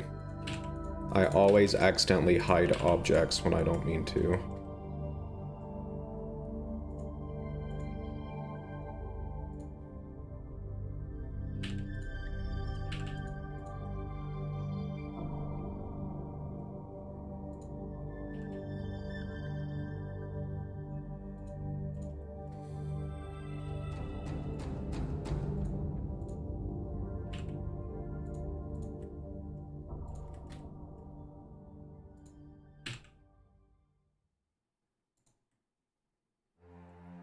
Okay.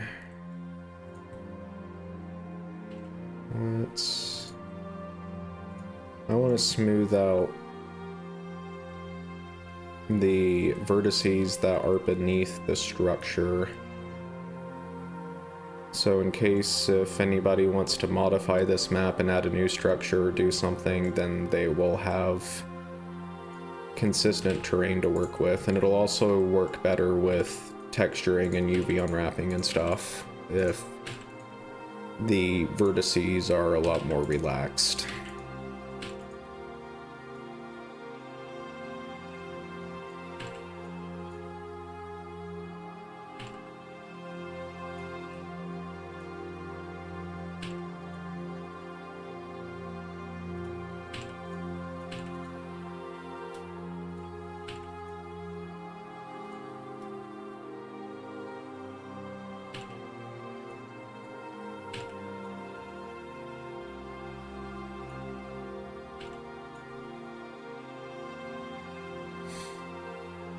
We're gonna make this whole thing probably its own separate object. Maybe. I don't know, actually. This kind of looks like this could be gravel and stuff, like a pit of, like a pile of gravel with rocks on top. We might do that instead. What are my opinions on the CE remake so far? I did a stream yesterday, a pretty long stream, where I broke down all of my opinions. I realize you probably don't want to watch a stream that long, so in short, I think, like how they were doing with Halo Infinite, I think it's going in the right direction, but there's a lot of changes I would love to see. My stance on remakes as a whole, my stance on remasters, I realize this is not a remaster, but this remake is giving me, it's too much of a remaster kind of vibe. Like, they're not willing to, they've made the claims that this is meant to be, this is not meant to replace the original, so it's like, okay, cool, so we should be getting a new experience. Practically, we're getting a new game, right? But I look at the Silent Cartographer and I see how it's pretty much the same mission, but with weird, like, creative liberties taken, like the fact that you can take the Warthog to the first Hunter encounter. It's like, I don't know why they changed that, but are not willing to change pretty much everything else, you know? I think it's okay. As somebody who, like, Halo 1 is obviously one of my favorite games, but the thing is that I'm totally okay with them rebuilding the missions from the ground up, because I want to see a different take on Halo 1 that is still faithful. Don't get me wrong, it needs to be still faithful, but make the levels a lot more expansive, make the encounter areas, like, more interesting in terms of adding more obstacles or verticality or whatever, and you know, just be willing to take risks with that.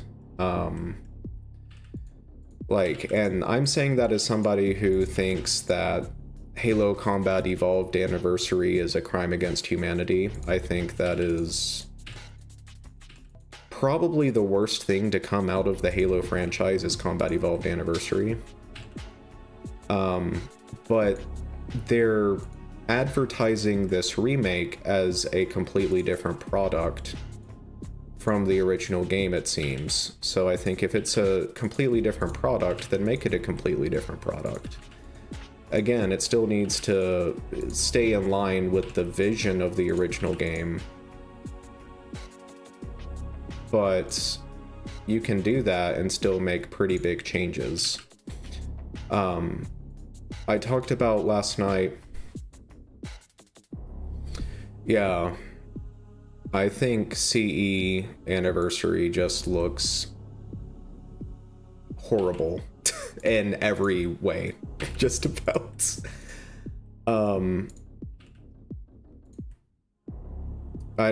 I can't think of a single redeeming quality of Halo Combat Evolved Anniversary other than they added skulls. That's like the only thing I can think of. Everything else is like just ugh about it. I can't stand it. And it wouldn't be as bad if the default option for the Master Chief Collection was the original graphics and the original sounds, but the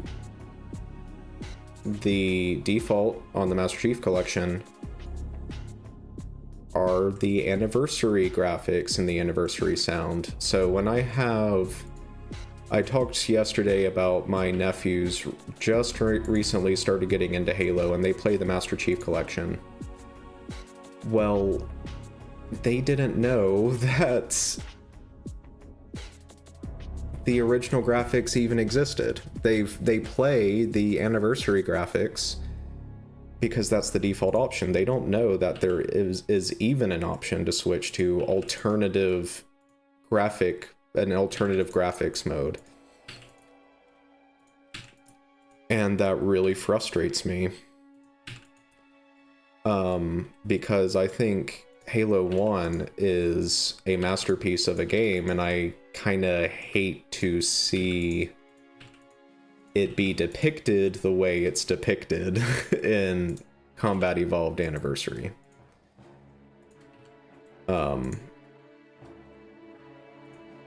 So now this remake, and it's really funny because they literally mention separating this from Anniversary. They say this is not Anniversary, and I'm like, okay, good, that's what I want to hear. But the thing is that Anniversary was clearly advertised to be the same game and to actually kind of replace the original game. But as I stated earlier, they've made their intentions very clear that this is not meant to replace the original game. And so I think, okay, well, that means that you should be evolving the original levels a little bit more. And they say they're doing that, but when I look at the Silent Cartographer and I see how it's almost exactly the same, that kind of worries me. But they did mention how they are going to change up the library. The library's not even my least favorite mission in Combat Evolved. My least favorite missions are the ones that take place in... my least favorite mission is the Truth and Reconciliation, because it's just purple hallways. And that's pretty much all it is. And I'm like, if you could just like totally remake that mission, I'd be totally okay with that. Yeah, I agree with that. There's a lot of things that look too much like Infinite, and I kind of broke that down yesterday in my stream as well, where I showed off.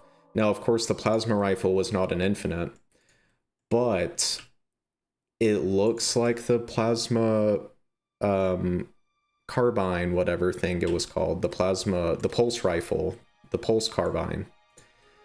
And I brought up an example of how, if you take a look at like the Halo 3 design, I feel like the Covenant weaponry starting with Halo Reach, I don't think they looked bad in Halo Reach, but that's kind of where they started to look less alien, where when you take a look at the Halo 3 designs of the Covenant weaponry, they look almost iridescent. The metal looks almost iridescent, and that makes that alien metal just look that much more alien. But the plasma rifle in the new remake just looks like blue metal.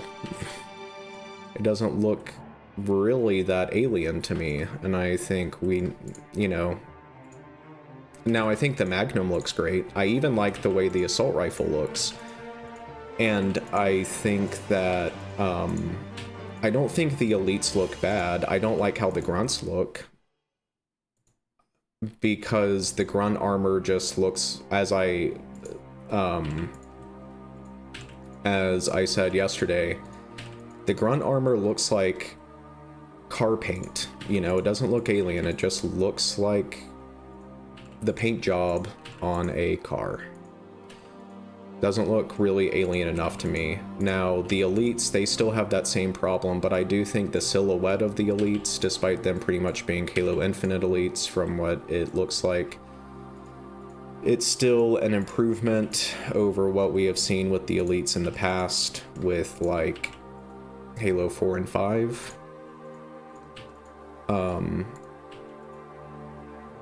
And even like Halo 3 to an extent. I like the Halo 3 elites, I think they're fine, but the Halo 3 elites were clearly designed to be balanced for multiplayer.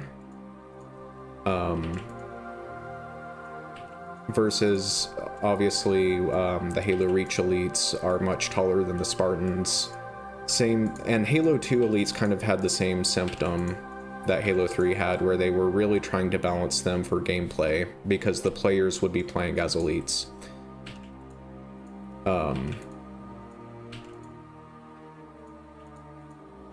But, anyway.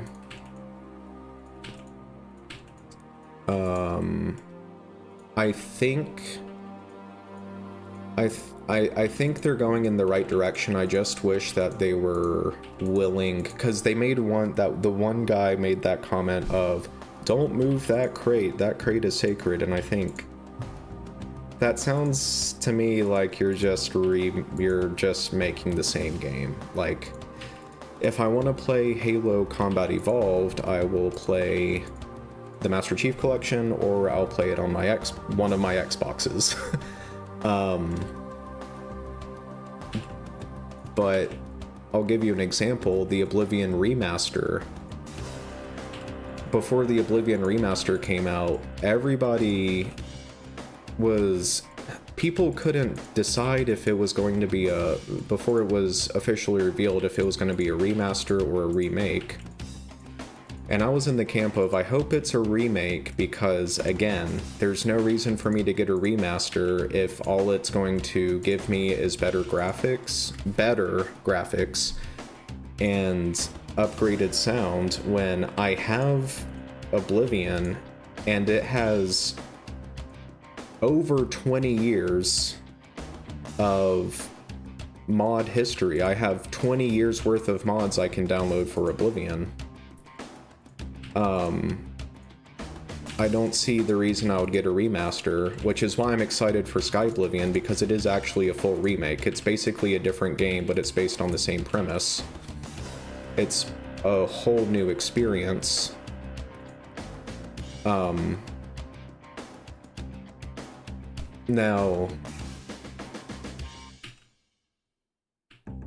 what was I saying about that? When I was hoping that the Oblivion remaster was going to be an actual remake, and when it was shadow dropped, and I saw that it was just a remaster, I immediately lost all interest, and I didn't get it, and I was like, okay, well. And the thing is that the Oblivion remaster actually doesn't really do much to improve the original game either. Of course, it rebalances some gameplay things like classes, but I was hoping that at least with a remaster, where you have something like the Battle of Bruma, where in the original game, like, the Battle of Bruma is hyped up to be this gigantic battle, but in reality there's like 20 NPCs. And I thought surely they would upgrade the Battle of Bruma to make it actually a large-scale battle, and of course they didn't do that.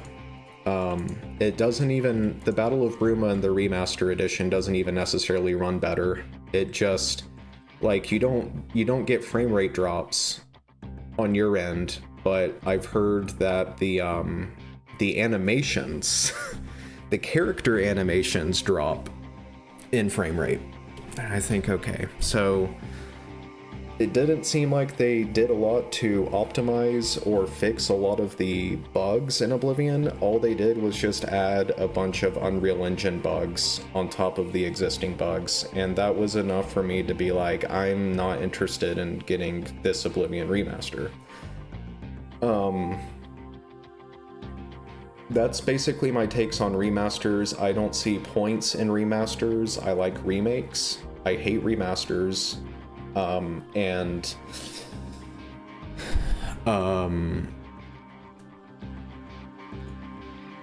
There was one more point about that.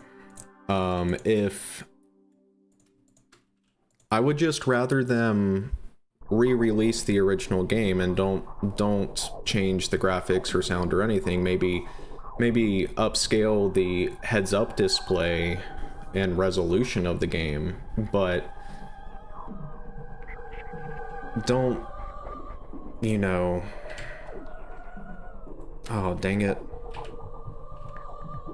don't you know, put a shiny new coat of paint on top if the same old game is what's running under the hood, because when it comes to developing video games, it seems like when companies make remasters, it's like they don't realize that the gameplay was designed, was informed when the game was made. At the time, the gameplay, not only the gameplay, but the graphics and the sound were informed with certain limitations in mind. So you're playing a game that is still constrained by the limitations of 2001, but now you're running graphics on top of it that are not constrained to the limitations of 2001. And I just don't really see the point. That's just my personal preference. I just don't really care about remasters, but again, I'm really excited for Sky Oblivion because it's an actual remake. It's basically a new game, you know. None of the dungeons are the same. The dungeons are all remade, which is actually great because Oblivion kind of has a really big repetition issue. That I think most people would agree that is a pretty big issue with Oblivion.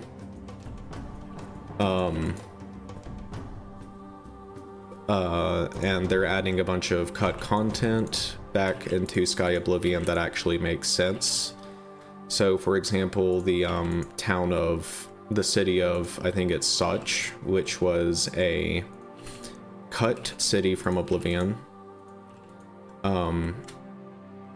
They're adding it back, but not as a city, but basically an abandoned city that has been taken over by bandits. And I think that is just the coolest thing ever.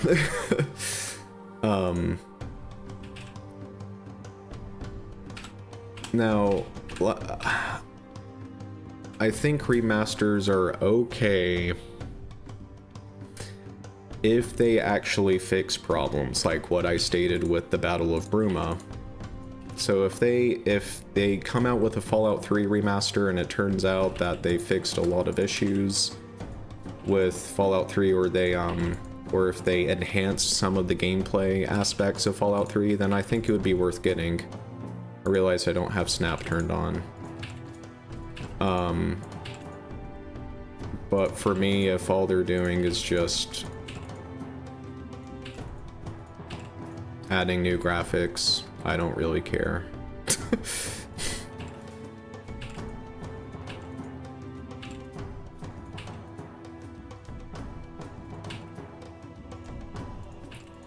So, my biggest fear with the Halo campaign Evolved is that it's just going to be way too much like the original. Supposedly they're changing up the library to make it less infuriating for people. But it looks like the silent cartographer is almost completely unchanged, and I think that's actually a mistake. And that's not me saying that the silent cartographer is outdated. It's just the Silent Cartographer was made with certain intentions, 2001 intentions, that may not exist in 2025, 2026. Now, the Johnson missions, I talked a little bit about what I think they're going to do with the Johnson missions yesterday. I think I'm pretty excited to see what they do.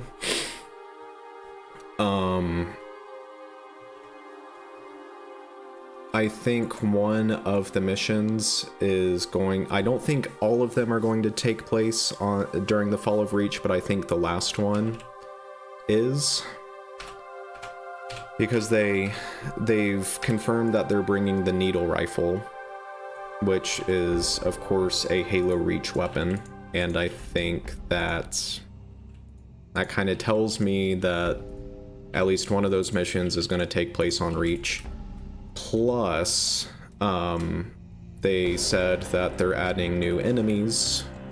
I think 3 of those enemies are going to be brutes, which I've kind of talked about what I believe the role of the brute should be in a Halo game. I think brutes should act as an anti-human shock trooper that just goes and wreaks havoc on human cities and settlements. Because brutes have like this pirate raider culture, and so it would make sense for the Covenant to employ the brutes to do that to the humans. And so I think we could see brutes, because Exodus from Halo Reach, I don't think you see a single elite in that mission. It's all brutes. And the Covenant is laying siege on the city of Alexandria, New Alexandria. Now, I'm thinking about how I want to do this. I think I am going to fill this in with quads with the terrain. Why is that all weird? Why are these weird?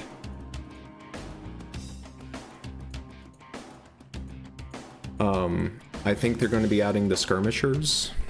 Now, I think the brutes, I think if they were very creative and very smart, they would add brutes into the original missions. I mentioned that brutes should act as a anti-human shock trooper.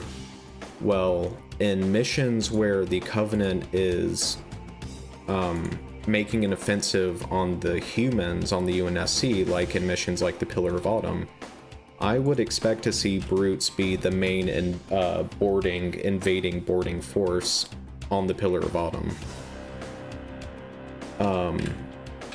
Skirmishers, I think they're going to be added to the prequel missions at least, and I think the Covenant engineers are going to be another enemy, which the Covenant engineer is the one enemy that makes the most sense to add to Halo Combat Evolved, because that was one of the cut enemies from the original game. So it's like it just makes perfect sense for them to add them. And I hope, I think we're going to see engineers in the prequel missions, but I hope that the engineers are also added to the original missions as a defensive support unit for the Covenant forces, as they were in Halo 3 ODST.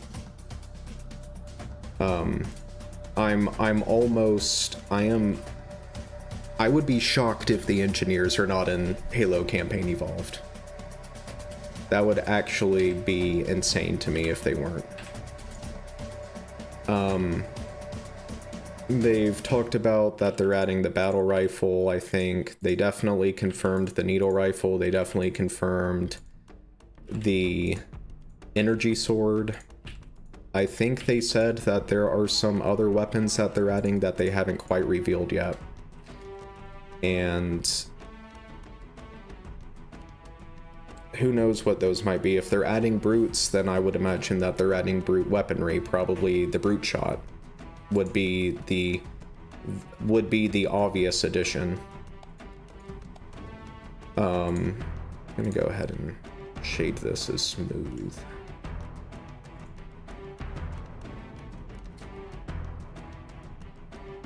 Maybe I should contour this. I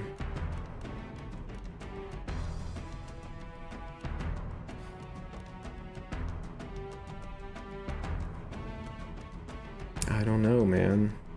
I don't know. I feel like this terrain right here is a little too crazy. This dip in the terrain. That might need to be adjusted with some contour work. I don't know. I think we're gonna do the contour.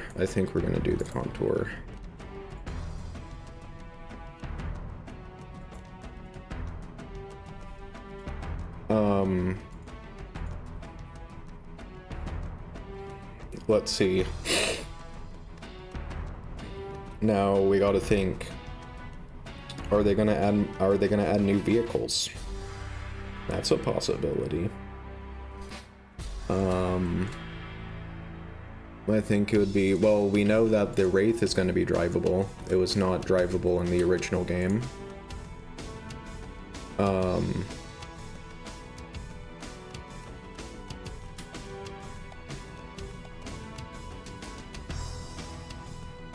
And it just makes sense for it to drive. I do like the changes that they made to the Warthog, and I do like how you can see the destruction of the Warthog, where the health of the Warthog is not a HUD element, it's an actual, you actually, like, it takes the route of the later Halo games, starting with Halo 2, where you see the health of the vehicle, in the game, not on the HUD, where you see the damage done to the Warthog. I'm very glad that that is something they're doing.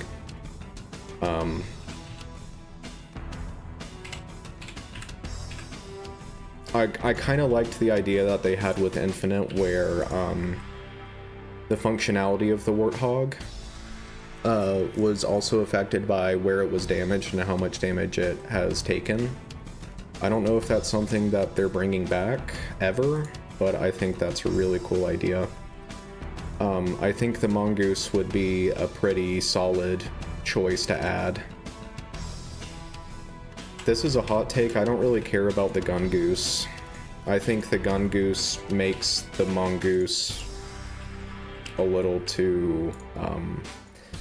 it makes the Mongoose a little too much like the Ghost. You know, the Ghost is the equivalent to the Mongoose, but the thing is that the Mongoose has a passenger seat. The Ghost does not have a passenger seat, but the Ghost has a boost, and it has guns. When you add guns to the Gun Goose, I think it's like, well, now you've just kind of made a UNSC version of the Ghost. That being said, I know a lot of people like the Gun Goose, and so I realize I might be voted in terms of my opinion on the Gun Goose. So, yeah, I think the Gun Goose would be great. I just hope it's not the Gun Goose.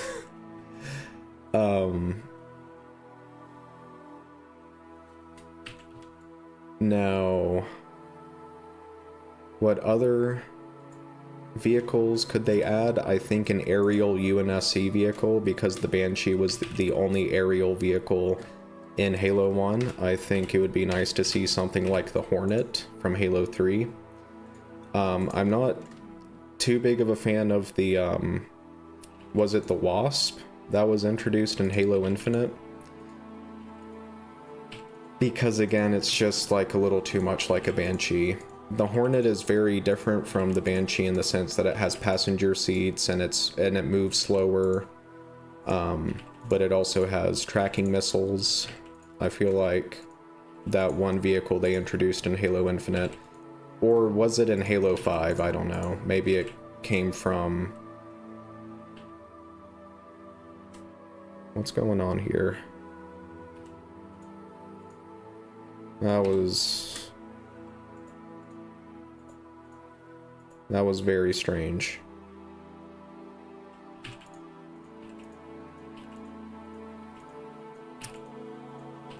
What I mean to say is that the one aerial vehicle in Halo Infinite for the UNSC just felt like another Banshee, but instead of being a fast mover, it hovered or whatever. I'm like, well,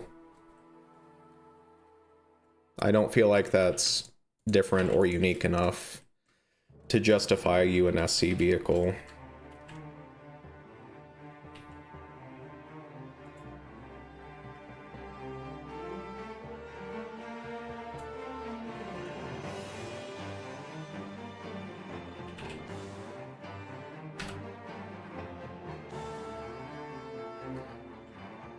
I 100% agree. The Hornet would work so well in Assault on the Control Room. For that exact reason. I 100% agree. And that way they could change up the design of Assault on the Control Room to accommodate the Hornet better, to integrate the Hornet into the map design. Because the map design is already, like, pretty well fit for that, but they could do more to really cement the Hornet's role in that mission.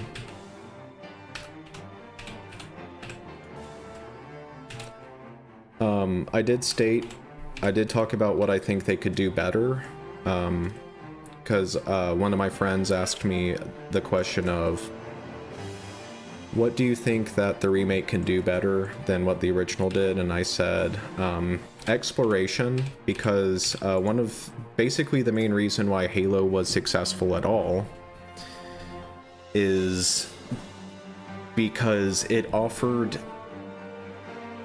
exploration that was not really seen in other first-person shooters prior. No, you did have Half-Life, but and Doom, like all those first-person shooters, they're non-linear. Halo is very linear. That is one criticism I have about Halo as a series, is that the missions to me feel a little too linear in how you progress through them. But the thing is that the missions in Halo, while the objectives are not open-ended, unless you're talking about New Alexandria from Halo Reach or Halo from Halo Combat Evolved, they're not open-ended in terms of their objectives, but they're open-ended in terms of just how big the maps are. And yes, that is one thing about Halo 2. It is just, you don't have that same...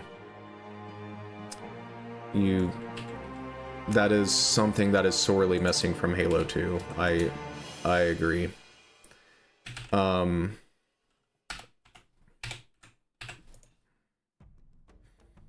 Yeah, and I don't think the campaign in Halo 2 is bad. It's just a pretty big departure from the level design in the sense that you just don't have wide open areas.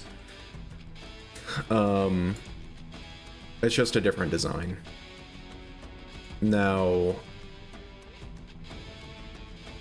I would, in an ideal Halo Combat Evolved remake, I would like to see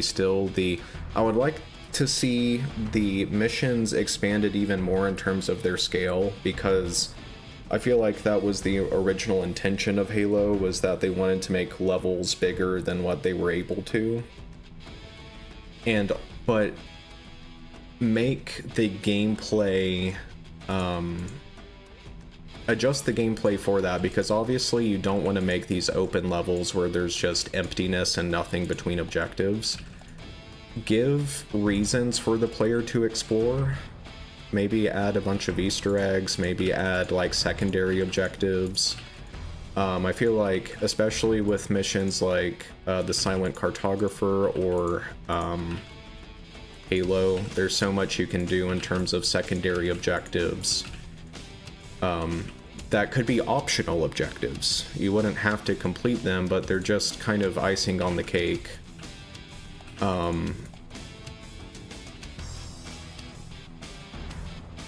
Now, going back to like Doom and Half-Life, where the objectives were far more open-ended in how you could tackle them. The thing is that the spaces in which you navigated were very small and cramped compared to what Halo offered, and I think that's why Halo was as successful as it was. And if you can take that aspect of Halo and pump it up to like 1,000%, or like up from, on a scale from 11 to 10 at least, I think that is something that could be done better in the remake. One thing I think that could also be improved on in Halo with the remake is add retroactive, like, backwards compatibility with Halo 2 and Halo 3, where you introduce the Arbiter. Now, of course, he wouldn't be called the Arbiter in Halo 1 because he became the Arbiter in Halo 2. But introduce the Arbiter as a character in Halo 1. He doesn't even have to make an appearance in any of the levels. Just show him in cutscenes, or at least mention him. And he needs to be the adversary to Master Chief. You know, there isn't really a character in Halo 1 other than 343 Guilty Spark that acts directly against the Master Chief. But if you could add the Arbiter as an adversary to the Master Chief to give the Covenant more of a personality in the story, a bigger presence in the story, but also to set up the relationship between Master Chief and the Arbiter, so when they meet in Halo 2 and then they kind of build their relationship over the course of Halo 3, it's much more meaningful. Because we know that the Arbiter was the fleet admiral of the fleet that was involved in that you fight against in Halo 1. So I think you need to add the Arbiter in some sort of capacity in the remake. Now, could that mean that the Arbiter makes an appearance in the prequel missions? Possibly. They really only mentioned that the missions are centered around Sergeant Johnson. Now, I say this as somebody whose favorite Halo character is Sergeant Johnson, but Sergeant Johnson isn't nearly as important to Halo as the Arbiter is. The Master Chief and the Arbiter are two different sides of the same coin. As one of my friends put it, where if they really want to, and if they want to try to make like Halo 2 and Halo 3 remakes, where they're kind of rebooting the series in a way, focusing on the Arbiter, I think, is absolutely necessary for Halo 1. I don't know if they're going to do that. I mean, I would say that they didn't reveal that they're doing anything with the Arbiter because they want to keep it a surprise. You know.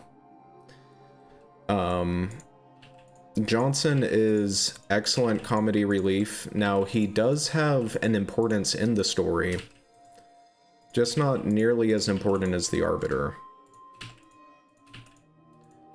So I think the Arbiter having a presence in Campaign Evolved is absolutely crucial. And I'm afraid they're not doing that.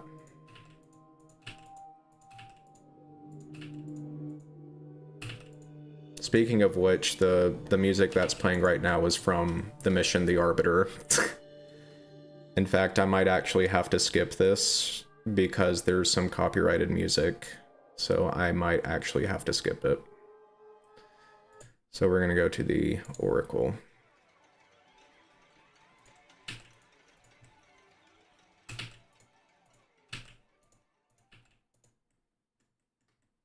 It's that Incubus music that's copyrighted.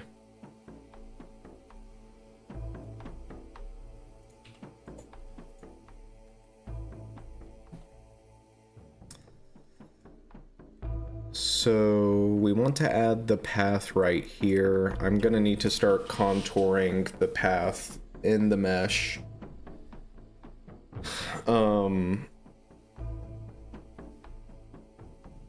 I'm just thinking about how I want to do that, how I want to start doing that. I'm gonna have to relax the vertices as they get closer to the path.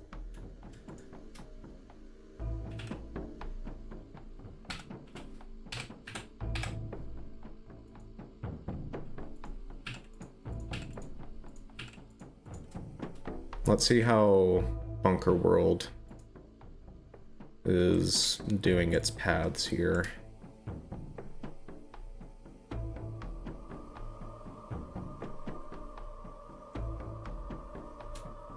Okay.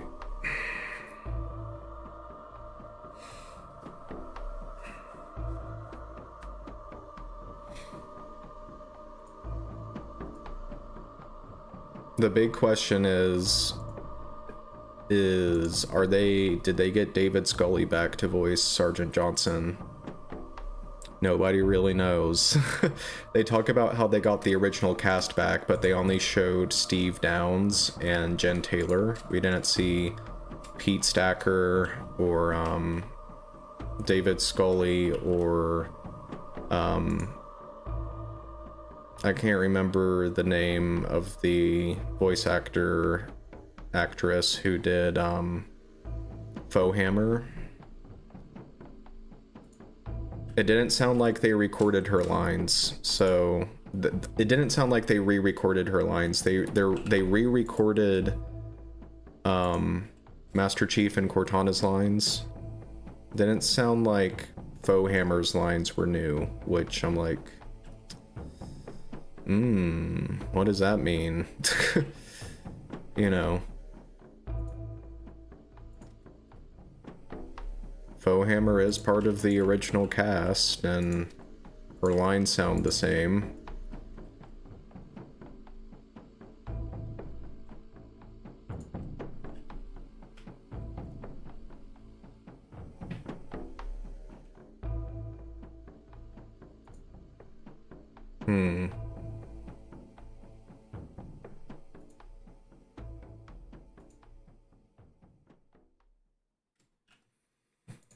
Yeah.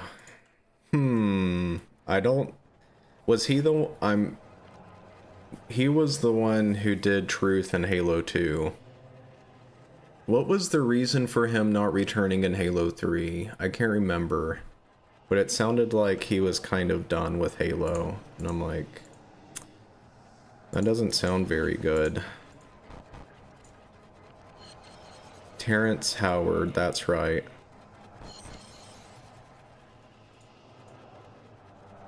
Speaking of Terrence, what about Terrence Hood, Lord Hood?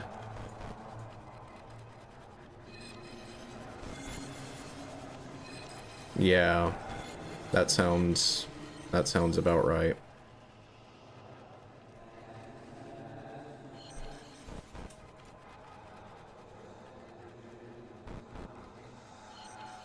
I don't think Terrence Howard did a bad job with Truth in Halo 3. I think it was more of a writing issue, where the Truth in Halo 3 was, like,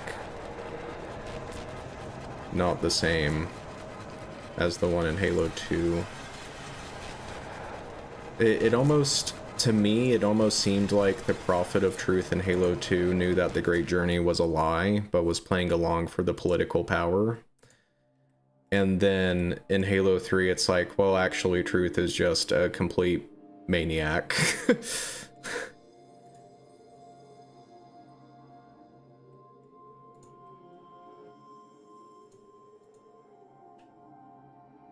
Yeah.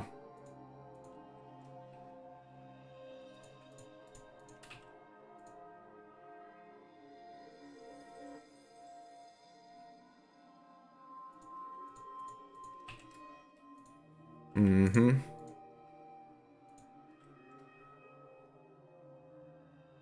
This is a fork in the road. So I gotta put this vertice right here.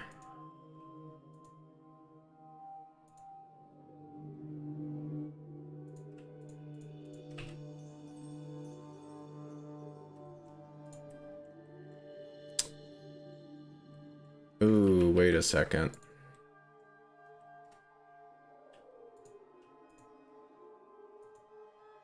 Wait a second. How do I want to do this?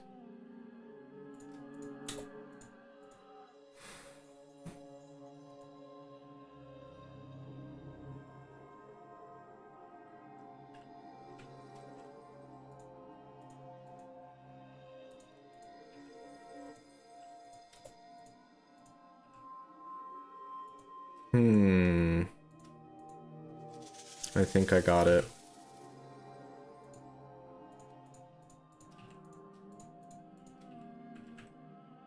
We do that. I want to avoid tries and engons as much as possible just because I have that, like, 3D modeler obsession with tries and engons going on. I want to stick with quads if I can.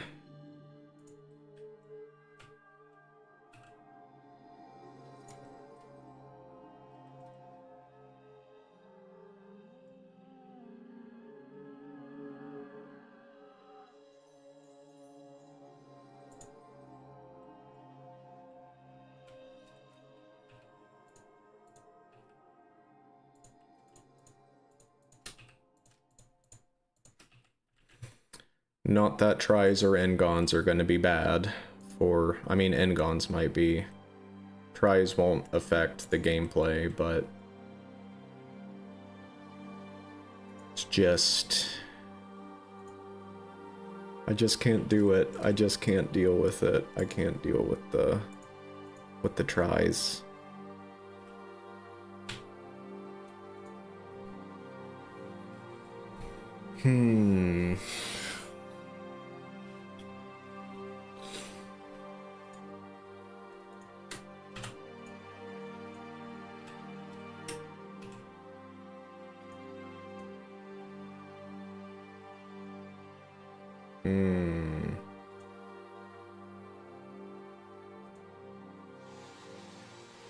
This might be a little tricky.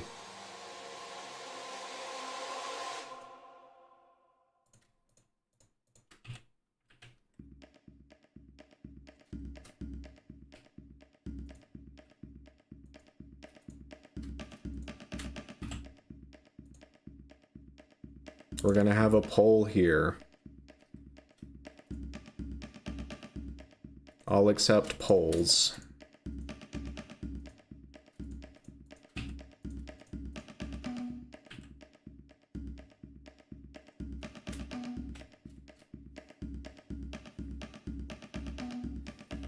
We will probably want to relax this, though. Like... so. Ooh, but we... how do I want to do this?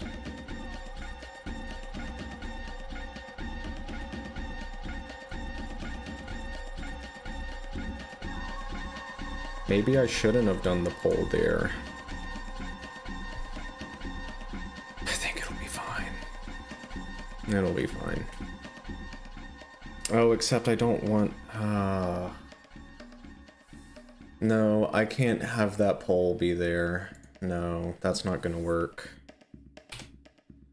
Because I'm gonna add a bevel eventually. So this is gonna have to...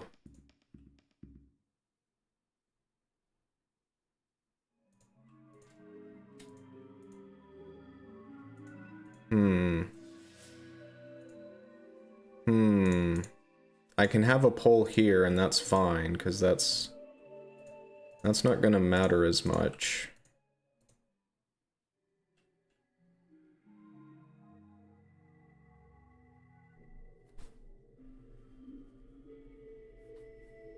Ah, but that's a pole. Ugh.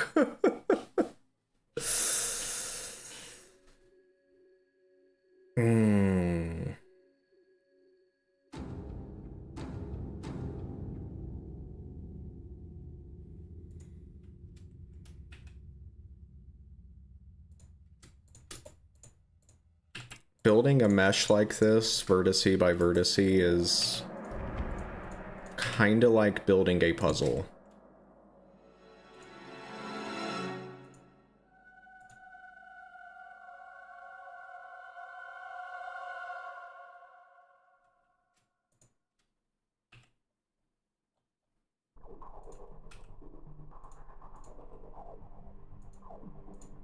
Okay, I need to figure out what I'm gonna do there.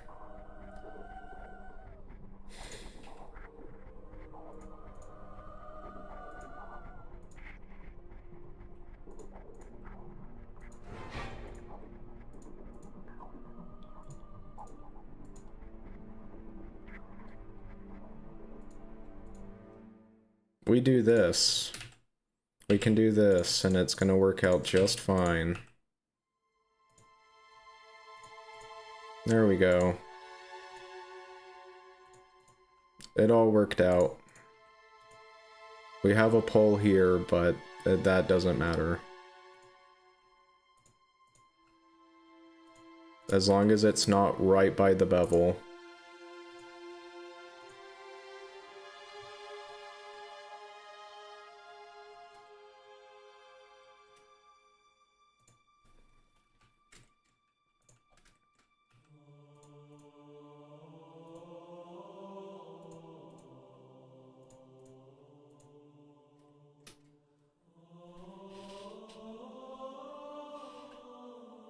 I'm not going to worry about really UV unwrapping or texturing or anything until I know that the level plays well.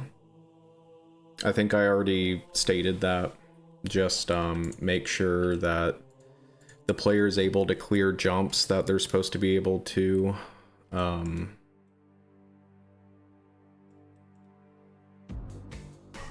Stuff like that.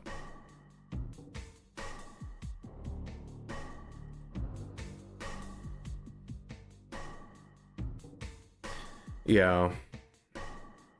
Yeah, I mean, that's true. It only matters on animated objects, but I just have, like, I like to do things the right way. Like, even when it doesn't matter, it's like, I want to keep, like, good modeling practices in mind. Again, not that it matters here, but I just like to keep the habit, you know, if that makes sense.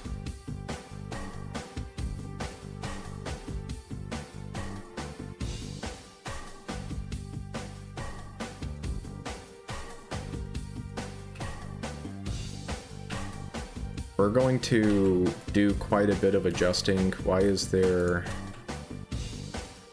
We're going to adjust this path quite a bit once I get the basic shape finished.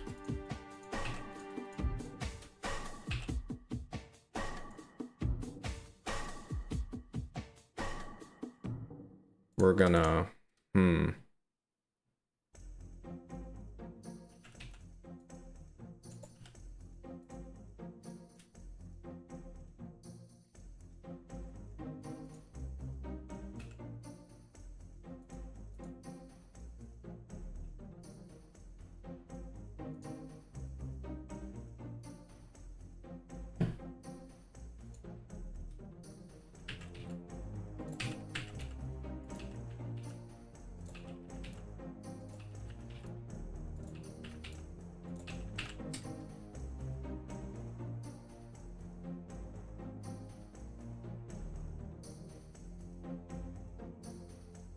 Yeah, that's fair. I mean, that's totally fair. I get that. I'm just weird. I'm just a weirdo.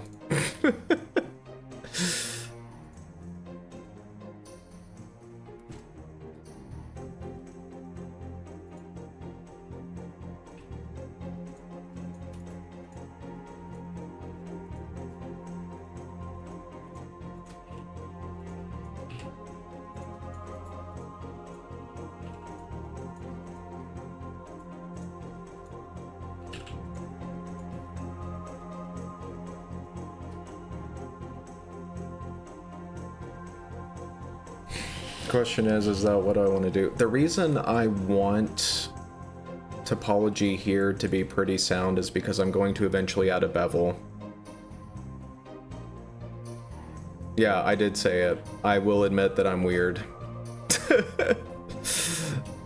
I'm not saying that you're calling me weird. I'm saying that I'm calling me weird. But the reason I want topology to be waterproof around here is because eventually I'm going to add a bevel right here in this area. So, that's really why I'm concerning myself with it here. But now I have to figure out... I gotta figure out this situation.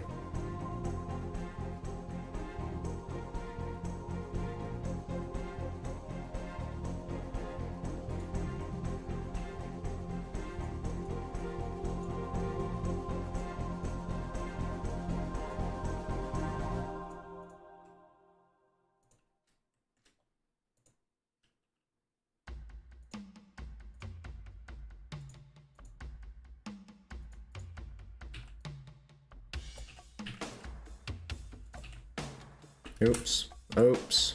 Oops.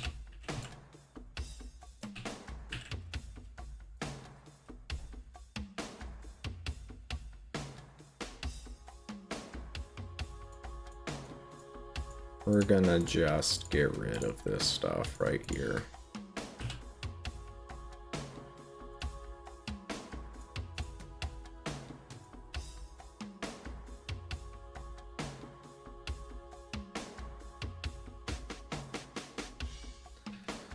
Yeah. The thing is that I already have a big shape. I mean, I know what you mean. Actually, that's a really good point that you bring up. I could just make a separate path mesh and do a subdivision and then tweak it later. That would actually probably make a little bit more sense than what I'm doing.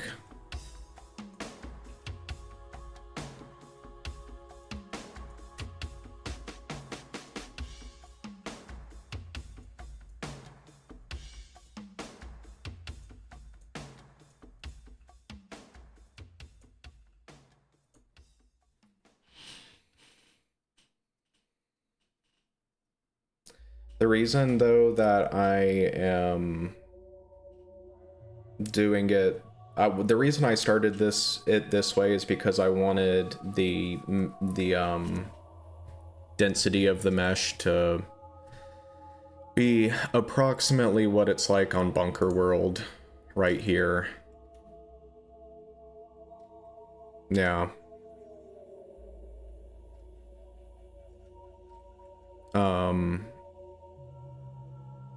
Right here. I wanted to keep this mesh density approximately.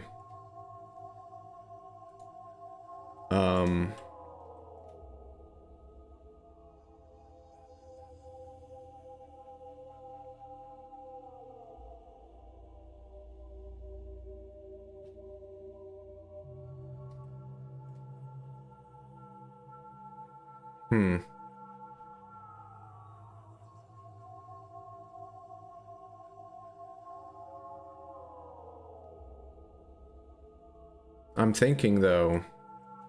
I'm thinking. I am thinking.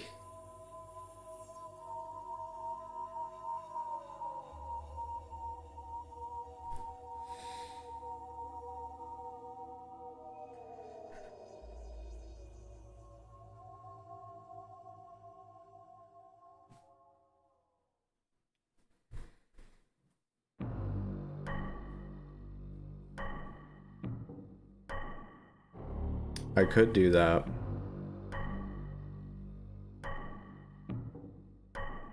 Would I don't think the remesh modifier will account for these curves and shapes though, would it?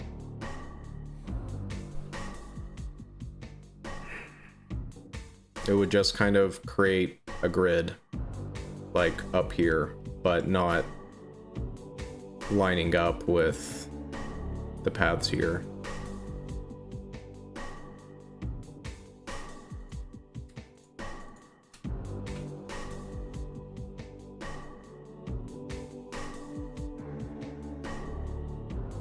No, the remesh modifier wouldn't do that.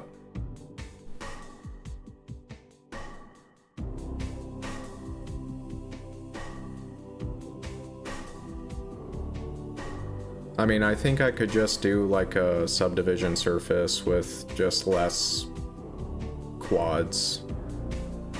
I knife it later, knife it in later. I mean,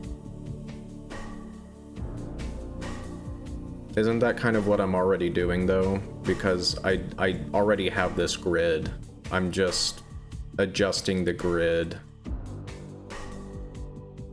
to meet up here.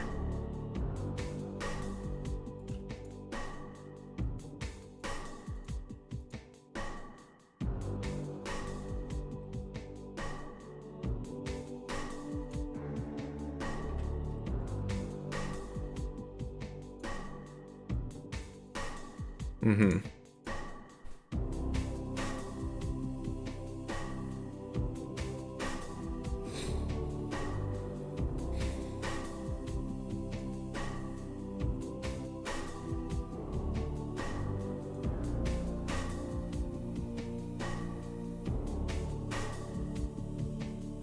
I'm gonna go with subdivision surface, see how that works, see how that goes, because that would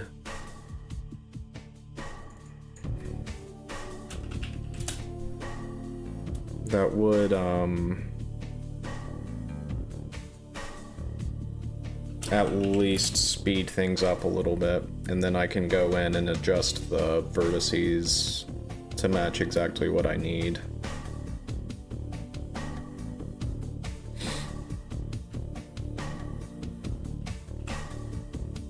Oops. Let's go with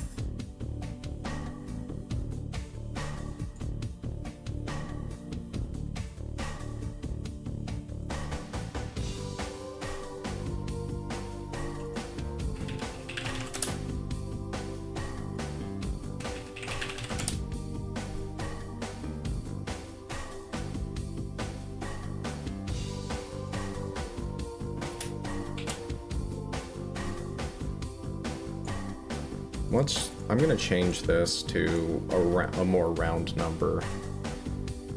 Let's do 95 times 2.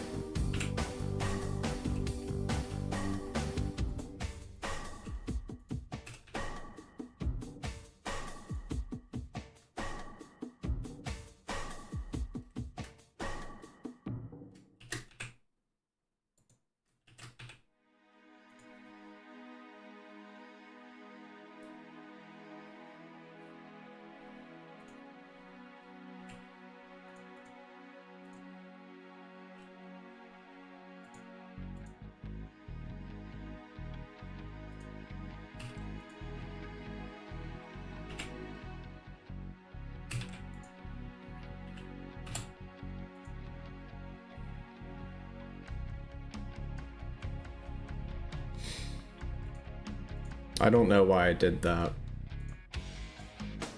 because I just want this to be a certain distance away, and then I'm gonna do the path. I'm gonna do the path first.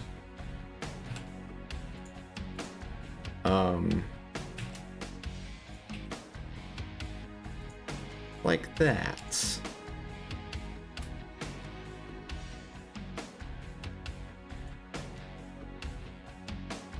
I think I will add a triangle here because the subdiv modifier will make it into quads, I think.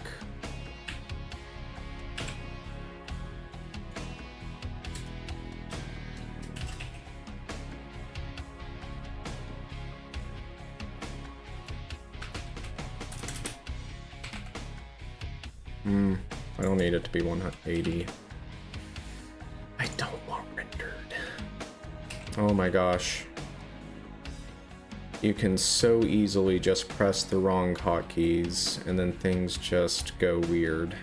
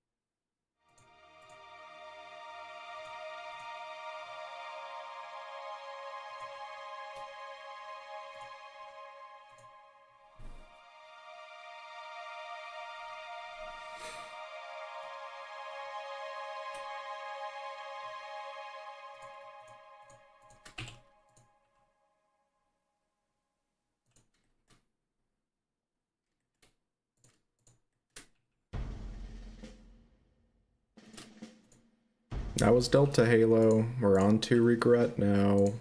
Yeehaw. I can't really listen to the music. I have to use my headphones, and I don't really feel like putting my headphones on. I just have the music on for all you lovely viewers. This stream is brought to you by people like you. Thank you.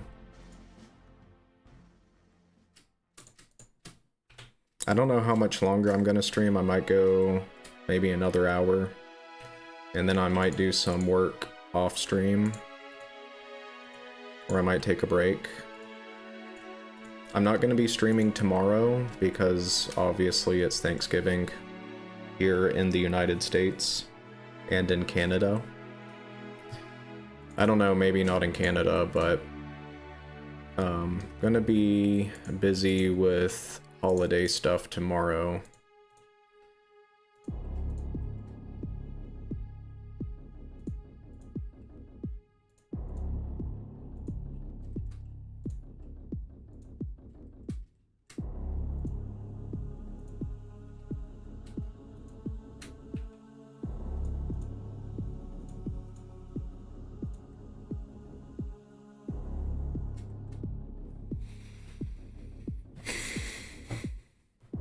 Let's take a look at how this subdivision is working. How is it working? Can we,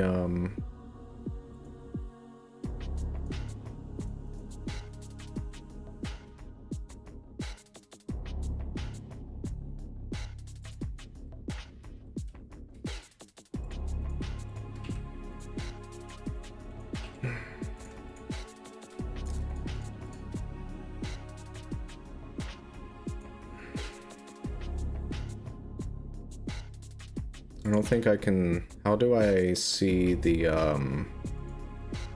wireframe? Is there a way to see the wireframe of the, subdivided mesh? You think I would know this considering I've been using Blender for over 10 years, but...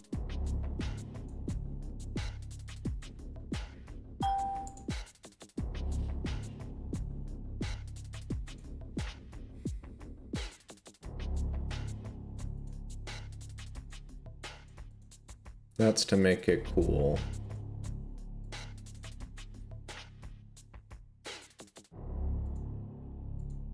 Well, whatever.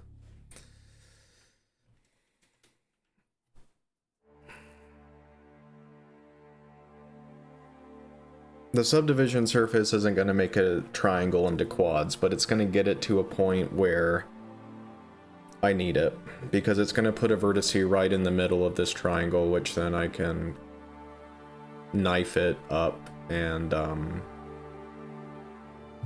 do shenanigans there.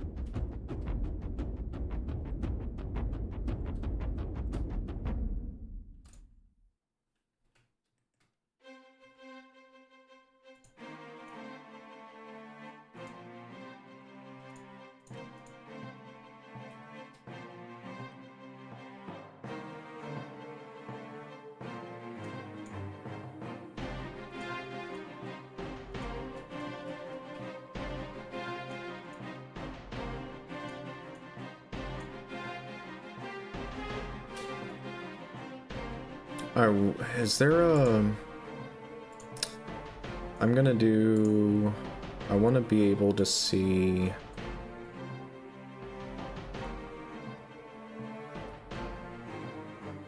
like, the normals. Not that it really matters at this point, but...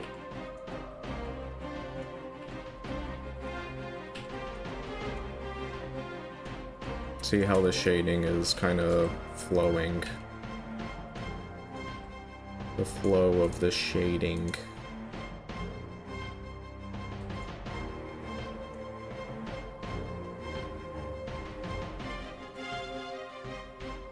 We have another fork in the road.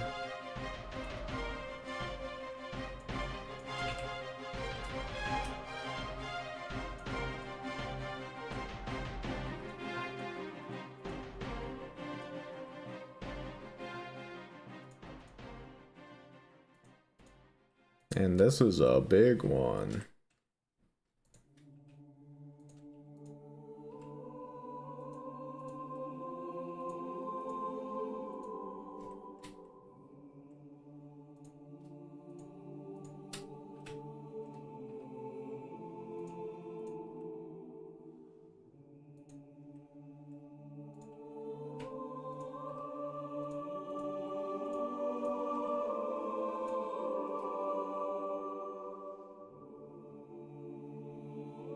This is, see, these quads are what I wanted to see.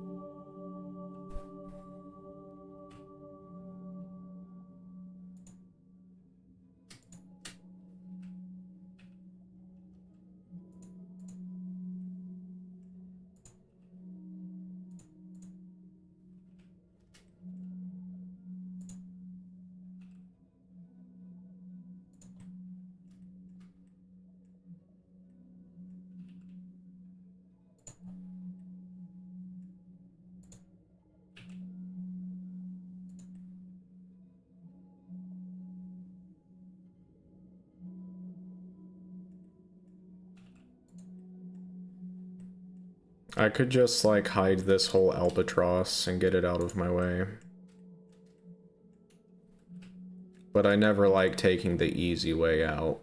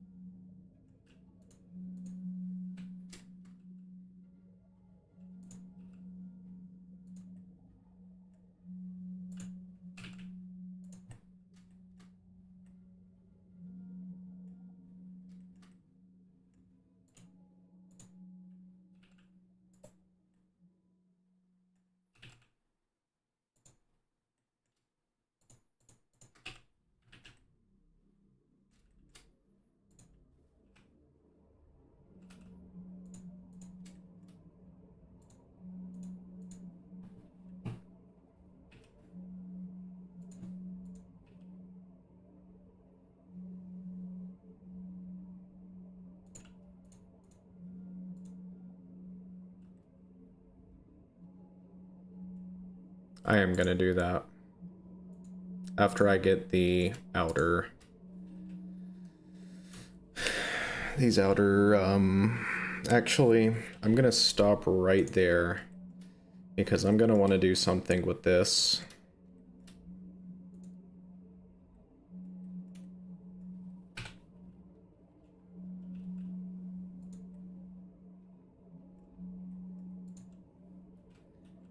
I'm vibe modeling. Look at me, I'm vibe modeling.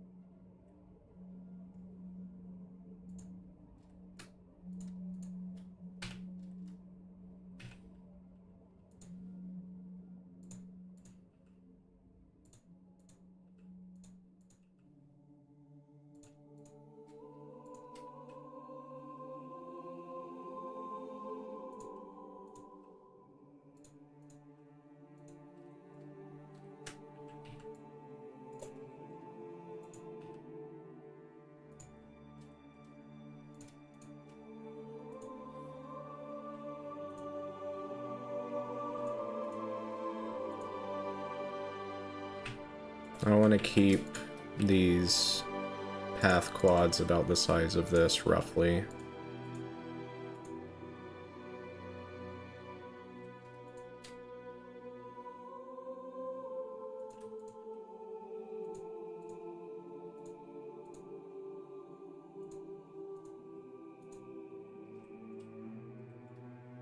I know that I'm not doing that here, but this is a special case.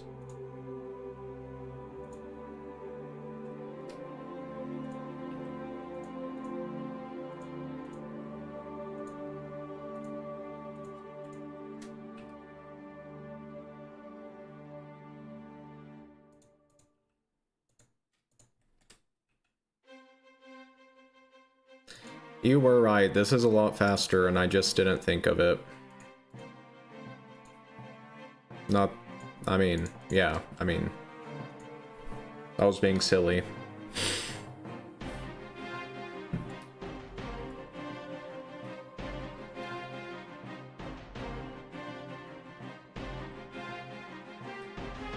Super silly.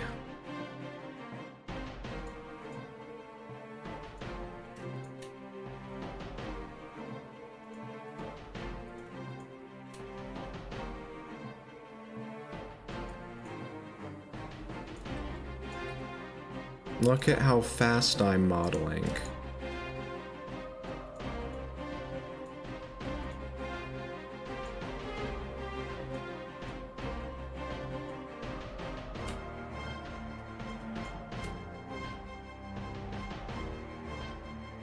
Yeah. Every single time I use Blender, I learn something new. Either something directly with the software itself, or just a better way to do things. Yeah.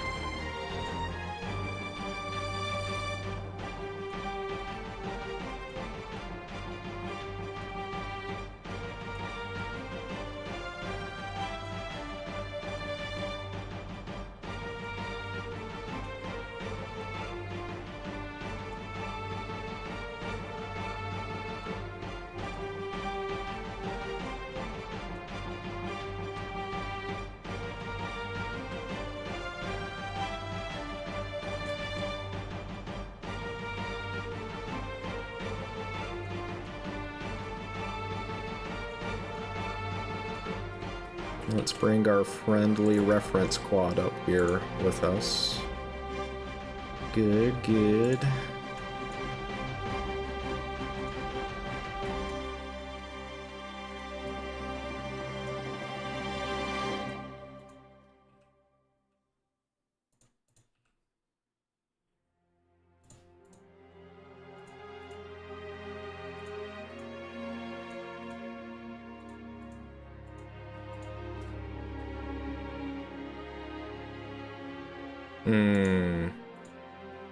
I need to make these a little smaller.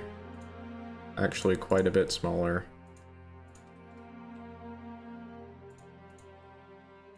Because they're getting a little too crazy.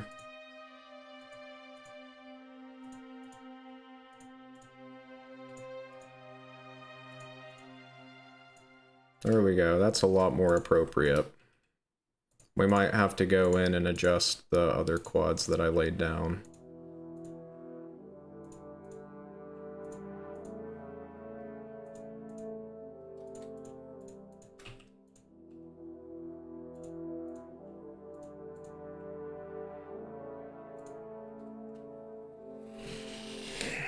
Well, that's one loop done.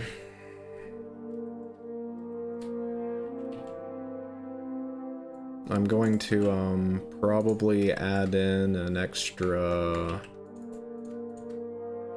quad here and just make things less crazy.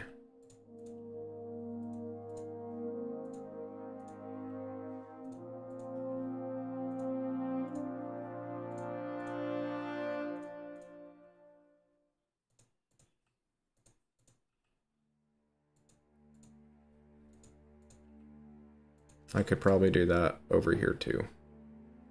I don't think it's as necessary.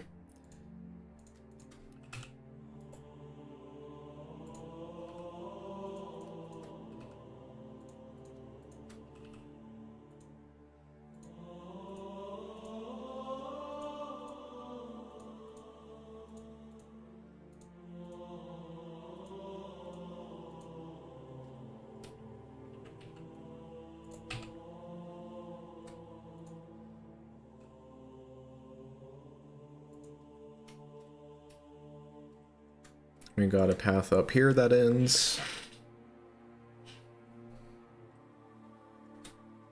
And a path up here that ends right there and right there.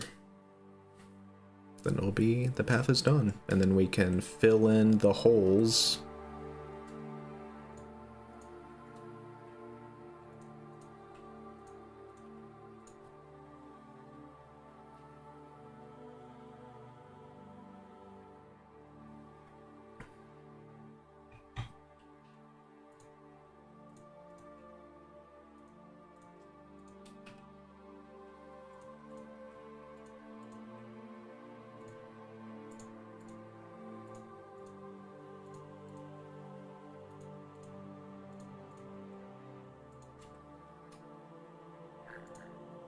I am still watching the music YouTube.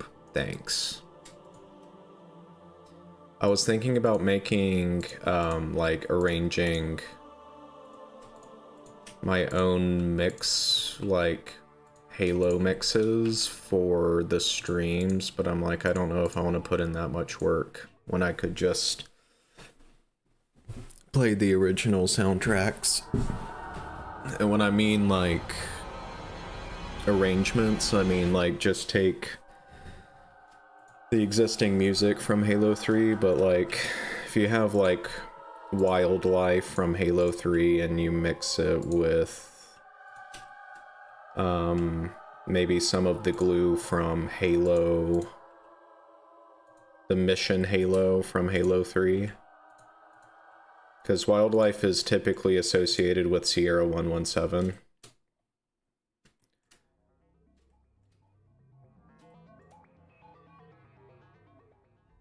I think the path ends, like, up here.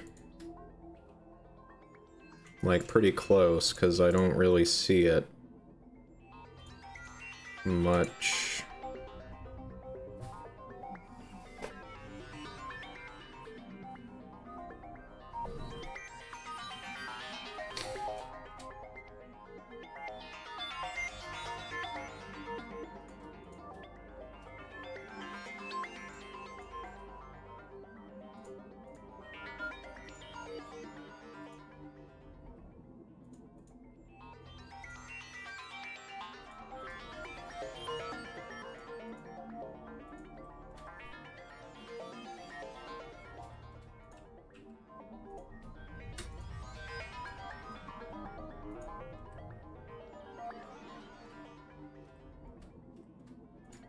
I'll extend it a little bit this way.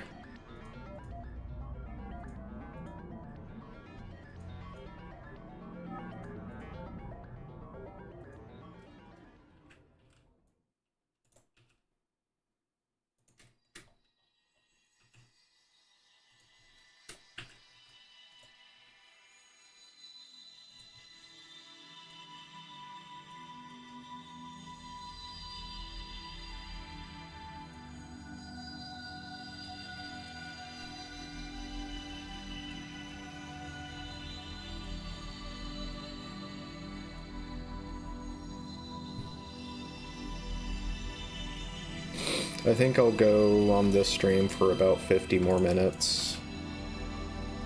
The turning of the hour, then I'm gonna maybe listen to some podcasts or something while I continue to work on this. Maybe I'll get a lot of work done as far as the terrain mesh goes, and next time I stream, might have quite a bit of this done. To where we can start working on the structure here. And maybe get the Albatross from Halo 3 in. Replace this Albatross with the Halo 3 Albatross. And then we can start testing the geometry, see if it plays well as intended, and then after that we can actually start texturing.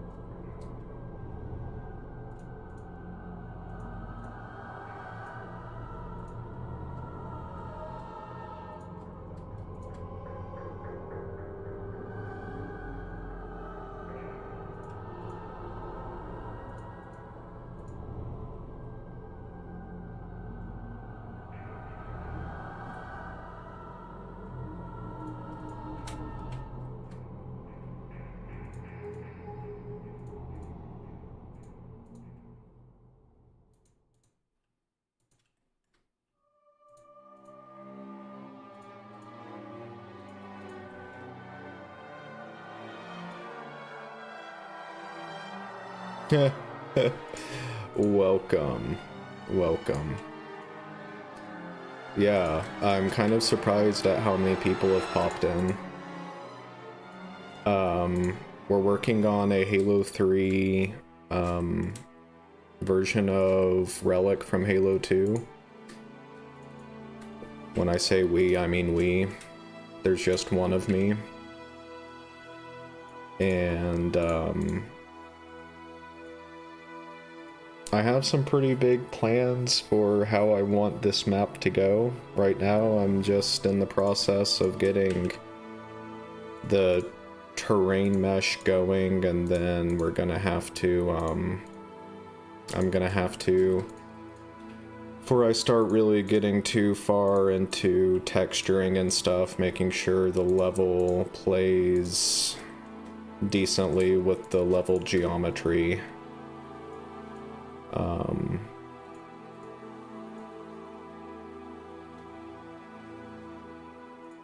So we don't detail things and then have to change them later,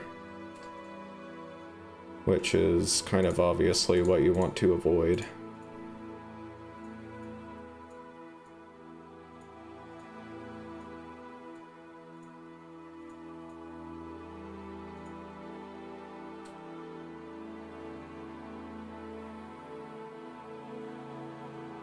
I think we can probably start filling in the areas between the paths now, or at least the outside.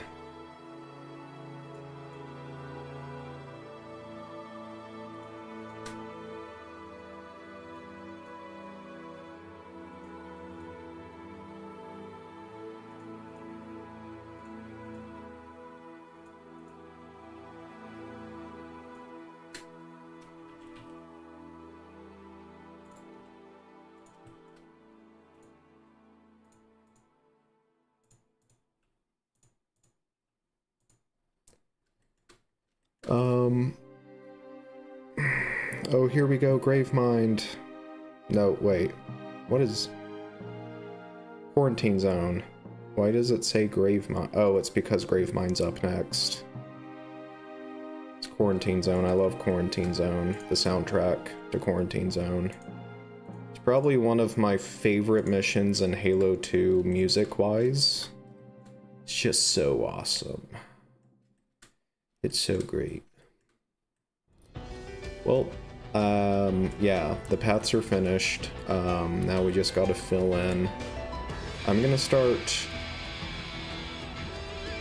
going around here on this guy.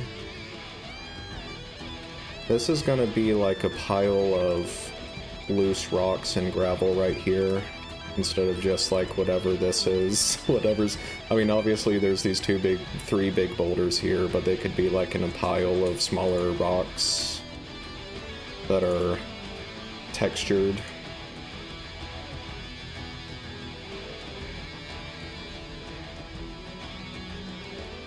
Let's bring down our handy dandy reference quad so we can eyeball this.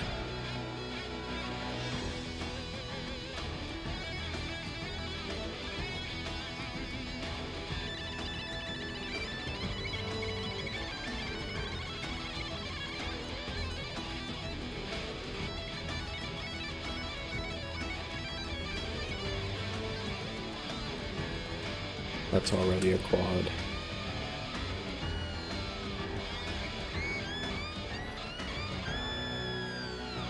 Ba-ba-ba-bum. Yeah, I only hear the music through my headphones, which I obviously don't have on.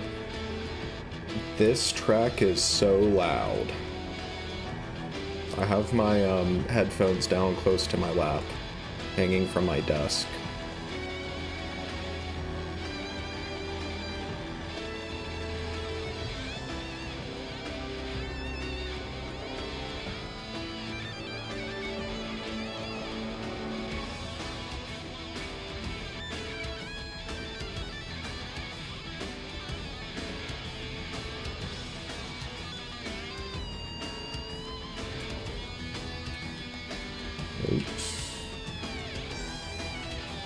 accidentally extruded.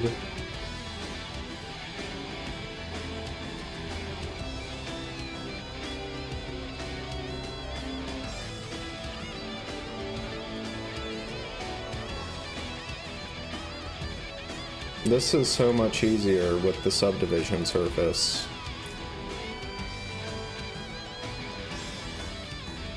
I'm so glad that you popped in, Jordan, to enlighten me. I will of course have to adjust it later, but at least the vertices will be where they're supposed to be approximately. They will be spaced apart appropriately.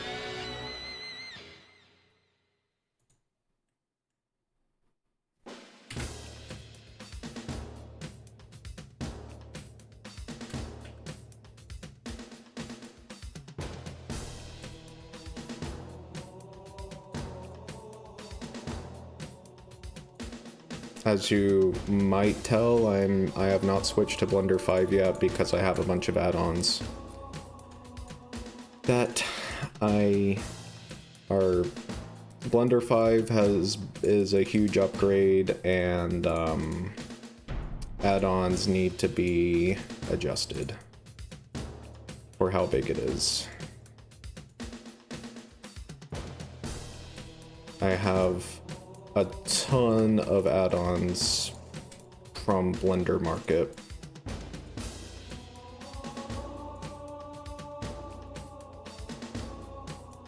Some having to do with modeling. I don't have, like, what is it, Mesh Machine or whatever, because I don't really have a need for it with what I do. I would say the best resources are just, first of all, C20, the Reclaimers Library, which is a website. The unfortunate thing, and this is kind of what C20 says, a lot of the knowledge with Halo modding is very, like, tribal, like, things, tribal knowledge, where it's not very easy to find things, and, C20 acknowledges that and kind of says that's the reason why C20 exists, is to put together the knowledge. Now, honestly, other than C20, well, you have Discord servers, like, I mean, C20 has its own Discord server, and then you have the Halo Archive server, you have other Halo modding Discord servers. I could give you a list of names of servers that I'm all a part of, and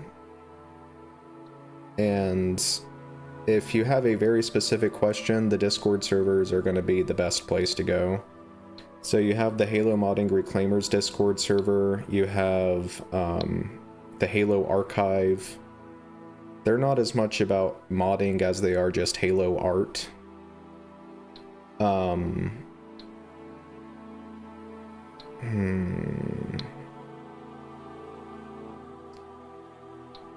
You have the Halo Mods Discord server. That seems quite a bit smaller. Well, actually, no, it's not. It's actually bigger than the Modding Reclaimer server. I would say the best place of, like, just generally best quality, like, information is the Halo Modding Reclaimers, but you could try even, like, the Halo New Covenant server. I don't know if... I don't think they... well, maybe not. Depends on the server rules. I don't want to, like, just have people go to a Discord server where things are not meant to, where, you know, it's not the topic of the server, but you, let's see. There's the Land. There is a Discord server called the Land, and they have a modding support channel.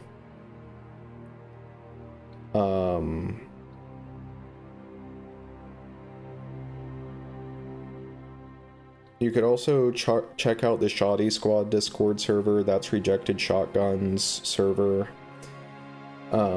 He's probably the most prevalent Halo modder.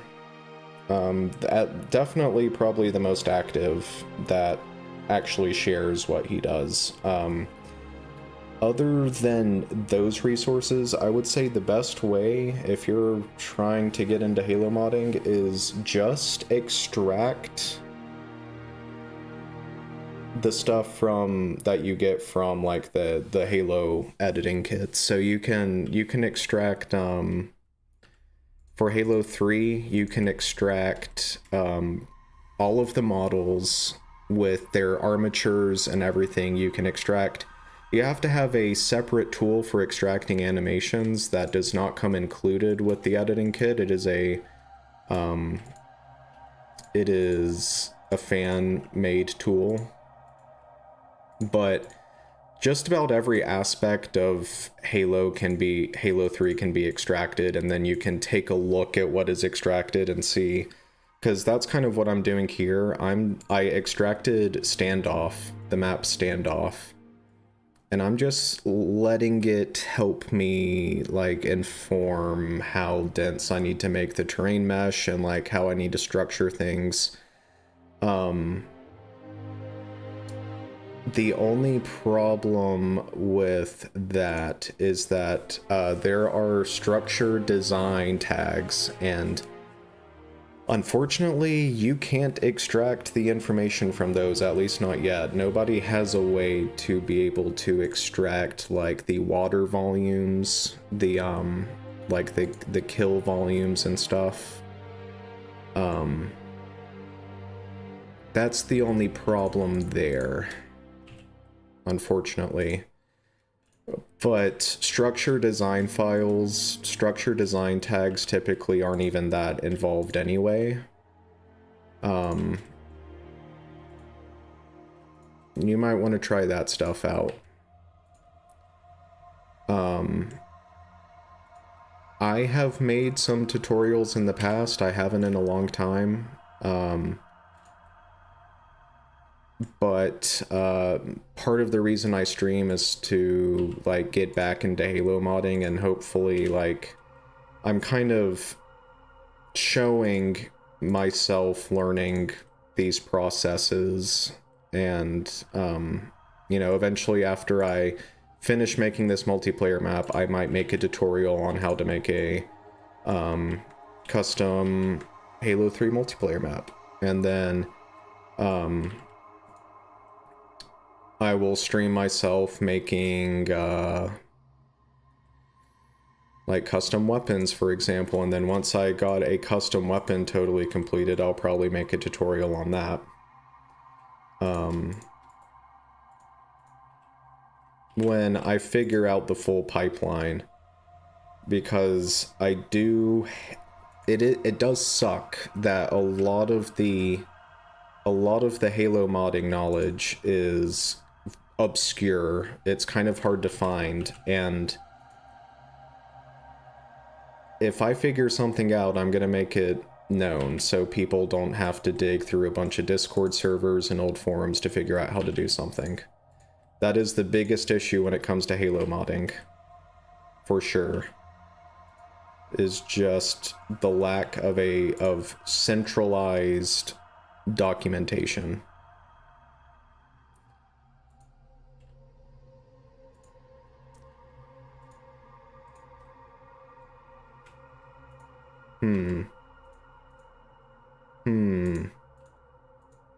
What am I doing?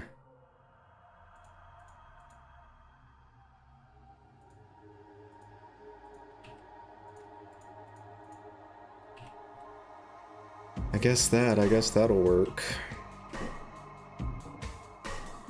Oh, that's a pole right there. Can I, what will happen if I bevel it? It's fine. It's fine. The C20 and Reclaimer server will be your best bet. They have Halo modding veterans there that are... when I ask a question there, when I have a question about something, I almost always get a response, and the response is usually within a day, Usually it's less than probably 12 hours or so. I mean, it's like I said, it's your best bet. It's my go-to server, Discord server. That's where I've learned a lot of things. I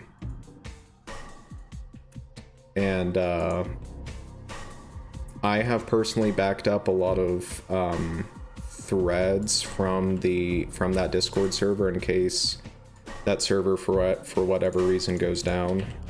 Really the only thread I've saved was one about permutations, when people were trying to figure out how you can make like variants of vehicles and characters, like put a different backpack on a grunt, or give brutes different armor or jackals different armor, or make damage permutations for vehicles. And I did save that. There were a couple of others related to animation, specifically when it involves weapon animation, first person weapon animations.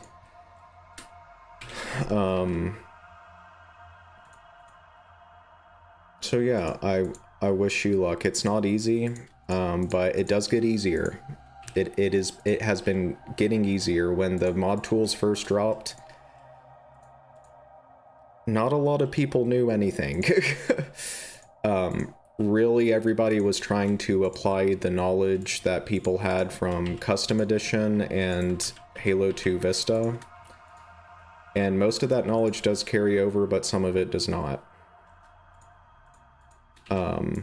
Because of course there are new engine features and stuff like that that are introduced with Halo 3 ODST. The best documented games are going to be Halo 1 in particular. That is the easiest to learn. Other than that, Halo 2 and Halo 3, and ODST, because ODST is just about like Halo 3, except you do have the addition of Firefight, but I don't think that really changed too much. In terms of Halo Reach modding, I really don't know that much about Halo Reach modding. I don't know what the modding meta is with Halo Reach. Halo Reach is almost an entirely different beast. Same with Halo 4.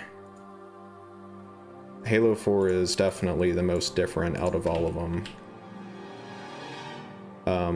But I don't have as much of an interest in modding Halo Reach or Halo 4 as I do with Halo 3.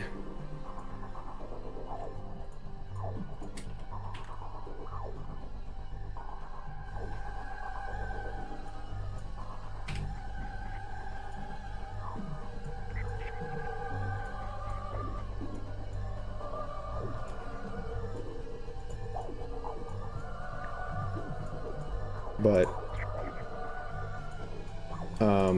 if you are not familiar with Blender, I would highly recommend you start learning Blender. I would start learning with Blender 4.5. Blender 5 just released. Blender 5 is definitely the more capable Blender version, but it's just so new that things have not caught up yet. And most of that knowledge that you learn from 4.5 will carry over. And I've been a Blender user for about 10 years, and I still learn new things every day. You never stop learning how to use Blender. You only get more proficient with it.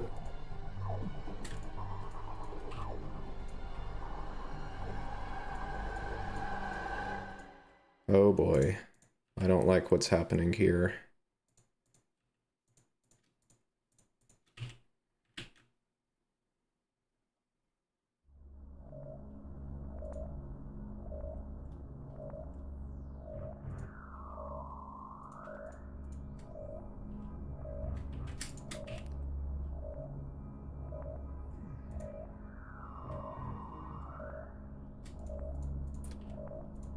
It would also be a good idea to learn about like texturing 3D models with, and most of that can be done in Blender, but you might also want to look into other programs like Material Maker, which is a free program.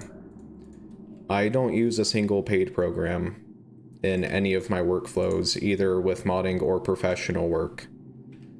Because really, if you only need to pay money if you want a more efficient workflow. It's the only time you ever need to pay for anything. But if you're just learning, then there's no point really in investing money, because you don't really know what is an efficient workflow until you've been working a while, and then you start to think, oh, if I do this way, it's going to be faster. How can I make this faster? And then you might see where somebody made an add-on or a plugin or an application that does something, that does that thing just faster.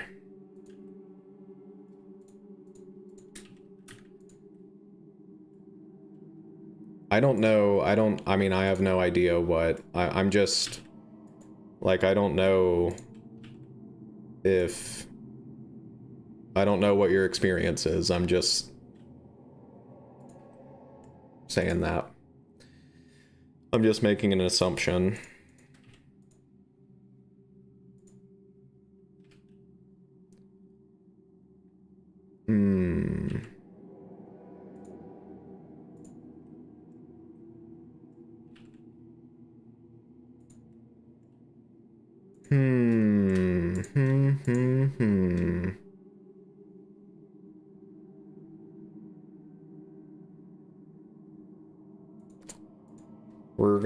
We're gonna put a triangle here.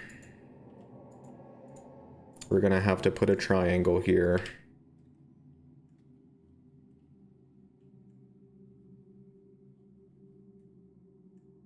But that's okay, because it's not gonna matter.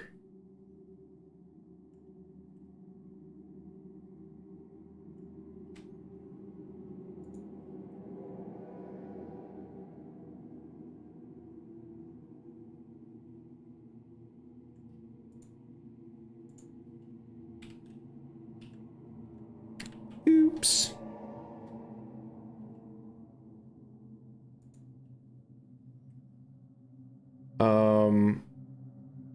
So visually it's going to be a little bit different. I have some references. I want to make this visually inspired by like the Greek Mediterranean coast. I'm going to add a little bit more to the skybox. In terms of gameplay, it's going to be pretty faithful. The ramps here that go up, those are going to be added as forge objects, and there is a teleporter right here that is going to, you know, that's turned on and off with this switch. That teleporter is not going to be a forge object. My plan is that it's not going to be a forge object, it's going to be there always, because I don't know how you could link a forge object to work with a device. So what I'm going to do is that I'm going to make a special forge object here that just creates a plasma, like a plasma shield, to where you can't walk into the teleporter. So you can turn that essentially turns the teleporter off.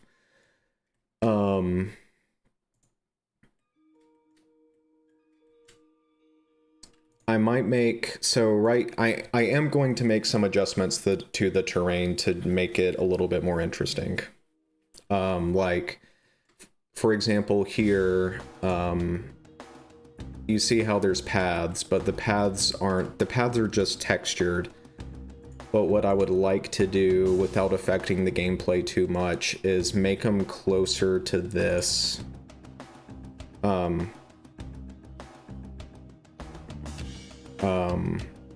see how these paths are actually kind of modeled on Bunker World on Standoff. That's kind of what I want to do with the paths here. So that's going to be a change where there is going to be some geometry.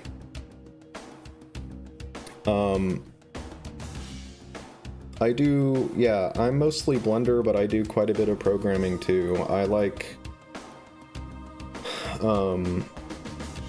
I'm sort of familiar with, right now I've kind of been learning, x86 and x64 assembly, but I have somewhat of a background in C and C++, and then also I like to use Godot, which uses GD script, its own Python-like language.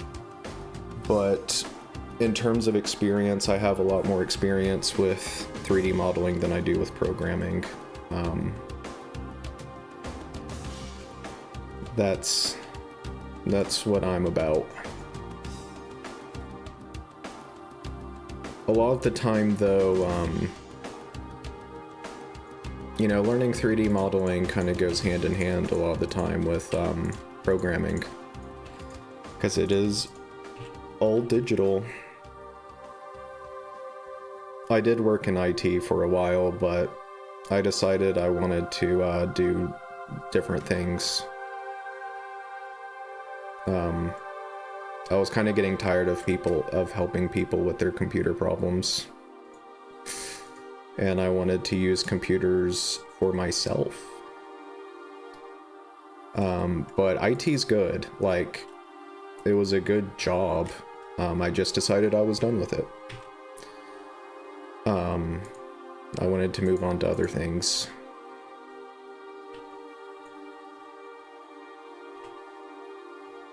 IT, though, can be pretty political and bureaucratic depending on, like, who you're working for. That was the one thing I didn't like about it.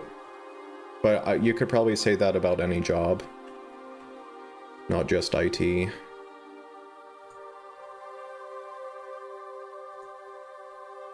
The thing that sucks about IT is that,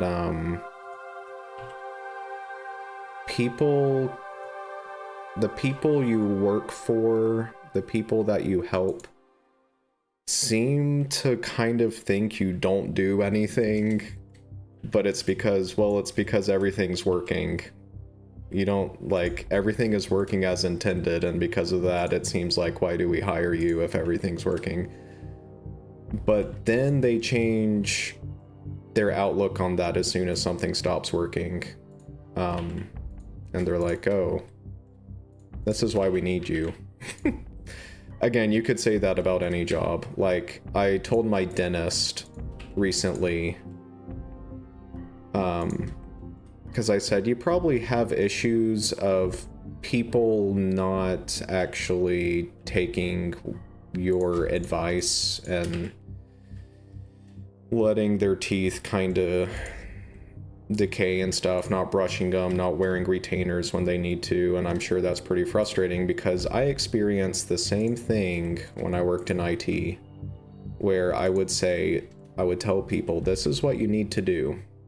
You know, if you want to keep things from breaking and falling apart, these are the steps you need to take.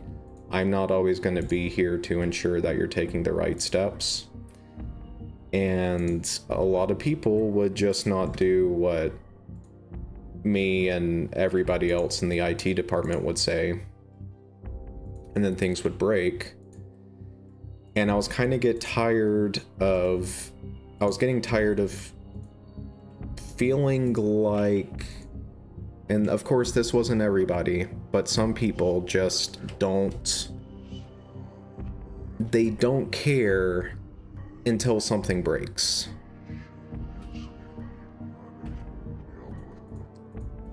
And that just is the thing that kind of sucks about IT.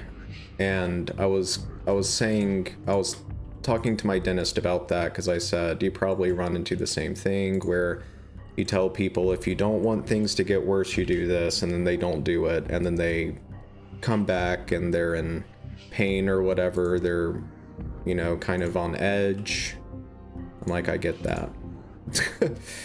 that is why if you tell me I need to do something, I will do it, because I'm paying you to give me your professional opinion on how I need to take care of my teeth.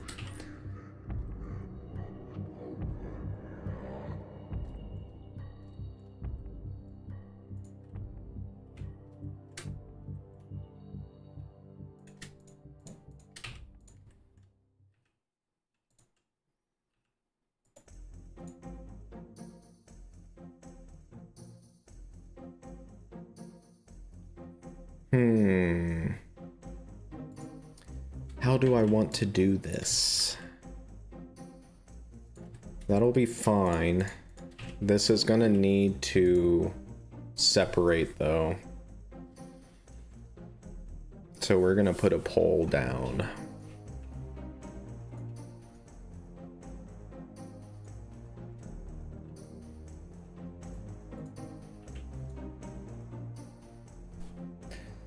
The main reason I decided I didn't want to do IT anymore is because I wanted to do something more creative with computers other than just troubleshooting them.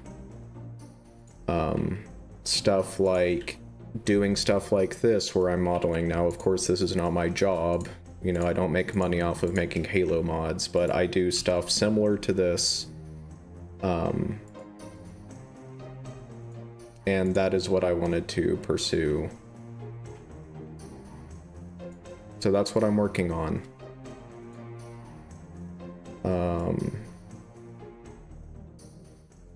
I think we can probably do that. And it will work out. Like so.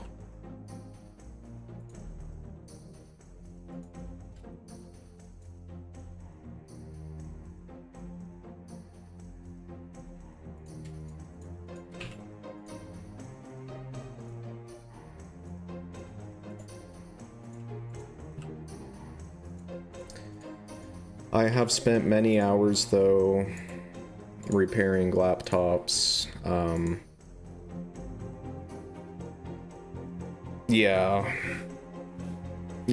I mean, the thing that really frustrated me the most about IT is that you would have, you know, when you work in IT for like a company or whatever, people start to reference you outside of work because, hey, there's a guy at my work that knows how to fix computer problems, he might be able to help you out.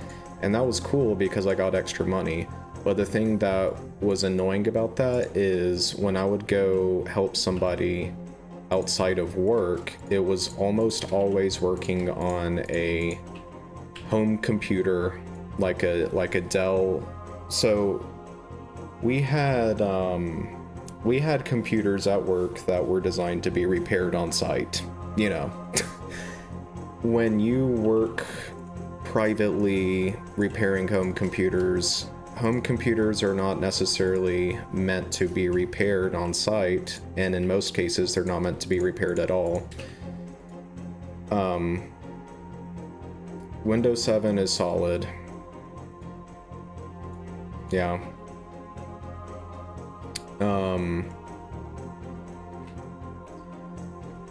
You would have to work on home computers, and I would tell people if they had a problem, like there was this time where I had to replace the video cable going from the laptop to the screen, the clamshell, you know, screen, and the video cable was coming loose because the screen would often turn off. And so I replaced the cable, but because it was a home computer, a home laptop that is not designed to be repaired, I spent probably a good 6 hours just trying to force my way into the hinge on the laptop and everything, and I had to break some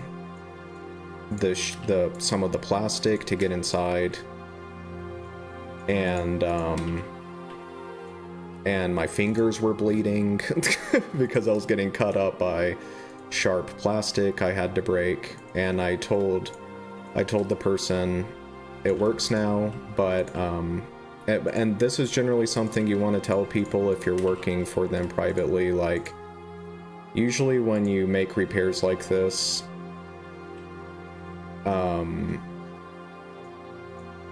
it's good to expect that at some point, like, this has reduced the lifespan of this computer. Just FYI, you know, there's nothing really you can do to avoid that.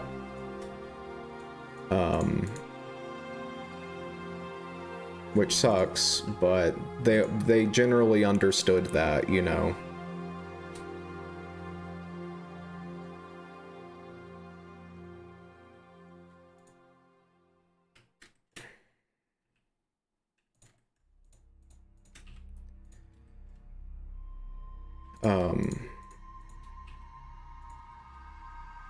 Yeah, working on home computers suck. If it's a custom-built PC, then it's, like, not a big deal because, obviously, you know, it's modular.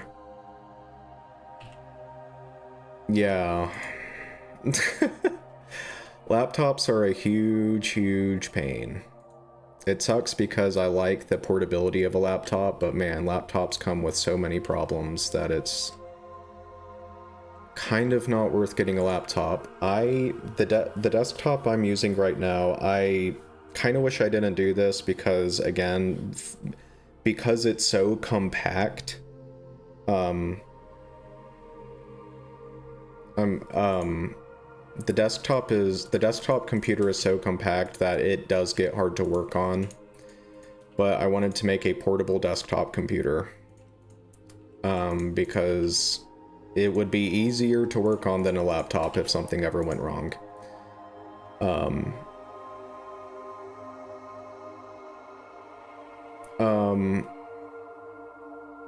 So I think that is something not going on, like computers getting cheaper and people not bothering to get them repaired because they're so cheap. That is something not unique to computers. We're seeing that with like televisions, where 30 years ago, like in my hometown, there was a TV repair store where you could just take whatever TV you had, and if somebody had the knowledge, they had the parts on hand, the TVs were designed to be repaired, and you could just take your TV, get it repaired instead of having to buy a whole new one. That is not the case today. If you buy a Roku TV or whatever, the back light goes out on the TV, the whole TV is just screwed, and you have to get a new one. And it's not that big of a deal because TVs are cheaper these days, but what that does create is that creates a bunch of electronic waste that has to be recycled or thrown away or whatever, which is a whole other process. And it really frustrates me because if you go to like Apple's website,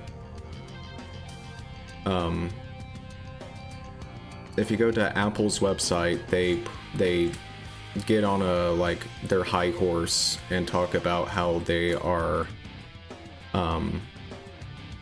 conscious, like, about the environment. But if that were true, if they were actually concerned about the environment, they would make their iPhones repairable and their iPads repairable. My mom's iPad wouldn't charge. Now, if it was a 2005 Motorola Razr or even a 2003 Game Boy Advance SP, you could just take the battery door off and just replace the battery with a screwdriver. That's all you would need to get to the battery. But with her iPad, we took it to an iPad repair shop, which, by the way,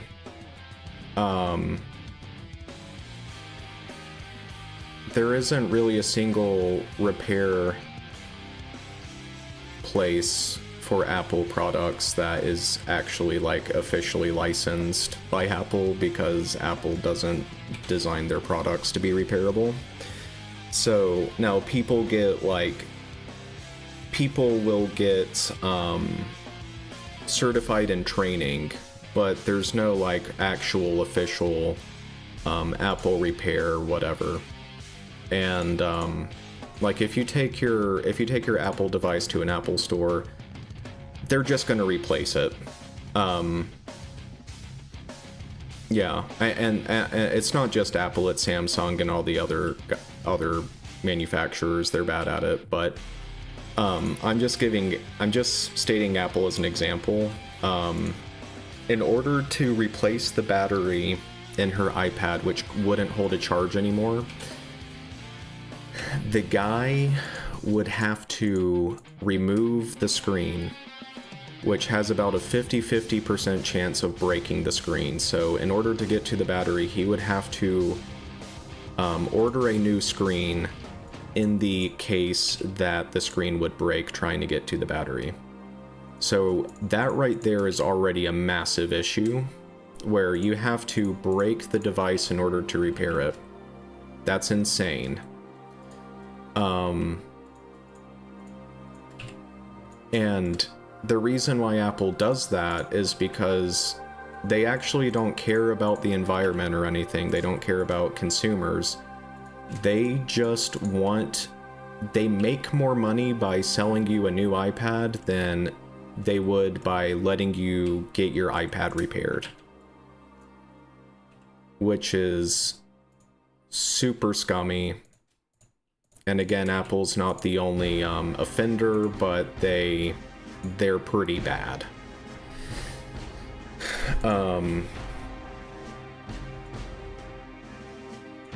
So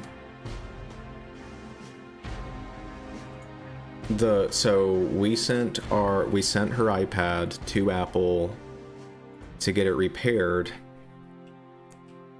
And the whole process of them even accepting the iPad, even though it was under warranty, was a headache. We had to go through like probably 3 or 4 different phone calls just to get Apple to accept the fact that we have a warranty and their device stopped working. So,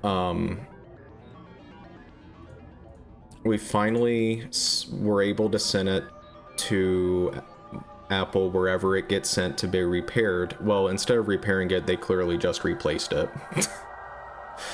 Which, again, because they can't repair it, because they didn't design the device to be repaired. It's so stupid. It kind of reminds me of like, so my dad owns a 1950 something Willie Jeep from like Korean War era US Army Jeep. And it is it runs as you would expect. It has no power steering, it has no power brakes or anything. It is really hard to drive.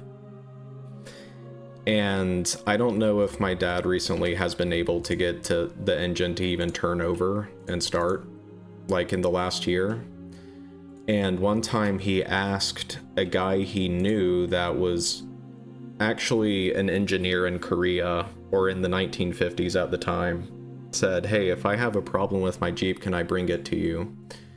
And the guy said, "The only thing I did to repair, the only thing anybody ever did in the military to repair something is to just take the engine out and replace the whole engine."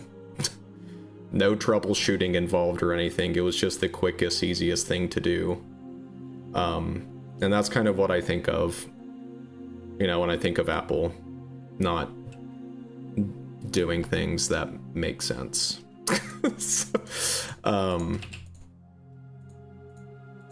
Just a funny little story about that.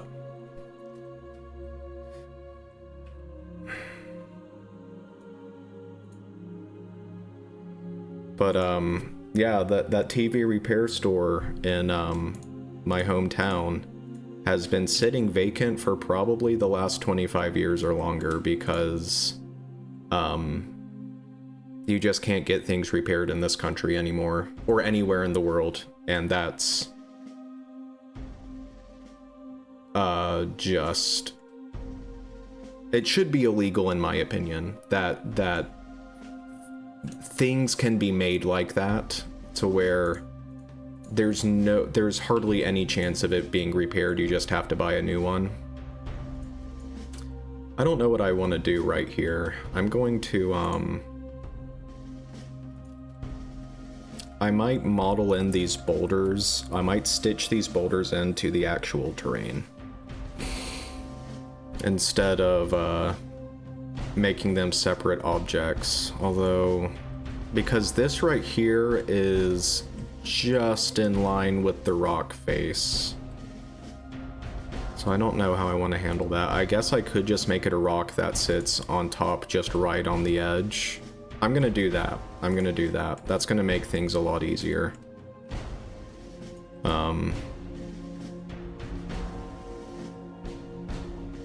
Yeah. Right to repair, that's what it's called. And see, we have right to repair for automobiles. I have Linux Mint installed on my laptop, that because my laptop couldn't run Windows 11. So I'm like, okay, well, if you're gonna block my device from being able to use your operating system, I'm going to switch to a competitor. So this is the only computer I use that has Windows installed on it anymore. Everything else has Linux. I don't have Linux installed on this computer just because I am comfortable enough using Windows on the daily.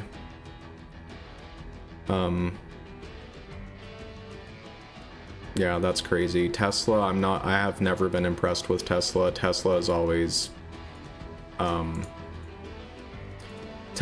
always given me the impression that they are the Apple computers of cars. I don't have anything against electric vehicles, it's just their business that I don't like. And how they decide to build things. Like the Cybertruck. The Cybertruck is obviously a very silly vehicle with very silly problems. Not that I have the money to buy a Cybertruck, but I don't have a desire to save up money to buy a Cybertruck. The thing about Windows, you can of course, as I'm sure you know, you can dual boot Windows and Linux, and everything on the Linux side works, but you have to be very careful. Like, you really shouldn't install Linux on the same drive as Windows, because every time Windows gets an update, it can screw up, Linux, and there's just a lot of stuff that I don't want to deal with, and I'm like, I can get along fine with Windows right now. Eventually, I'm probably going to make the permanent switch when I decide that Windows is just too insane to work with.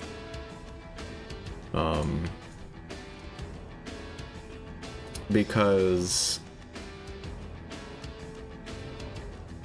I have in my closet, I have my old my old Dell desktop tower from like 2003.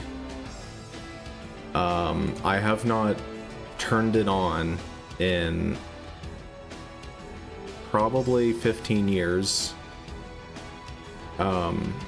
If I want to use Windows XP, I just start up a virtual machine. So I did on this YouTube channel, I made a compilation of every Windows XP movie maker transition, every title card, every credit, whatever, so people could look at it and replicate Windows XP style stuff in their program of choice.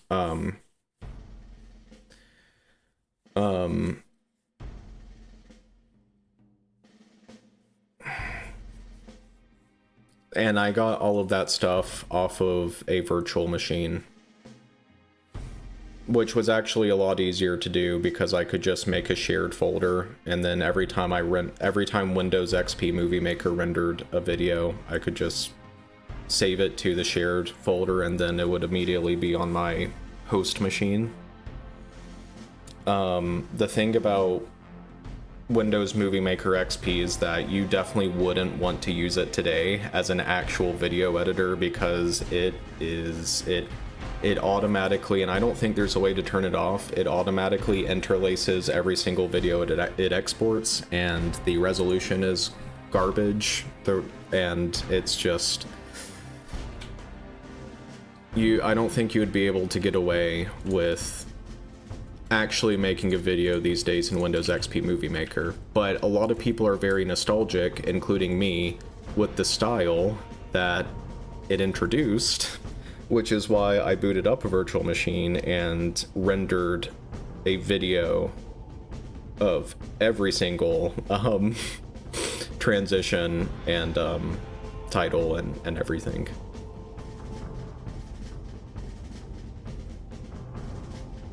It's not that hard to replicate Windows XP stuff in Blender, in the Blender video editor, or with animation or whatever. It's pretty simple. I've done it. I recreated one of the Windows XP title, the one with the two, like, you have the title, and then you have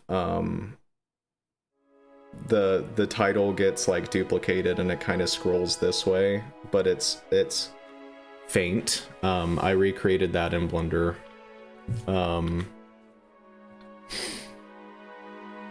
The other thing is that I think Windows blue screen white text, exactly. The thing about the other problem with Windows Movie Maker is that it only exports for 4:3 aspect ratio, I think. I don't think I was ever ready to... Hold on, just a second. I gotta send somebody a text.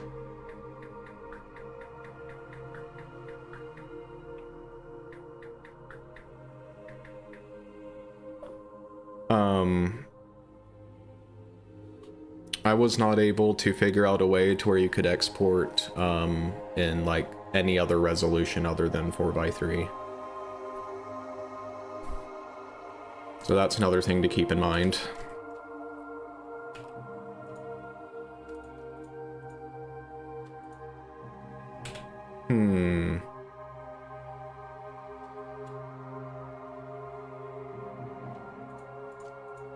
I'm gonna connect them this way.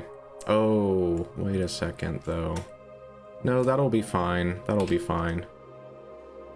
I could get these driftwood logs out of the way. But I won't.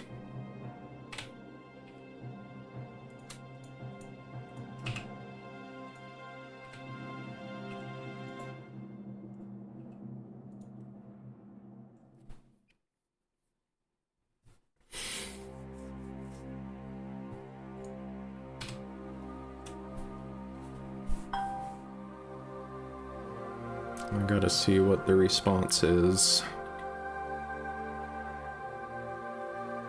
Okay. I'll probably go for about... I did say that I was going to stop the stream like 9 minutes ago, but I'll go for probably about another 20 minutes and then I'll call it a stream. Because it is late and I don't want to get my day and night confused, which is a serious danger.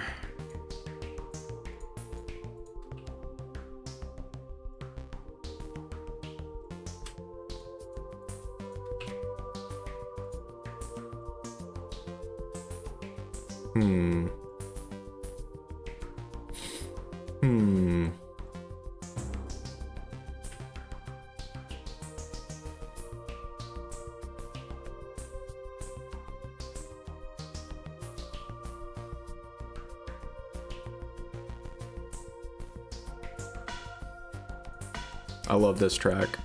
Pursuit of Truth. It's the damp, wet Halo song. It's so good.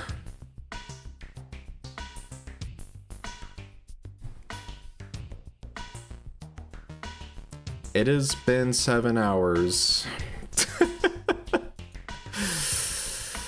I have not been keeping track of time.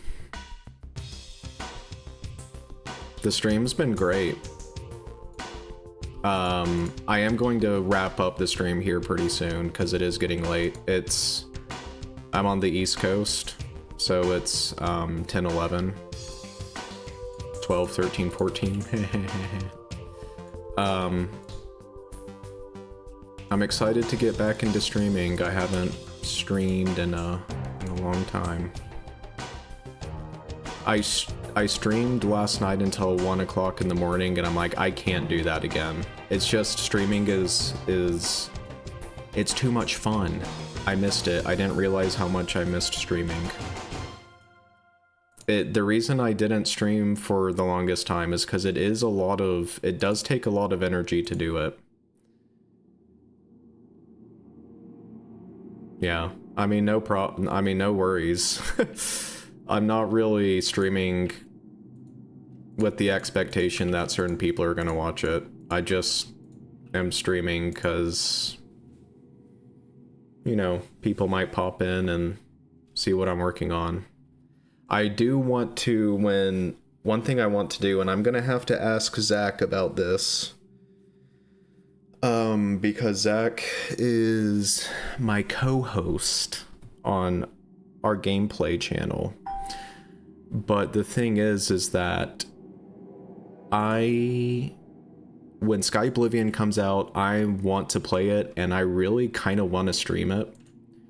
But if I stream it, then he's not going to be along for the ride because we're just not going to be able to like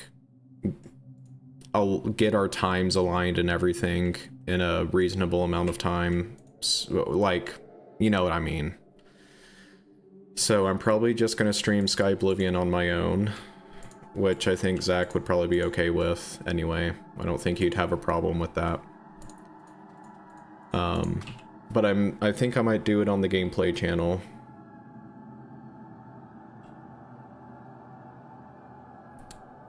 Sky Oblivion is supposedly coming out by the end of the year. Before January 1st, 2026, so they have like a month left to release it. I don't know if they're actually going to be able to reach that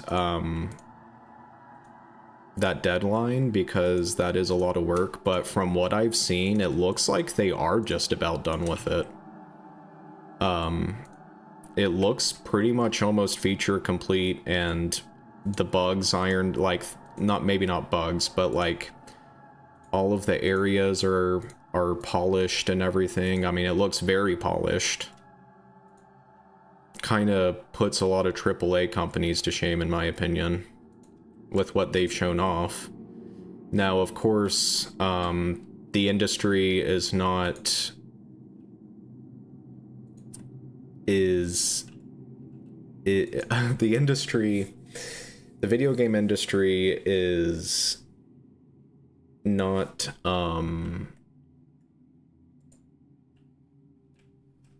stranger to smoke and mirrors. Cough cough, Halo 2. So a lot of what they have shown off could be smoke and mirrors, but considering that it is a community modding project, I wouldn't think so. But who knows, you know.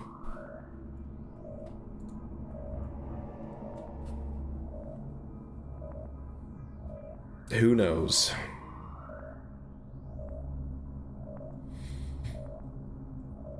but I'm excited for it because I will get my actual Oblivion remake that I wanted, and not the official Oblivion remaster that's just Unreal Engine on top of the original game, which I think is super boring of a remaster.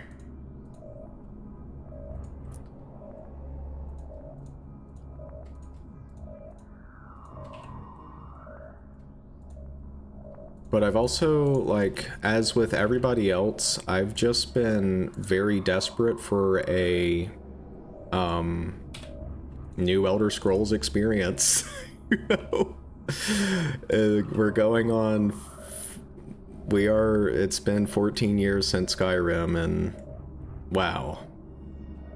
It's just insane to me. Like, when Skyrim came out, I was like, oh man, we won't have to wait that long for a new Elder Scrolls game, maybe like 4 years. And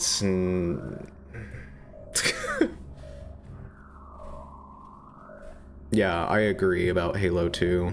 That was, I think that was their original intention, and Halo 2 was just so rushed and everything, and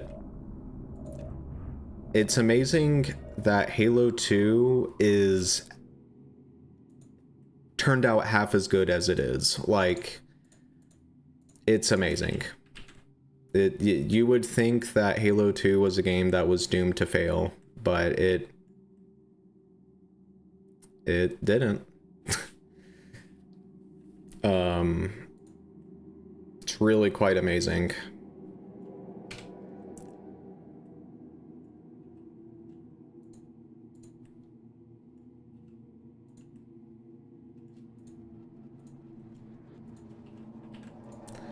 The crazy, and I think I mentioned this yesterday's stream, that when Skyrim came out, like, it was so funny because when ESO came out, I was like super disappointed that it was a multiplayer game, because I'm like, I want another Skyrim experience. I don't want an MMO. But I'm like, oh man, when Elder Scrolls 6 comes out, I'm gonna for sure just buy that at, you know, right up. Now, with how it's been, I could probably... I don't think I could care less about the Elder Scrolls at this point, like, with how Bethesda games have been over the last 8 years. It's like, I don't really have faith that the Elder Scrolls 6 is going to be good. I 100% agree with H2A. I never play H2A. I only ever play Halo 2 Classic, but now I have to install, like, what is it? 20 gigabytes for a game I'm never going to play because I want to play another game. Yeah, Fallout fans are in the same situation, especially with the Halo, I mean the Fallout 4 Anniversary Edition. It's like, are you serious? I'm a Fallout fan. Fallout 3 was my first Fallout game. Fallout 3 was my first Bethesda game. I would say I recognize that Fallout, and I agree that Fallout 4 is not a good Fallout game. It is not an RPG in any way, shape, or form. But I probably do get the most enjoyment out of Fallout 4 just because the moment-to-moment gameplay is pretty fun.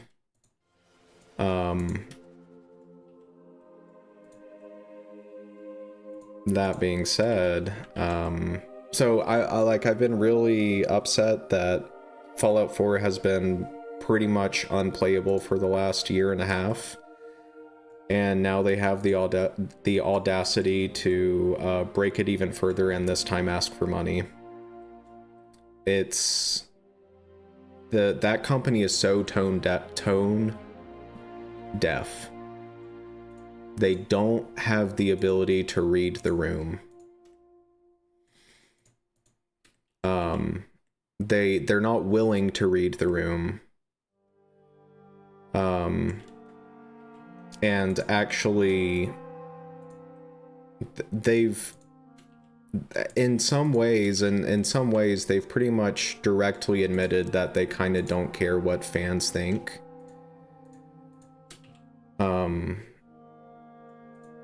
And that also shows in their behavior, and it's really sad to see.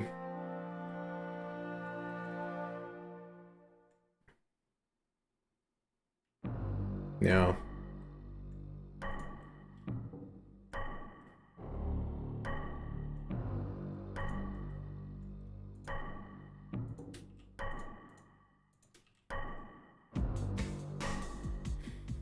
I don't like this triangle here.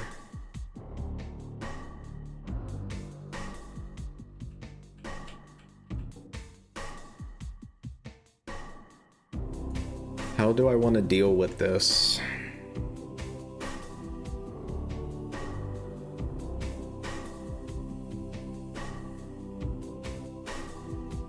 How do I deal with this? I know. There we go. That's how you deal with it. This whole subdivision surface thing is going to take a lot of tweaking after the fact, but it is helping me get the shapes I want. The general shapes.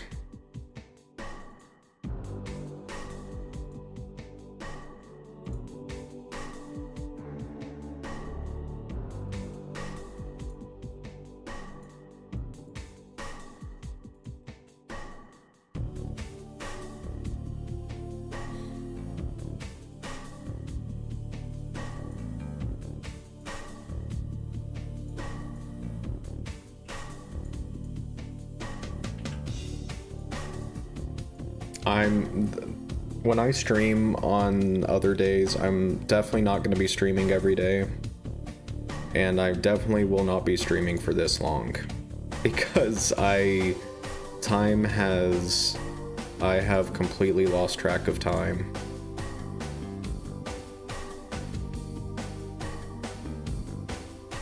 Yeah. 100%. It would be understandable if the games we got were like not broken on launch and actually kind of evolved it as to like what a video game can be. I feel like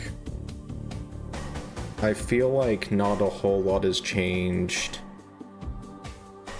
with video games and how, like, in terms of like new gameplay systems and stuff, and especially in the last 10 years, 15 years. Now you have certain companies that are really pioneering, like Rockstar and CD Projekt Red, and even Nintendo to a degree is pretty good at like kind of evolving formulas, but I think most game developers are still... I feel like video games really haven't changed all that much in a long time, and that kind of sucks. I feel like they haven't evolved. I don't really get excited over new video game releases anymore, just because I'm like, is it still going to feel like a game I could have played in 2010? You know, if it is, then I mean, I would just rather go play a game from 2010.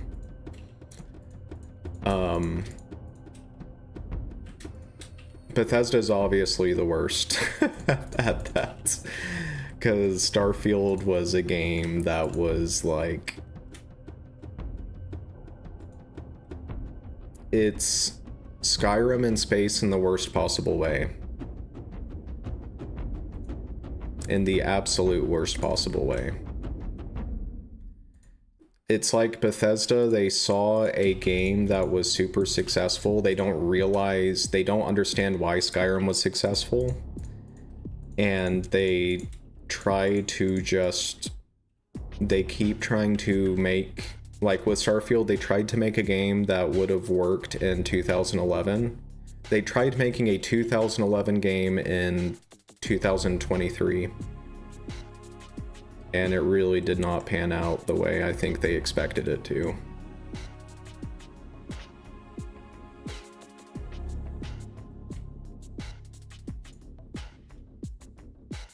Starfield is one of the few games on Steam that I've actually written a review for.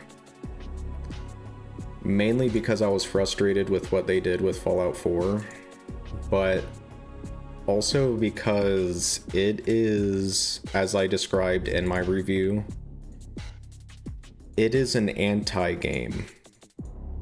It is a game that feels like an obligation to play. It's a game that feels that you play because, not because you want to play it, but it's a game that you feel like you have to play it. Until you get to about the 30-some hour mark, and then you realize that there's nothing redeeming about this game. Yeah, Fallout 4 was very much that. And as somebody who likes Fallout 4, I recognize that. Like, Fallout 4 is definitely a bad Fallout game. It's a good game, it's a bad Fallout game.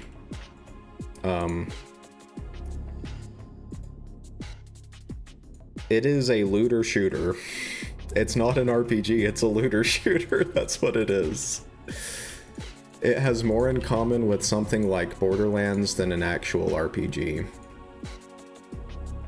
Especially with how you see how legendary weapons work. Where legendary weapons in Fallout 4 are not actually unique at all.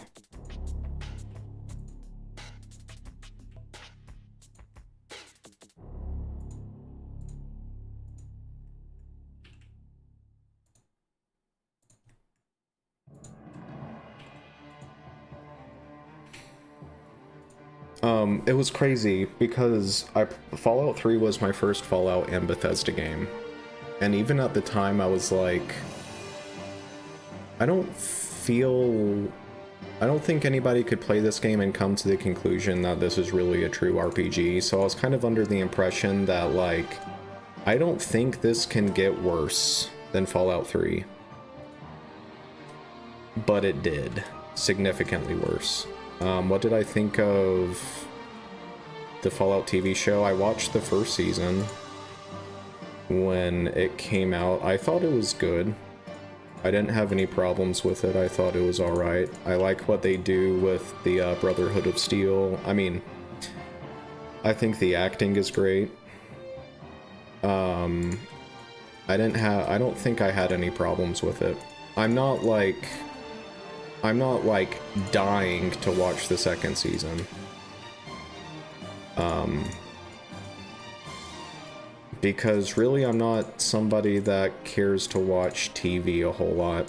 I'm more of a video game person. That's how I get my entertainment.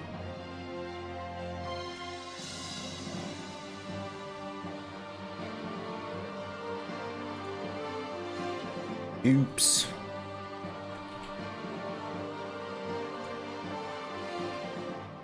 Oh my gosh, I hate that the hide key is right next to the grab.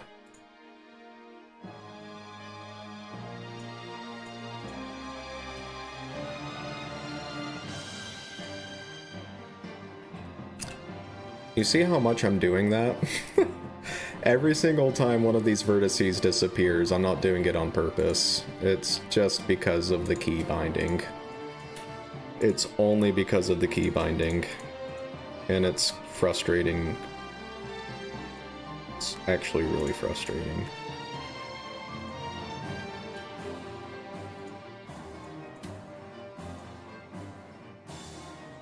I did play the Halo 2 E3 demo. I played it when the Dig Site team released it. of course it broke on me when I played it because I was not,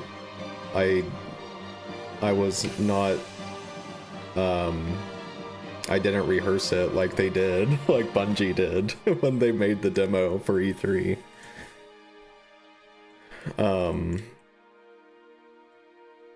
But I did play it. And I thought it was cool, but it's really not meant to be played. Yeah. It's glitchy because you have to get to certain checkpoints and everything at the exact right time.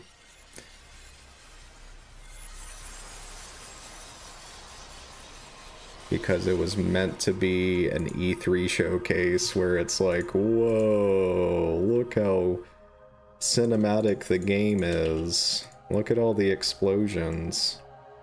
Look at all of these gameplay systems that look like we've implemented them, but are actually just a cutscene, essentially.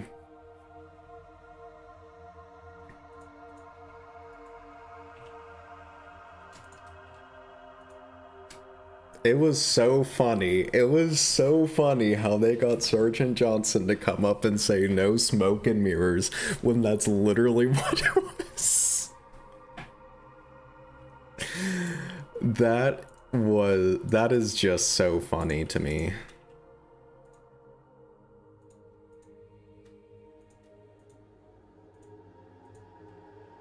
No smoke and mirrors, BS. This is what the game is really gonna be like, guys. This is the real game.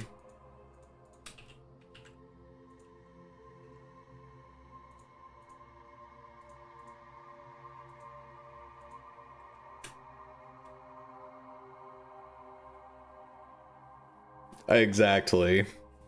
And the elite, well, actually no, elites did drop in Outskirts. But they didn't, there were no brutes in the until like well into the campaign, into I don't think you see a single brute in Halo 2 until I mean, you see dead brutes on Sacred Icon, but it's not until you get to High Charity where you actually see a brute, which is crazy. But they had brutes in the Earth City E3 demo. Like they were gonna have a big presence in the game, bigger than they had.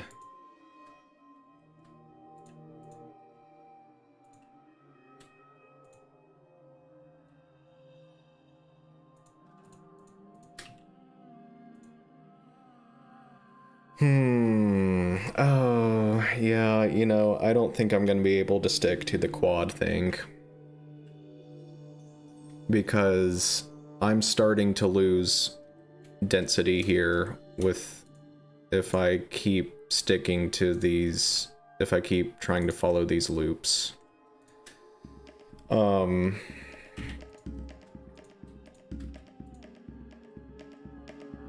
gonna do that. I'm gonna come back to this later. I want to work on this. But I think it's past time for me to end the stream. We've been going on almost 8 hours at this point. How would I rank the trilogy? Halo 2 would be the bottom. I would say Halo 3 would be number 1, but it is so close with Halo CE. I would say the reason why Halo 3 wins over Halo 1 is just because it has, like, it's just, you know, it has all of the social features of, like, file share, Forge, custom games, online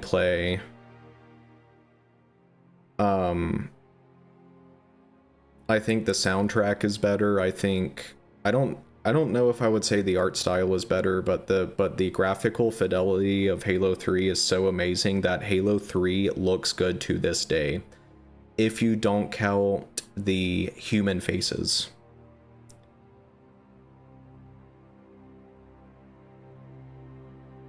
Yeah, the campaign in Halo 3... The campaign in Halo 3 is, I feel like, a lot more fleshed out than Halo 2 in some aspects. Like, it was very clear that they were able to do what they wanted to do with Halo 3, unlike Halo 2. But, that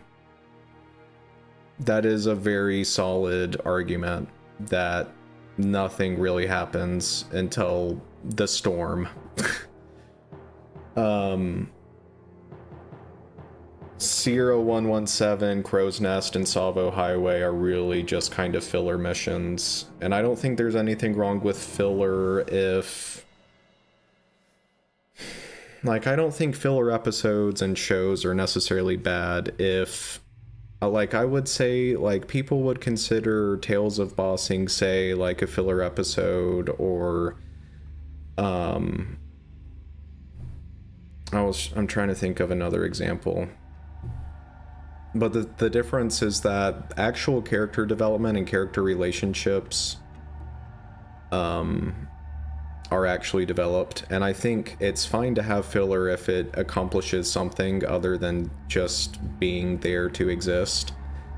I think Salvo Highway is excellent in setting up the storm. The reveal of the Forerunner Dreadnought in the Arc portal pedestal thing on Salvo Highway, and the build-up where you hear Brute saying, like, I see it, Pack Brothers, the holy artifact. The humans are fools to have lived on this land not knowing what lays underneath, and you hear like the build up to the reveal of the Arc portal. And so I love Salvo Highway in that aspect. Crow's Nest is weird because Crow's Nest is there to establish the characters. It's there to establish Lord Hood. It's there to establish Miranda Keyes. It's even there to establish the Prophet of Truth.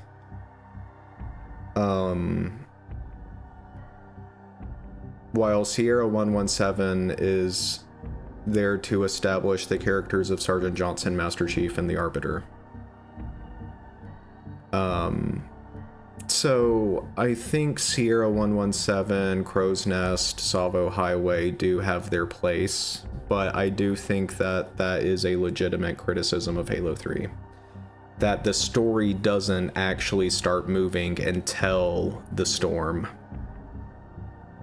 And it takes the first half of the game to just establish the characters.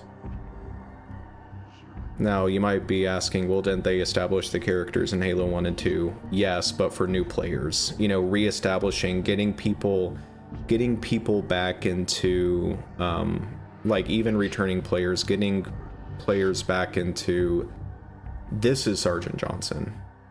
This is Miranda Keyes, you know. This is the Arbiter. This is where they are after the events of Halo 2.